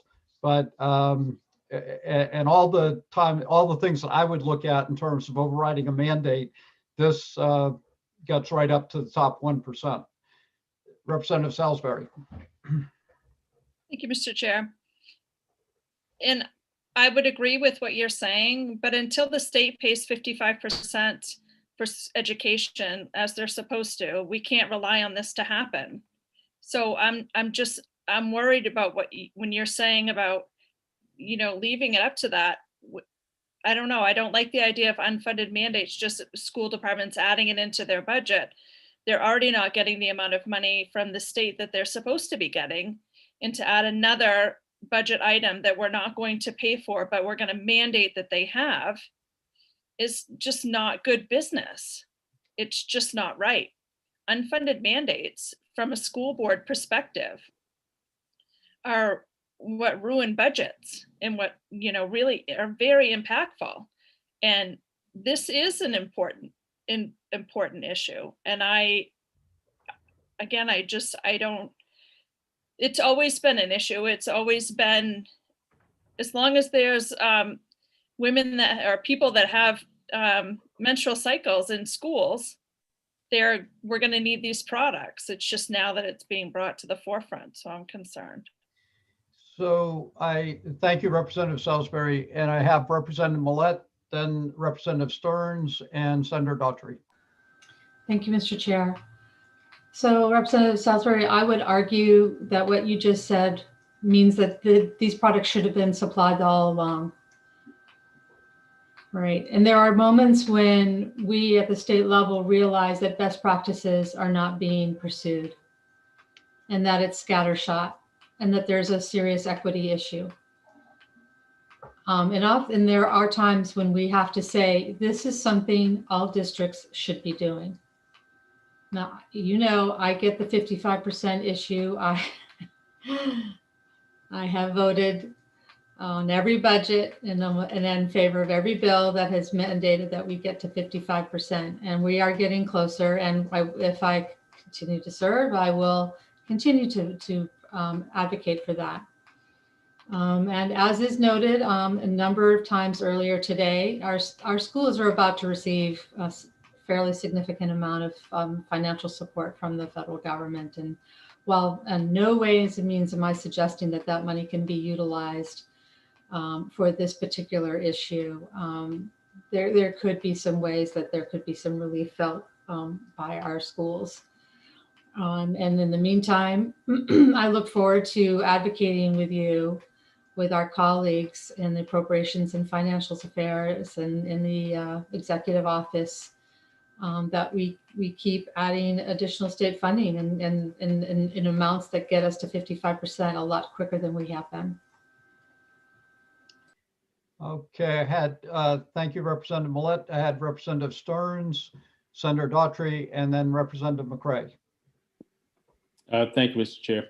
I concur with Representative Salisbury take on that. And again, it's a very, very important topic. We don't dictate that schools have to buy Kleenex for classrooms. We don't dictate that schools have to buy hand sanitizer for classrooms. And yet those are likely good practices, particularly during a pandemic.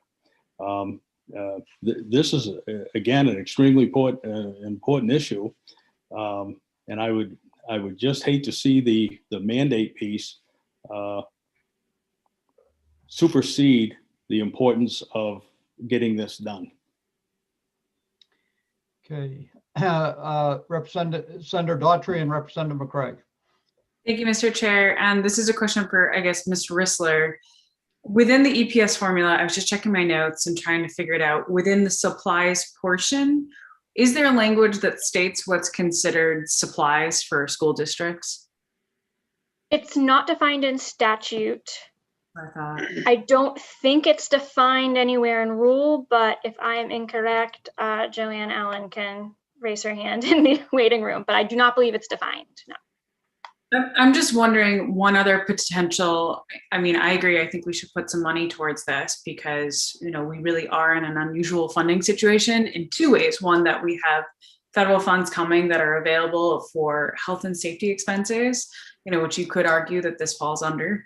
But particularly, in a situation where we know there are manufacturers who are willing to donate these products and work with our school districts, I'm just wondering, I feel like there's a couple of ways to get at this, and I'm wondering, maybe this is a question for Ms. Allen. Is there any way we can say that, as a portion of your supplies in EPS, you need to be purchasing this as well? Does that make any sense? Or did I just completely chase myself down another rabbit hole? Well, before we hear from Ms. Allen, if Representative McCray, if you had a question, and then we'll go to Ms. Allen. I don't know if it's a question or a comment. Excuse me. There are dozens, scores, or maybe even hundreds of lines that bring in budget money to school administrative units. And it does not necessarily mean that it's designated for exactly the account that it was generated from the state. The schools get it, they can dispense it into a myriad of accounts that are not necessarily the account that they come in, i.e. The supply account for students, okay, the student supply account. So I would suggest that maybe perhaps all schools are using this money for whatever they need. They will supply the supplies that they have to, and then spend the rest of the money somewhere else. And I think that this in the supply account is an absolute paramount necessity. It should be covered under the supply account.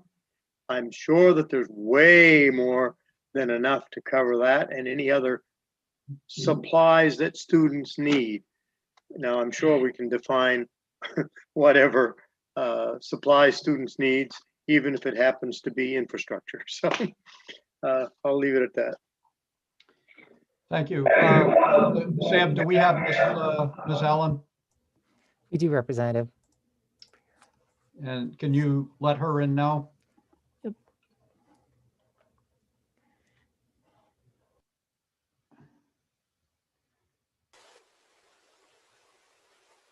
Okay.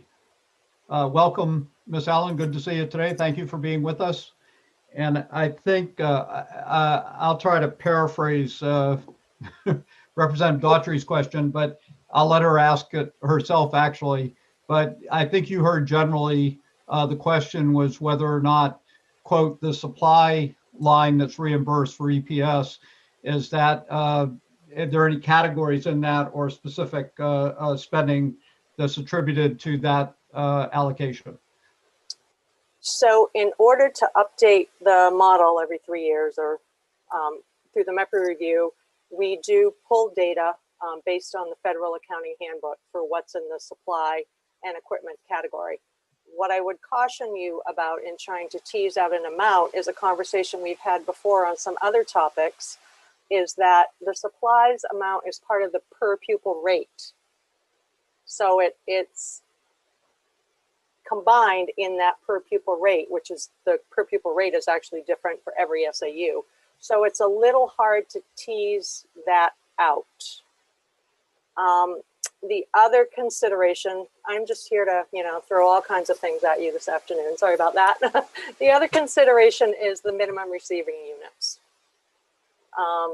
who are getting the 40% special ed or other minimum subsidy, the 50% special ed, I'm sorry, or other minimum subsidies. They would not recognize anything from that allocation.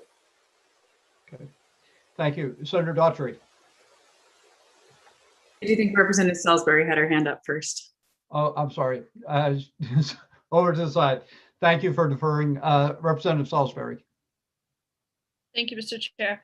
One thing, I was just reading the bill over again, and the bill specifies that we're looking to have these menstrual products available to students in all school bathrooms. I think that what we would find is that a lot of these products are available in school nurses, and I know the reasons we're talking about having it in the bathroom. So some of this the funding is going to be having the mechanisms in place to have it available in the bathroom as opposed to just having them in the bathroom, randomly in the bathroom there. Sorry, I think I'm breaking up a little bit. But so that's, I think, some of where the cost is going to be. If I'm in reading this again, I don't think it's a case of that these products aren't available at all in schools currently. It's just we want to make them available in the bathrooms for the students that need them. because I think you'll find, I've just sent some texts out to some people I know that have been in schools recently and asked, and they said, yeah, they were just available in the nurse's office. So I think in some cases, maybe not all, it's just making them easily available in the bathroom. So that's where the cost comes in, if I'm right, having it a dispenser or whatever it is. So I think part of this bill, accomplishing part of this goal, is encouraging schools to make these products that they may already have available in the bathrooms. Whether that's a basket, I mean, depends on the school and the size and all of those things, but a way to partially accomplish this this goal is to have that acknowledgement that we realize you have these products available, but what we're hearing from students or concerned staff is that it would be better if they were available in the bathrooms so that you didn't have to go to the office or you didn't have to go to the nurse. Okay, thank you. Senator Daughtry. Thank you, Mr. Chair, and thank you, Ms. Allen, for that description. So there isn't really necessarily prescriptive language under the supply portion. It's up to each administrative district, correct, to decide what fits under the supplies. Am I getting that right? The prescriptive language comes from the federal accounting handbook that I mentioned. So there is prescriptive language, but again, as Representative McCray stated, it's an allocation that the school units receive. How they spend it is really up to them. And if there are funds available, as the MEPR report suggests, they're using it in other places where maybe funds are not adequate. Makes sense. I'm just wondering, I'm trying to tease out if there's any way we could say as part of a 3-year review period, in addition to this language, encouraging school districts to use these funds if they have excess available for this purpose. It's just kind of where my brain going on its own rabbit hole. Well, so let's say that we do go forward with the language in this manner. That would be, we would provide guidance to the school units on how to code that in their accounting system so that it would be picked up in the review. And in theory, we might see an uptick in the expenditures based on these products. Thank you. Okay, are there other questions for Ms. Allen? So not at this point, but thank you for joining us. We appreciate your being here. And we may come back to you, so I'm assuming you're not going to be going anywhere. Okay. All right. So at this point, what I'm hearing from everybody is that we have unanimity on the fact that we want to achieve the goal that's outlined in the bill. And we have at least 3 different approaches for the funding. And one approach would be an unfunded mandate or overriding the mandate. Secondly, would be to ask for direct appropriations from the Appropriations Committee. And the third would be to try to find some hybrid model of contributions, donations, and local school districts acting on their own. And then I think Representative Stern said that they were interested in doing a study to look at a number of different ways that the goal may be achieved, but not necessarily through a mandate process. So maybe we have 4 options. So Representative Tepler, I will go back to you, and I do appreciate you say that you will leave it to the committee.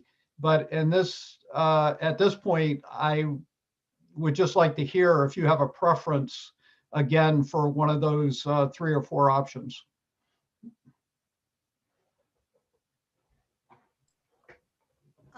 Thank you very much, Representative Brennan or Chair Brennan.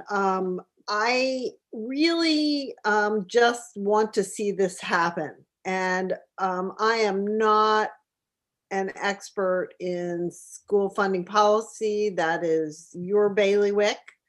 And although I understand EPS, I or to some extent understand EPS, and I have been on a school board, so I understand the problem of unfunded mandates.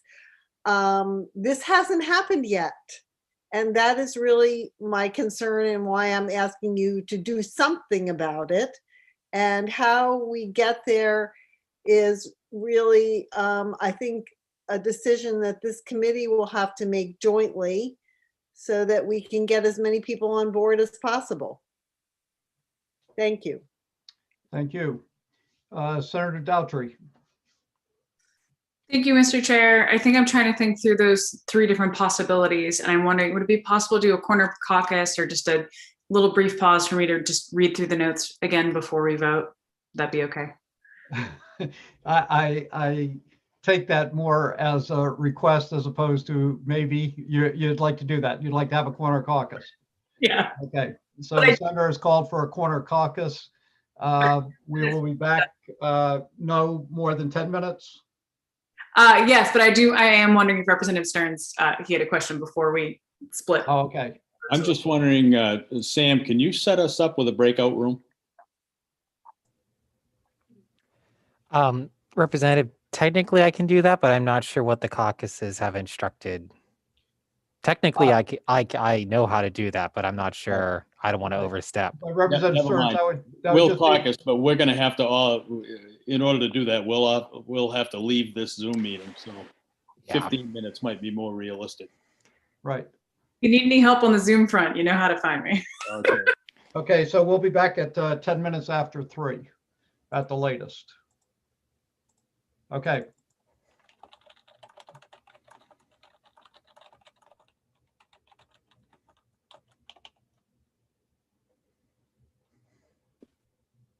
Paul left. All right.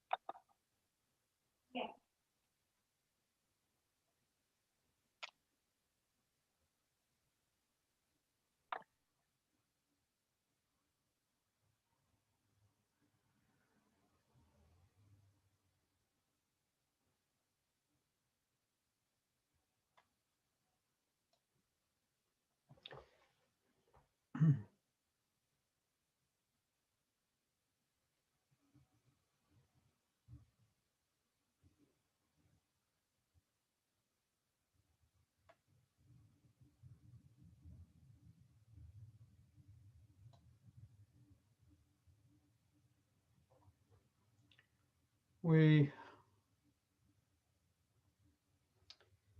guess we don't have everybody back yet.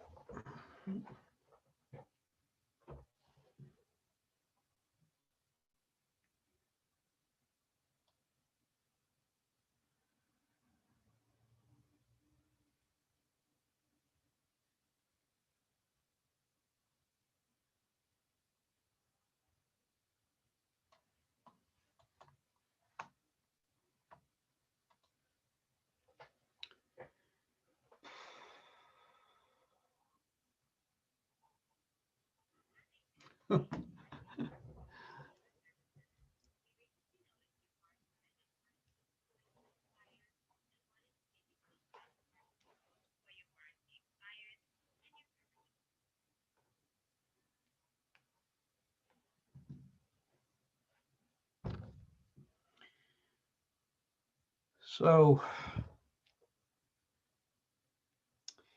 Representative Tepler, how are things in health coverage? Pretty busy, probably about as busy as you are, Mike. We have a lot going on. And the limit on 13 carryover bills is a little tough as well, since the department can only do a couple of mandate studies for us. And we have, I think, about 7 mandate bills. Yeah. So How did your Uber bill do? It hasn't been heard. No, it was heard. It hasn't been decided yet. We haven't Okay. worked it yet. Okay. It's gonna, and it's not Uber, it's the peer-to-peer thing. It's what? It's peer-to-peer car sharing, Right. Okay, that's right. not Uber. I could only remember it as Uber. But you're right. It's the peer-to-peer. Turo, it's a Turo bill. It's Right. actually a limitations on Turo bill. Right.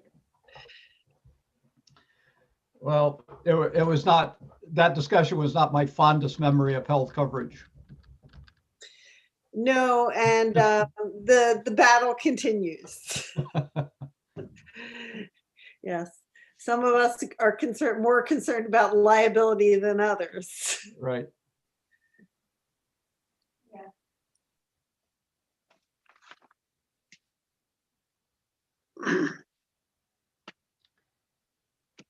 Okay.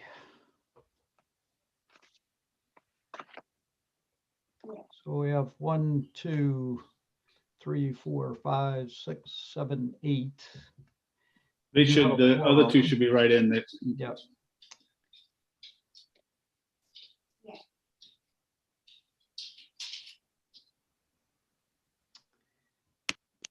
All right. I'm assuming Representative Stearns is coming, right? Yeah, he was coming right in. Okay. We were having a race. I won, so. And so what do you win? Believe me, not much with this group.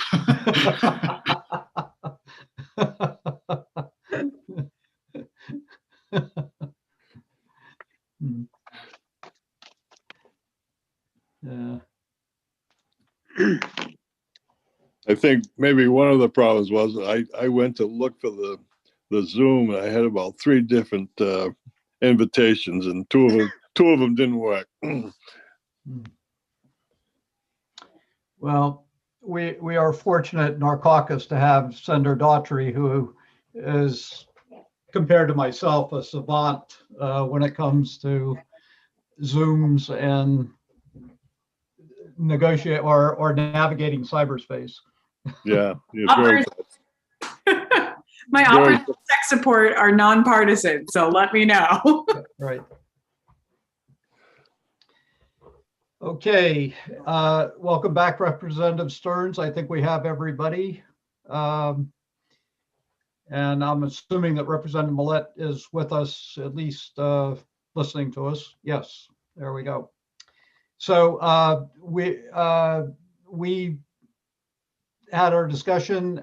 So at this point, just to set where we are at this point. Does anybody have any final questions for Ms. Rissler?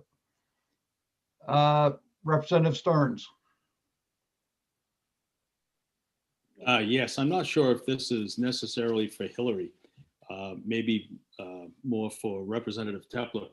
Okay. But one piece of the language of the bill, which I'm sure is driving the potential fiscal note on the thing, and that is products available in all restrooms. Is that the deal? Because again, I could see local school board members not wanting to perhaps provide these products in all bathrooms. And I'm just wondering if that's how firm that is. Representative Tepler, do you want to answer that, or Ms. Rissler, do you want to answer that? In terms of cost driver, I think based on the assumptions that were being made in the spreadsheet provided by OFPR, that certainly on the dispenser costs was including all bathrooms. How much it would impact the ongoing costs, those estimates were based on percentage of female students. And Ms. Rissler, though, it's all bathrooms 6th to 12th grade, though, right? Yes. So it's not all bathrooms in every school. It's in schools that have 6th to 12th grade. Correct. Okay. Did that answer your question, Representative Stearns? I think so, yes. And I would just comment, I guess, that I believe it was Delaware's language that I thought was fascinating, that required products to be in 50% of the bathrooms and all unisex bathrooms. Right. Okay. Seeing no other questions for Ms. Rissler or for the sponsor, Representative Tepler, Representative McCray has his hand raised. Yes, Mr. Chair. When you are ready for a motion, I'd like to make one. I am ready. Okay, I move that LD 452 pass as amended, and the amendment being the mandate preamble. I would second that, please, Mr. Chair. Okay. It's been moved by Representative McCray passage of 452 as amended with the emergency preamble, and seconded by Representative Dodge. Is there further discussion on the motion? Seeing none, I will ask our clerk, Sam Baker, to read the roll or call the roll. Yes, Representative. Senator Rafferty. Yes, ought to pass. Senator Rafferty votes yes. Senator Daughtry. Yes. Senator Daughtry votes yes. Senator Woodson. No. Senator Woodson votes no. Representative Brennan. Yes. Representative Brennan votes yes. Representative Millett. Yes. Representative Millett votes yes. Representative McCray. Yes. Representative McCray votes yes. Representative Dodge. Yes. Representative Dodge votes yes. Representative Salisbury. Yes. Representative Salisbury votes yes. Representative Stearns. No. Representative Stearns votes no. Representative Lyman. No. Representative Lyman votes no. And Representative Roach. No. Representative Roach votes no. All right, Representative. So it is 7-4 in favor of the motion. Okay, 7-4. And the ought not to pass, Senator Stearns, is what? It's not an ought not to pass. It's ought to pass as amended. Okay, ought to pass as amended. Okay. And the amendment is fairly complex. Number one, it would require the Department of Education to provide a list of best practice in the distribution of feminine hygiene products and provide that to all schools. Number two, it would require an agency, preferably Maine School Management Association, to collect data on the current availability of products and including the data that would identify schools that do not provide products. Number three, it would require the department to work with Senator Breen in coordination with the current legislation that looks likely to pass coming out of judiciary, which again provides for free products, if you will, which could, if we give it a little time, completely eliminate the fiscal note.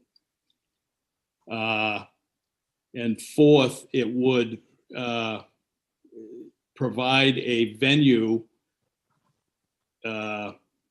for a report out, for the committee to report a bill out. In other words, the department would have to report back to this committee early next year.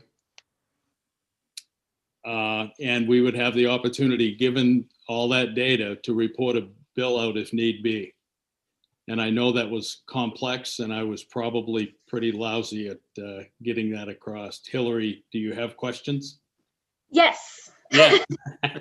Okay, so it sounds like the gist of it is that it would be a resolve that would require the Department of Education to develop and provide a list of best practices in the distribution of products and to make that list available to all SAUs. Yes. So the other part was about collecting data. Did you want to sort of direct the department to do all of this, but in consultation with main school management, yes, collect the data? And similarly, I'm assuming you didn't want to actually put Senator Breen in the law itself, but simply that the department should work in conjunction with any legislation that's passed regarding the availability and donation of products. Yes. Thank you for cleaning that all up. and ultimately, the Department of Education should report back to the Education and Cultural Affairs Committee no later than January 15th of 2022. That would be fine. On all of this work, and that the Education Committee could report out a bill to the second regular session of the 130th. Perfect. Thank you. Okay, so we have the majority and minority reports. Both are ought to pass. And I suspect that we may have some questions when we do language review, just to make sure that we're have everything as reflected by Representative Stearns. Okay, we're going to close the workshop on LD 452, and we're now going to move to open the workshop on LD 896. And I would ask, this was a concept draft. So Ms. Risler, did you intend to just go through the amendment or? Yes, so you received two amendments almost identical with one slight difference this morning, one from the Department of Education and one from the sponsor. I received it when you did this morning, so I am able to talk about a couple of concerns that I have noticed, but I would generally, in terms of the intent of the bill, you should probably speak to the sponsor or the department. But I'll quickly go through my bill analysis as well as go through the amendment for you. Okay, great.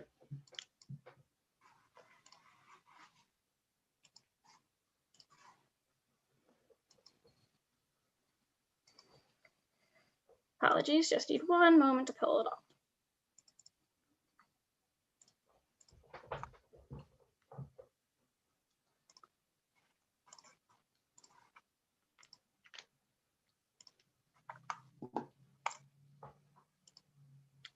Okay. There we go. So this is LD 896, which is an act concerning mental health in public schools. And as you know, it is a concept draft. Proponents of the bill testified that the impetus for the bill came from an experience of discrimination and harassment experienced by a student who felt there was not adequate social infrastructure within the school system to facilitate effective recourse, both reducing harm to the targeted student going forward and meaningfully changing the behavior of the students accused of the harmful behavior. The concept draft aims to further the work that the Department of Education did pursuant to a bill and subsequent report in the 129th legislature, which was on bullying, including further policy changes concerning prevention, punishment, and review of statutes on harassment, discrimination, and bullying. And there's no testimony in either opposition or neither for nor against at the time. And I'll get to the proposed amendment in just a moment. I did provide just briefly the bill that was referenced, LD 1010. This was a resolve that directed the Department of Education to develop a model school disciplinary policy. And it also required the Department of Education, while they're developing the model school disciplinary policy, to review existing law regarding disciplinary policies, including but not limited to policies on bullying and cyberbullying, and report back to the Education and Cultural Affairs Committee. And the two links there are the review that the department did at that time, as well as the model policy on student discipline. So both of the proposed amendments that were emailed out to you this morning would turn the bill into a resolve and basically seek to further some of the work that was done pursuant to LD 1010. I'm going off of the sponsor's proposed amendment, and just briefly, as I scroll down, there's some section that's highlighted in blue. This is the portion that's different and added from the Department of Education's proposed amendment. So section 1 of the proposed amendment directs the Department of Education to continue the ongoing work of the stakeholder group for LD 1010 to implement the recommendations issued in their review of existing laws regarding disciplinary policies, including but not limited to harassment, discrimination, and bullying. My one concern here is that LD 1010, which was passed, did not actually develop a stakeholder group. I suspect that perhaps that is how the department went about doing the model policy and developing their review and recommendations. In addition, LD 1010 as a resolve was meant to be as a one-time limited working group. And so I think in this section, it probably would make sense, rather than referring to the ongoing work of the stakeholder group from LD 1010, to perhaps refer to the department, either continue ongoing work that they're currently doing within the department, or actually having them convene a new work group to do this work. The second section of the bill would have the department and this working group continue the work of stakeholders with the goal to repeal and replace relevant disciplinary policy and to update all relevant statutes in accordance with the recommendations of the stakeholder group as follows. And it lists out a number of recommendations that were included in the report that the committee received last year. And again, I think this is a place where I think you want to be sure that you're clear what you are directing the department to do. For example, currently it reads that Maine should set a statewide goal of reducing exclusionary discipline. Well, that may have been a recommendation. I think the committee should try to be clear about what it is you're expecting the department is going to report back to you. And so some of this language may need to be tweaked to, example, say that the department shall set a statewide goal. Similarly, the second bullet point indicates the department will provide information, guidance, and professional development and technical support for schools who wish to implement restorative disciplinary practices. Again, I would say that would probably need to be tweaked a little bit to be clear that you're requesting the Department of Education to provide those or to develop those or whatever it is you'd like to do. And I just sort of have some of the same concerns throughout. I think because they're sort of taken from that recommendations, a lot of them need to be tweaked a little bit to make sure that it's clear what it is the law is requiring this group to do and produce. I'm not going to go through each one. Some of them are pretty clear about, having the Department of Education develop, for example, an open source SEL curriculum. But there's also some recommendations in here for schools in particular. And so I think you just want to be clear about, again, what is a stakeholder group going to be asking anyone to do, or are you going to be asking schools to specifically do things or not? And that's where I have a little bit of confusion on the proposed amendment. The sponsor's proposal also directs the Department of Education to consult with the Department of Health and Human Services and the Permanent Commission on the status of racial, indigenous, and Maine tribal populations before issuing any findings and recommendations for presentation to the legislature. Section 3 of the bill provides that the Department of Education shall report its findings and recommendations for presentation to the Education and Cultural Affairs Committee by January 18th of 2022. As drafted, it also says it requires the department to submit legislation to the second regular session of the 130th. That serves to update associated policies, to issue a set of recommendations to guidelines and future and further policy considerations. I have some concern here about requiring an executive branch agency to submit legislation. Typically, what a report like this would be drafted would, rather than doing that directly, it would require that the department include suggested legislation in the report and then authorize the committee to report out a bill. Nothing would prevent the department from doing a department bill if they wanted to, but as you know, legislators need to sponsor even department bills, so I have some concerns about requiring the department to submit that legislation directly. The bill does provide that the Department of Education shall provide staff assistance for the working group. You could, however, if you did expect or amend this to require them to submit recommended legislation, the Office of Policy and Legal Analysis can certainly help and be directed to help in any drafting work if that is the direction you want to go.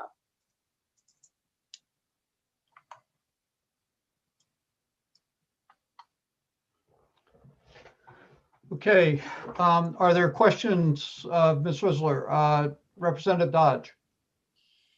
Thank you, Mr. Chair. I'm not sure whether this is for Ms. Risler or for someone from the department, but can someone please clarify what or how the social and emotional learning modules that are currently on the Department of Education website, how those do not fulfill what is asked for in this language, please?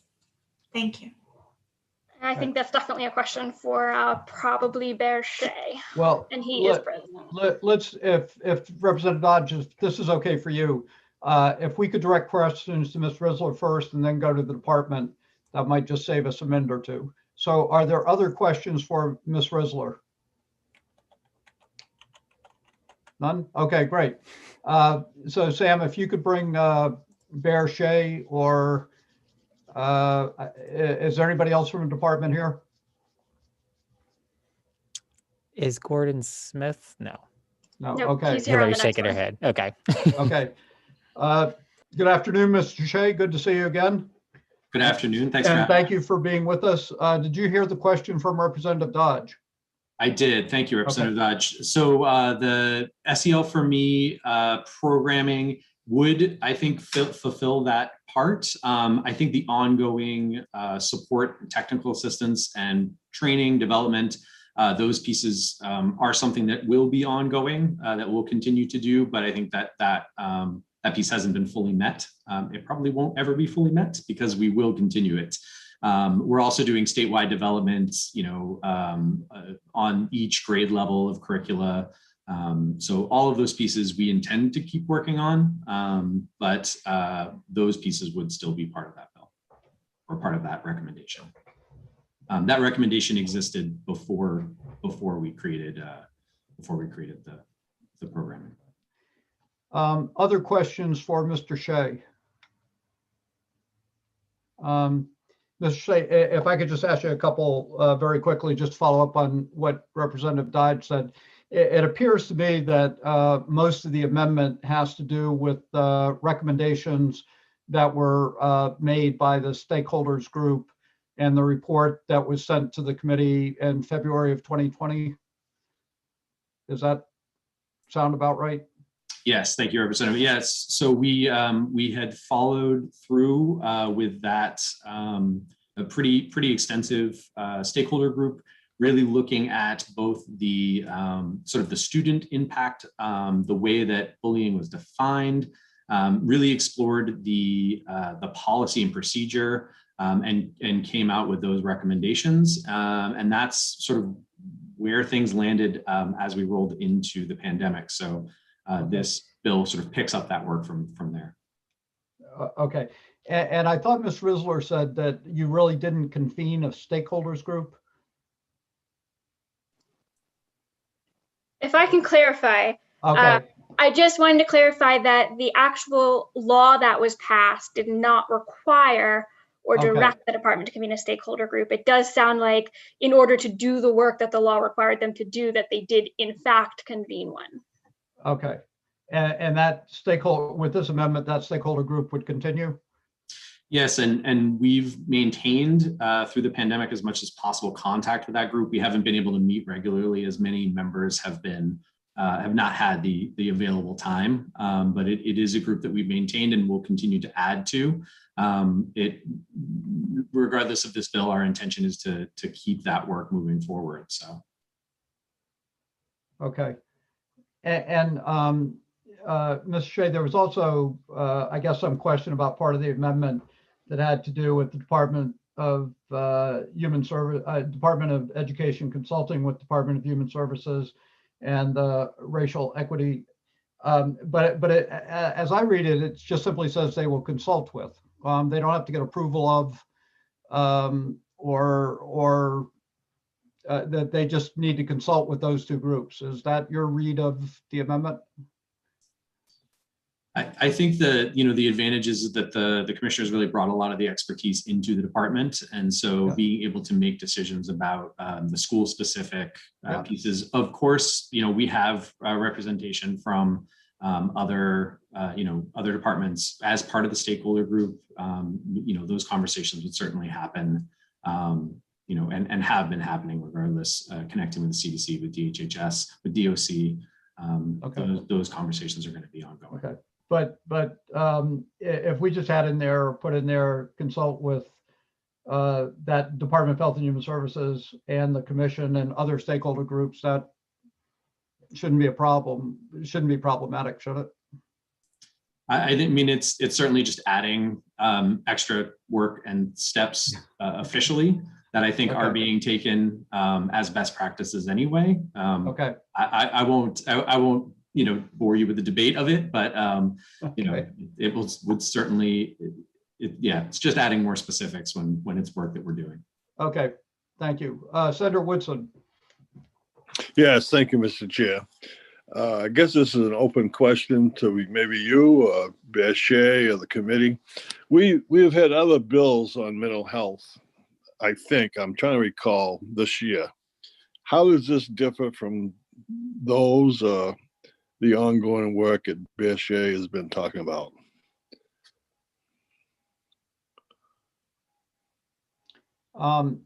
Senator Woodson, is that directed at Ms. Risler or Mr. Shea? I guess anyone who can answer it. Okay, well, we'll start with Ms. Risler and then go to Mr. Shea. Okay, yeah, I don't think I can answer that off the top of my head. I would need to look. Sorry, Senator. I think unfortunately mental health is such a broad topic. It's such a huge umbrella, and it's part of why the work at the department right now is engaging in such a multifaceted way. I think this is really looking at looking at bullying, looking at school safety, looking at some of the protections for students through some specific policies, and really looking at language that's largely outdated, or that while it is protective, it also goes too far. It's one of the key pieces that the stakeholder group found, and that there would be really good ways of readdressing the bullying protections and putting what we now know are best practices in place compared to when that law was put through. So there are opportunities to increase that, and I think that is related certainly to mental health and well-being, as well as academic success and school safety, reducing school violence. So those are all mental health related. So the interesting thing about my position these days is I don't know if there's a bill that's coming through during COVID that isn't mental health related. So I'm certainly happy to speak more of that specifically, but to me, it sort of fills a specific niche rather than the larger it's a one piece under a large umbrella, if that makes Okay. sense. Yeah, thank you. Thank you. Other questions for Mr. Shea or Ms. Risler? Ms. Risler, I just want to be sure, you are also recommending, I thought you were recommending or you're suggesting that rather than having language that had to do with the DOE would submit legislation, you would leave that up to the committee to decide whether or not it wanted to act on legislation. Is that correct? That's correct. Okay. I have concerns in terms of, in terms of Okay. requiring the executive agency to submit Right. legislation. Right. Okay. Representative Salisbury. Thank you, Mr. Chair. I'm very concerned because there's a lot information in this amendment along with the bill itself. And I'm concerned because there's a lot of work that's already been done and continuing to be done per Mr. Shea and the information that we've received. And I want to make sure, I don't know how we're going to put all this together in a short amount of time. How are we going to pull, get the information about the work that's been done and tie that together with this bill to accomplish that? Well, what I would suggest at this point, Representative Salisbury, if I was going to ask the sponsor of the bill if she might be able to explain the amendment a little bit more. And if we get to a point that you feel that you don't have enough information or you can't make a decision now, then we can decide to do something else with the bill today. Okay, thank you. Okay. Yes, I'd like to. Representative Warren, thank you for being with us. We know you had to wait a little bit and we're sorry, but we're kind of catching up as we go. If you had a chance to hear Representative Salisbury's question, I think it's shared by other people on the committee that what you presented at the public hearing is substantially different than what the amendment looks like at this point. And people are trying to understand how the different pieces might fit together with other work that's already happened. So if you could comment on that, that would be helpful. Absolutely. So the language here is, it's probably how literally copy and pasted from the recommendations from the task force that was from the LD 1010, and that was part of the language in my testimony, but I didn't read out the specifics absolutely. And I also, in discussing with DOE, different stakeholders in my own community and in restorative justice practices more, there was an interest in part because there was, I guess it was up to the direction of DOE to create that stakeholder task force, which totally makes sense, but to moving forward to actually suggest specific policies, to give a deadline on that to your committee and a couple other committees. And originally that interest in having a couple other stakeholders that were more seeing both for the person who's maybe the person who's bullying and also the person who's maybe a victim of bullying to both be treated as if these are part of larger dynamics and thinking about social support services. So that was the DHHS and the Permanent Commission, and trying to, I guess, loop them in when we're proposing specific policies from those recommendations from the task force or the stakeholder group.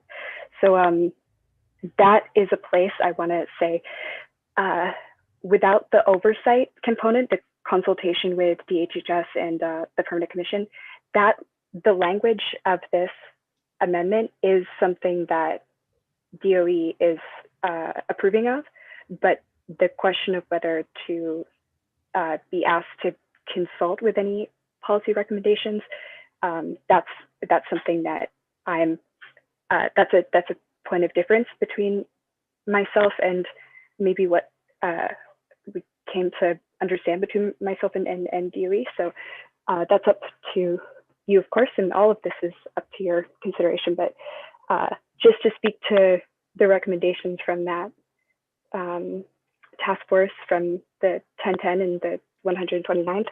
That's where the specifics come from. And it was part of a lot of conversation and back and forth with a variety of stakeholders. So that's why it's in part probably seems a little clunky to have come so verbatim, the copy paste from the report. But I've been here the whole time and have been listening about the need to have it be more specific, like say the department to have a statewide goal versus Maine to have a statewide goal and those things. So I hope that gives some clarity, but I'm happy to take follow-up questions and apologize if I misunderstood the question. Okay. Thank you very much for those comments. Are there other questions for Representative Warren on the proposed amendment?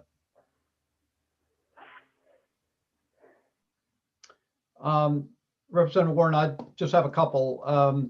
Our staff analysts recommended changing the language in terms of the recommendations back to the committee and having the committee vote out recommendations as opposed to asking the department to do that. Is that agreeable to you?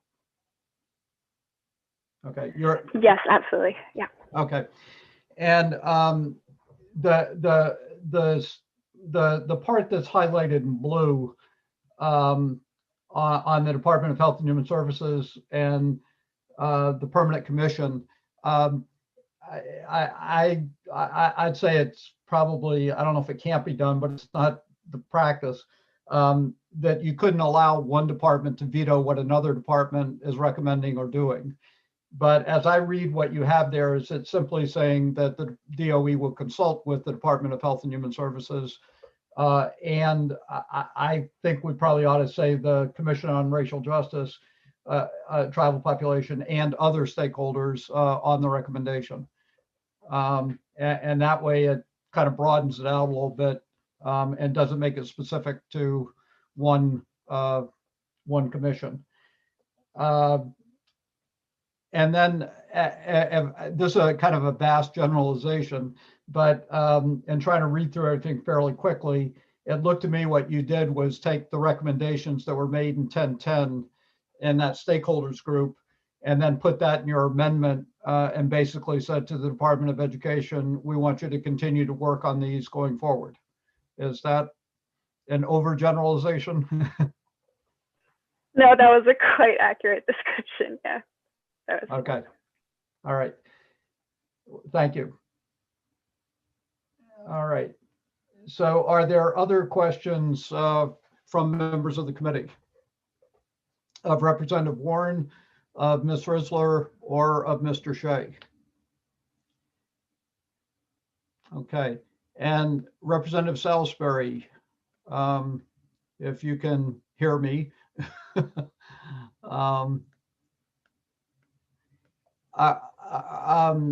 Do you still feel that you're not comfortable with the pace that we're going at or the amount of information that's been presented in the amendment? Well, I definitely do, because I have there's just a lot of information, and I'm comparing the information from the Department of Education and the information regarding that Representative Warren submitted. But so we go into a corner caucus for 5 seconds. Sure. Just have one, well, I won't say 5 seconds, like 5 minutes. I promise. I'll put a timer on my watch. Okay. Well, let me see. Be back at 4 o'clock. Would that work? Perfect. Okay. Thank you. Thank you. And Representative Stearns, we will make every effort to be on time. Thank you, sir.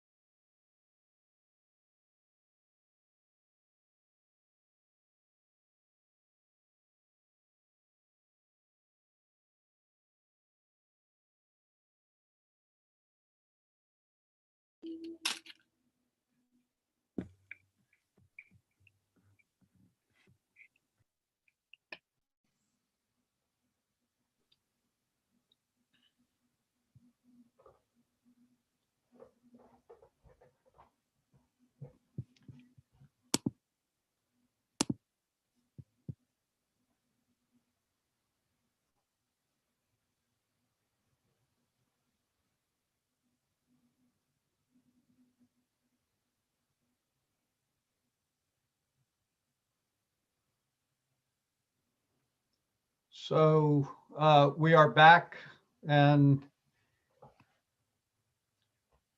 okay. I just wanted to point out, Representative, while you were gone, Bear Shea messaged to the chat that Chelsea Fortin Tremble is now Okay, available. He had to go Okay. to another meeting. great. Okay, and we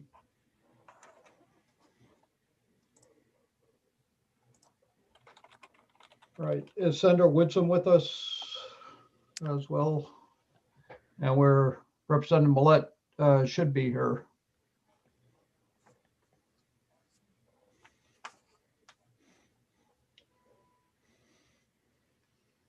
Might be some virtual traffic.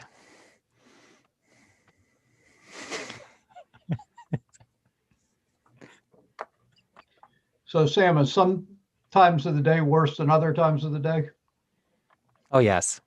Yes, philosophically speaking, and also for Zoom.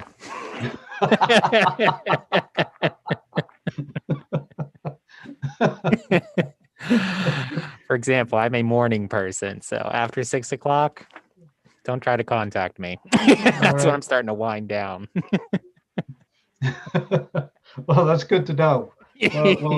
We'll try to get done. Okay. All right. Do we know where is Senator Woodson with us? Senator, can you hear us? I can hear you, yeah. Okay, great. All right. All right, so we're back into work session on 896. And are there any questions for Ms. Risler or anybody from the department or from the sponsor? Seeing none, I'll entertain a motion at this point.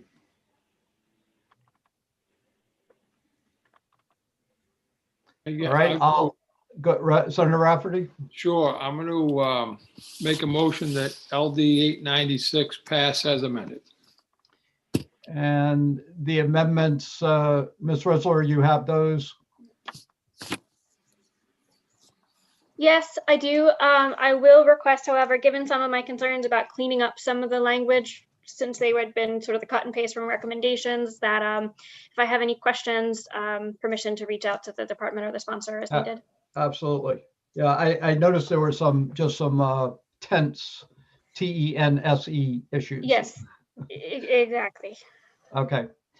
All right. It's been moved by Senator Rafferty ought to pass on 896 as amended. Is there a second to that motion? Representative Millette has her hand up as a second to the motion.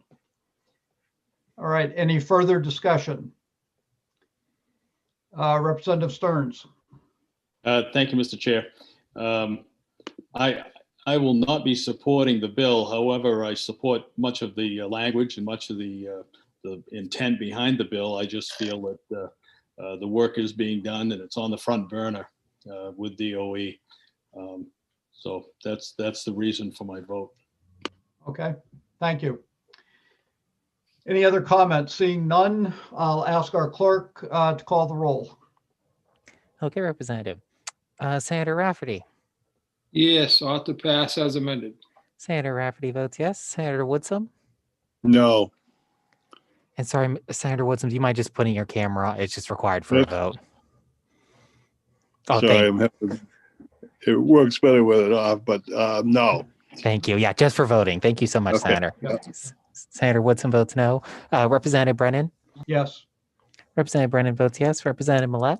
Yes. Representative Millette votes yes. Representative McCray? Yes. Representative McCray votes yes. Representative Dodge? Yay. Representative Dodge votes yay. Representative Crockett? Not here. Representative Salisbury? Yes. Representative Salisbury votes yes. Representative Stearns? No. Representative Stearns votes no. Representative Lyman? No. Representative Lyman votes no. Representative Roach? No. No. Representative Roach votes no. And I see that Senator Daughtry has returned. Senator Daughtry? Yay. Senator Daughtry votes yay. So it's the final 7-4, Representative. 7-4. So the motion carries 7-4. And Senator Representative Stearns, the minority report is Simply ought not to pass. simply ought not pass. Okay, thank you. We'll now close the work session on LD 896, and we will go to LD 772 and open the work session on 772. And I would ask Ms. Risler if she would provide the summary, the bill summary.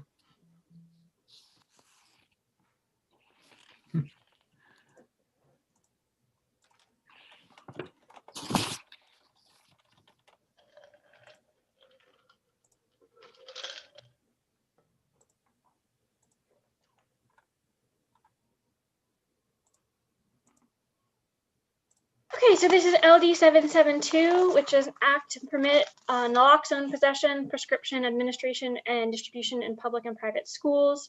The brief summary of the bill is that the bill provides for an administration of naloxone hydrochloride in a non-injectable form, in other words, the Narcan, intranasal Narcan, to students, school staff, and school visitors through collaborative practice agreements between physicians licensed in the state or school health advisors and public and private school nurses. And because the bill is a little bit technical, I'm just going to pull it up for you and just move through it relatively quickly. So this is the bill. It provides for a definition section, including that collaborative practice agreement means a written and signed agreement between a physician licensed in the state or a school health advisor and a school nurse that provides for the possession, prescription, administration, and distribution of naloxone hydrochloride by the physician or school health advisor, and the administration of naloxone hydrochloride by the school nurse or designated school personnel to students, staff, or visitors during school or school-sponsored activity, or otherwise on school grounds under emergency circumstances involving an opioid overdose or apparent opioid overdose. And the designated school personnel means those employees, agents, or volunteers of a school administrative unit or approved private school designated by a collaborative practice agreement who have completed the training required by the guidelines developed pursuant to subsection 8, which I'll go talk about in a moment, to administer the naloxone hydrochloride to a student, staff member, or visitor. So basically, this bill provides that a school administrative unit or approved private school may authorize the adoption of a collaborative practice agreement for the purposes of stocking, possessing, and administering naloxone hydrochloride.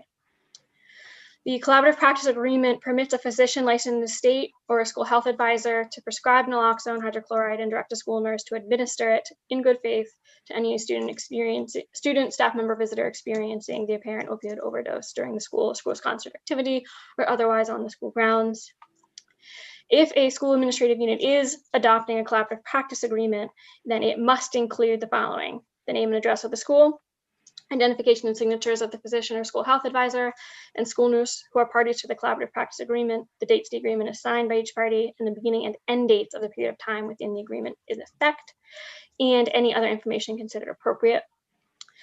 So if a school administrative unit does not ultimately adopt a collaborative practice agreement, this section 5 of the bill allows a governing body of a school administrative unit or approved private school to authorize a school nurse to stock and possess naloxone hydrochloride and administer it by a legally authorized individual to any student, staff member, or visitor that the school nurse, based on the school nurse's professional judgment, suspects to be experiencing an opioid overdose.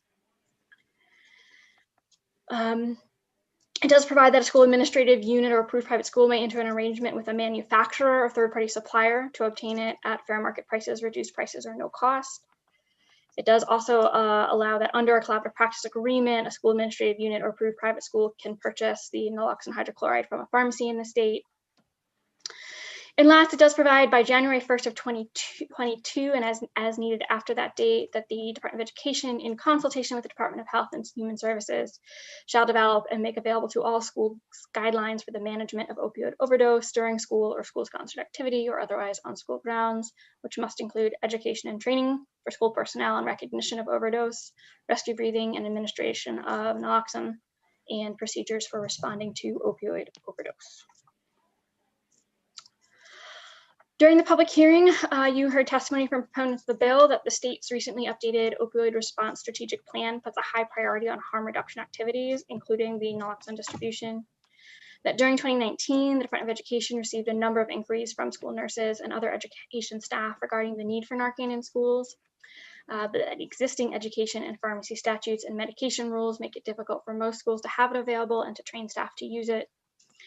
And that the bill is permissive. It does not require the school to have the medication present and does not require anyone to be trained who doesn't want to use it. You didn't hear any testimony in opposition or neither for nor against during the public hearing. So a couple issues for consideration. There was a suggestion from Emily Poland of the Maine Association of School Nurses for clarification in section 5 of the bill to add language to include other licensed healthcare professionals where administration of naloxone is within their scope of practice. This would allow licensed practical nurses who may be employed by an SAU but do not fall under the legal definition of school nurses to be able to administer Narcan. And then just a quick reference, the bill is basically based on the same process used for EpiPens, and I provided the statute link there. And the main difference between the two statutes is that the EpiPen statute actually requires the SAUs to implement a protocol for the management of students with life-threatening allergies, whereas this bill does not affirmatively require the SAUs to implement anything. The process is optional. You did get a preliminary fiscal impact statement, which simply provides that any additional cost to DRE or DHHS to implement the requirements can be absorbed within existing budgeted resources. And I do know that Miss Emily Poland as well as Mr. Gordon Smith are available from the department and the governor's office respectively if you have questions for them. Thank you, Ms. Risler. Are there questions from the committee for Ms. Risler on the bill analysis? Okay, seeing none. Are there, Representative Millette, did you want to make any comments relative to the analysis? Thank you, Mr. Chair. My comment is it's excellent as always. And obviously, I would like to incorporate the recommendation from Ms. Polar about that additional language.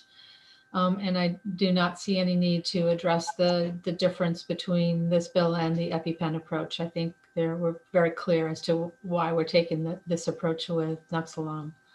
It's a different issue. So thank you. Okay, thank you. Are there any questions for Ms. Poland, members of the department?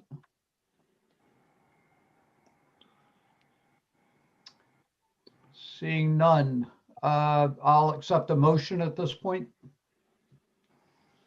Mr. Chair, Yes. I would make a motion to pass with Representative Millette's suggestion on Ms. Poland's Suggestion. addition. Yeah. Okay. I would second that, Mr. Chair. Yes, Representative Dodge. Did you have a question? I said I would second that, Mr. Chair. Thank you. Okay.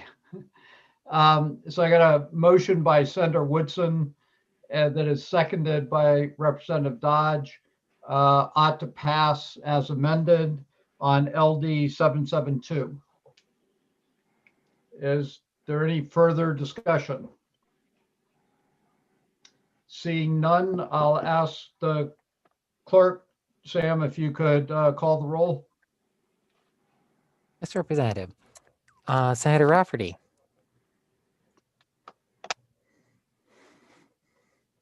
You're muted. Yes, ought to pass as amended. Senator Rafferty votes yes. Senator Daughtry. Yes. Senator Daughtry votes yes. Senator Woodson. Yes. Senator Woodson votes yes. Representative Brennan. Yes. Representative Brennan votes yes. Representative Millette. Yes. Representative Millette votes yes. Representative McCray. Yes. Representative McCray votes yes. Representative Dodge. Yay. Representative Dodge votes yay. Representative Salisbury. Yes. Representative Salisbury votes yes. Representative Stearns. Yes. Representative Stearns votes yes. Representative Lyman. Yes. Representative Lyman votes yes. And Representative Roach. Yes. Representative Roach votes yes. All right, Representative, it's unanimous of those present and voting, 11-0. 11-0. So the motion does prevail. Thank you. And no minority report. And Representative Millette, I will give you the award for the quickest bill in work session. I think credit goes to the folks that wrote the bill. I think they did a very good job. From Ms. Risler's analysis of the final vote was, I think, less than 15 minutes. So Oh, it's for sure less than 15. That's the record for the session so far. So we will close the work session on LD 772, and we will now open the work session on 1049.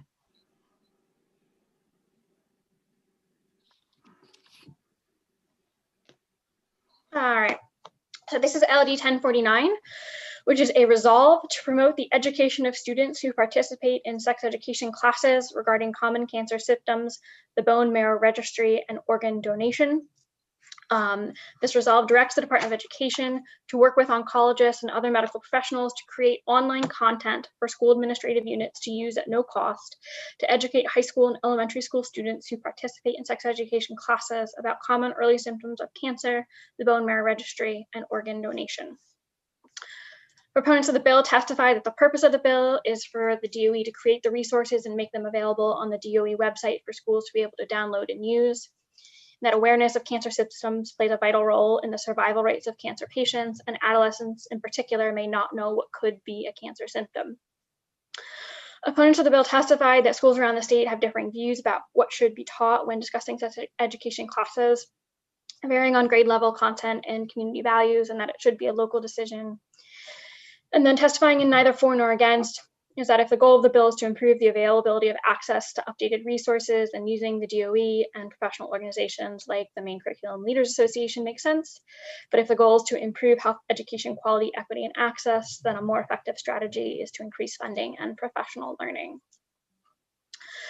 So just a quick one issue for consideration for you. As drafted, the bill requires the Department of Education to create online content, but does not necessarily specify its distribution to the schools or its availability on the department's publicly accessible website. And I know the sponsor indicated that that was one of the goals of the bill, was to make sure that it was available, and that might be a little tweak if you want to add that. I do not have a preliminary fiscal impact at this time. Okay. Thank you very much. Are there any questions of Ms. Risler? Okay.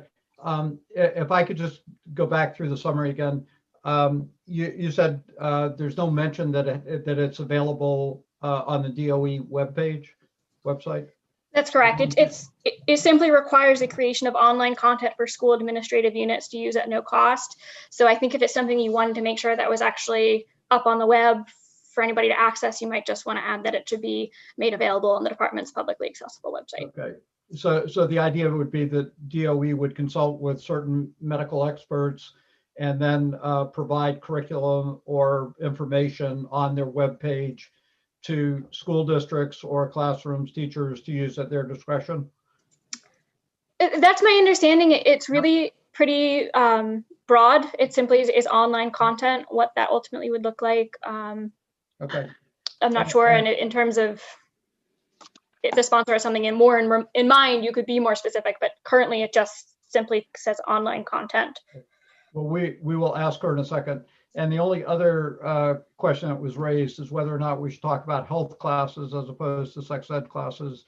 It seemed to be that a lot of people thought that sex ed classes occurred in health classes. Is that, you would know the answer to that, would you? I wouldn't. Okay. All right. Maybe if we could find somebody from DOE at some point, that would be helpful. Senator Daughtry. Thank you, Mr. Chair. I was just going to add, if we could just find out from the department what the best language is, whether it's saying either in health or sex ed, but whatever the appropriate educational curriculum situation is. Okay, great. That's a good suggestion.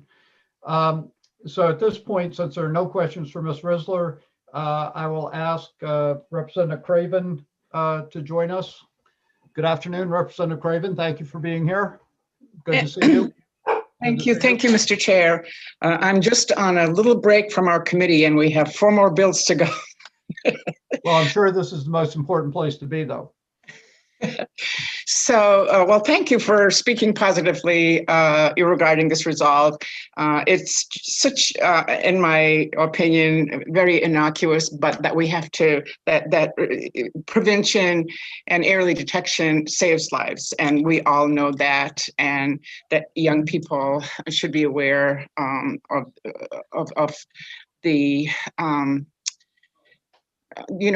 the signs that might indicate that for early detection. So I don't really have a lot to offer, but I mean, online resources, as long as the schools know that it is there for them to use as appropriate, I think would be good.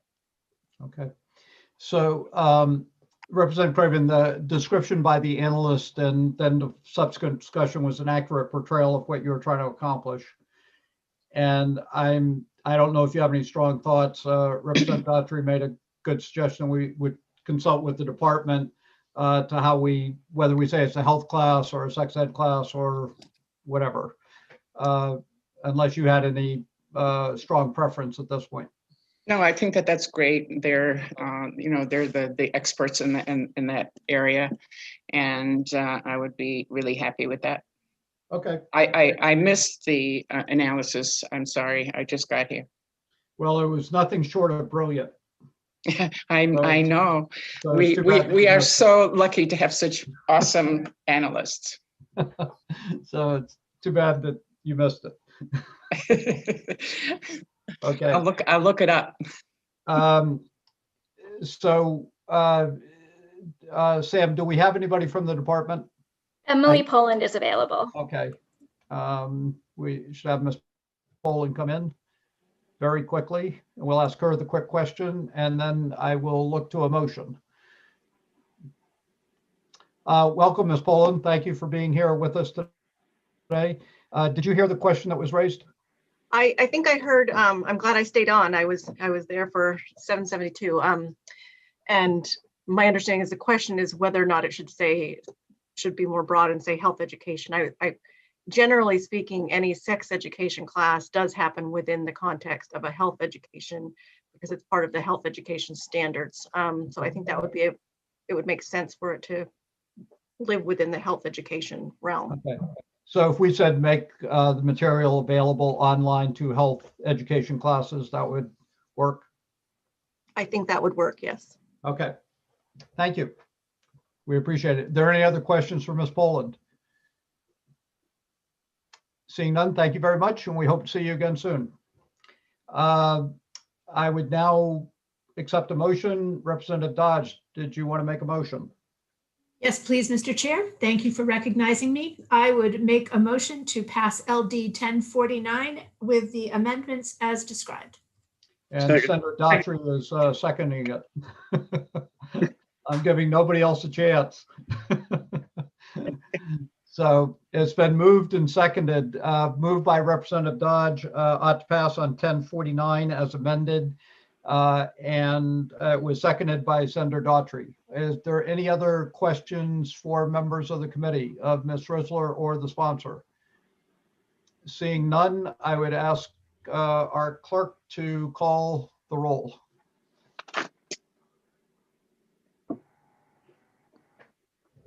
Okay, Representative. Senator Rafferty? Yes.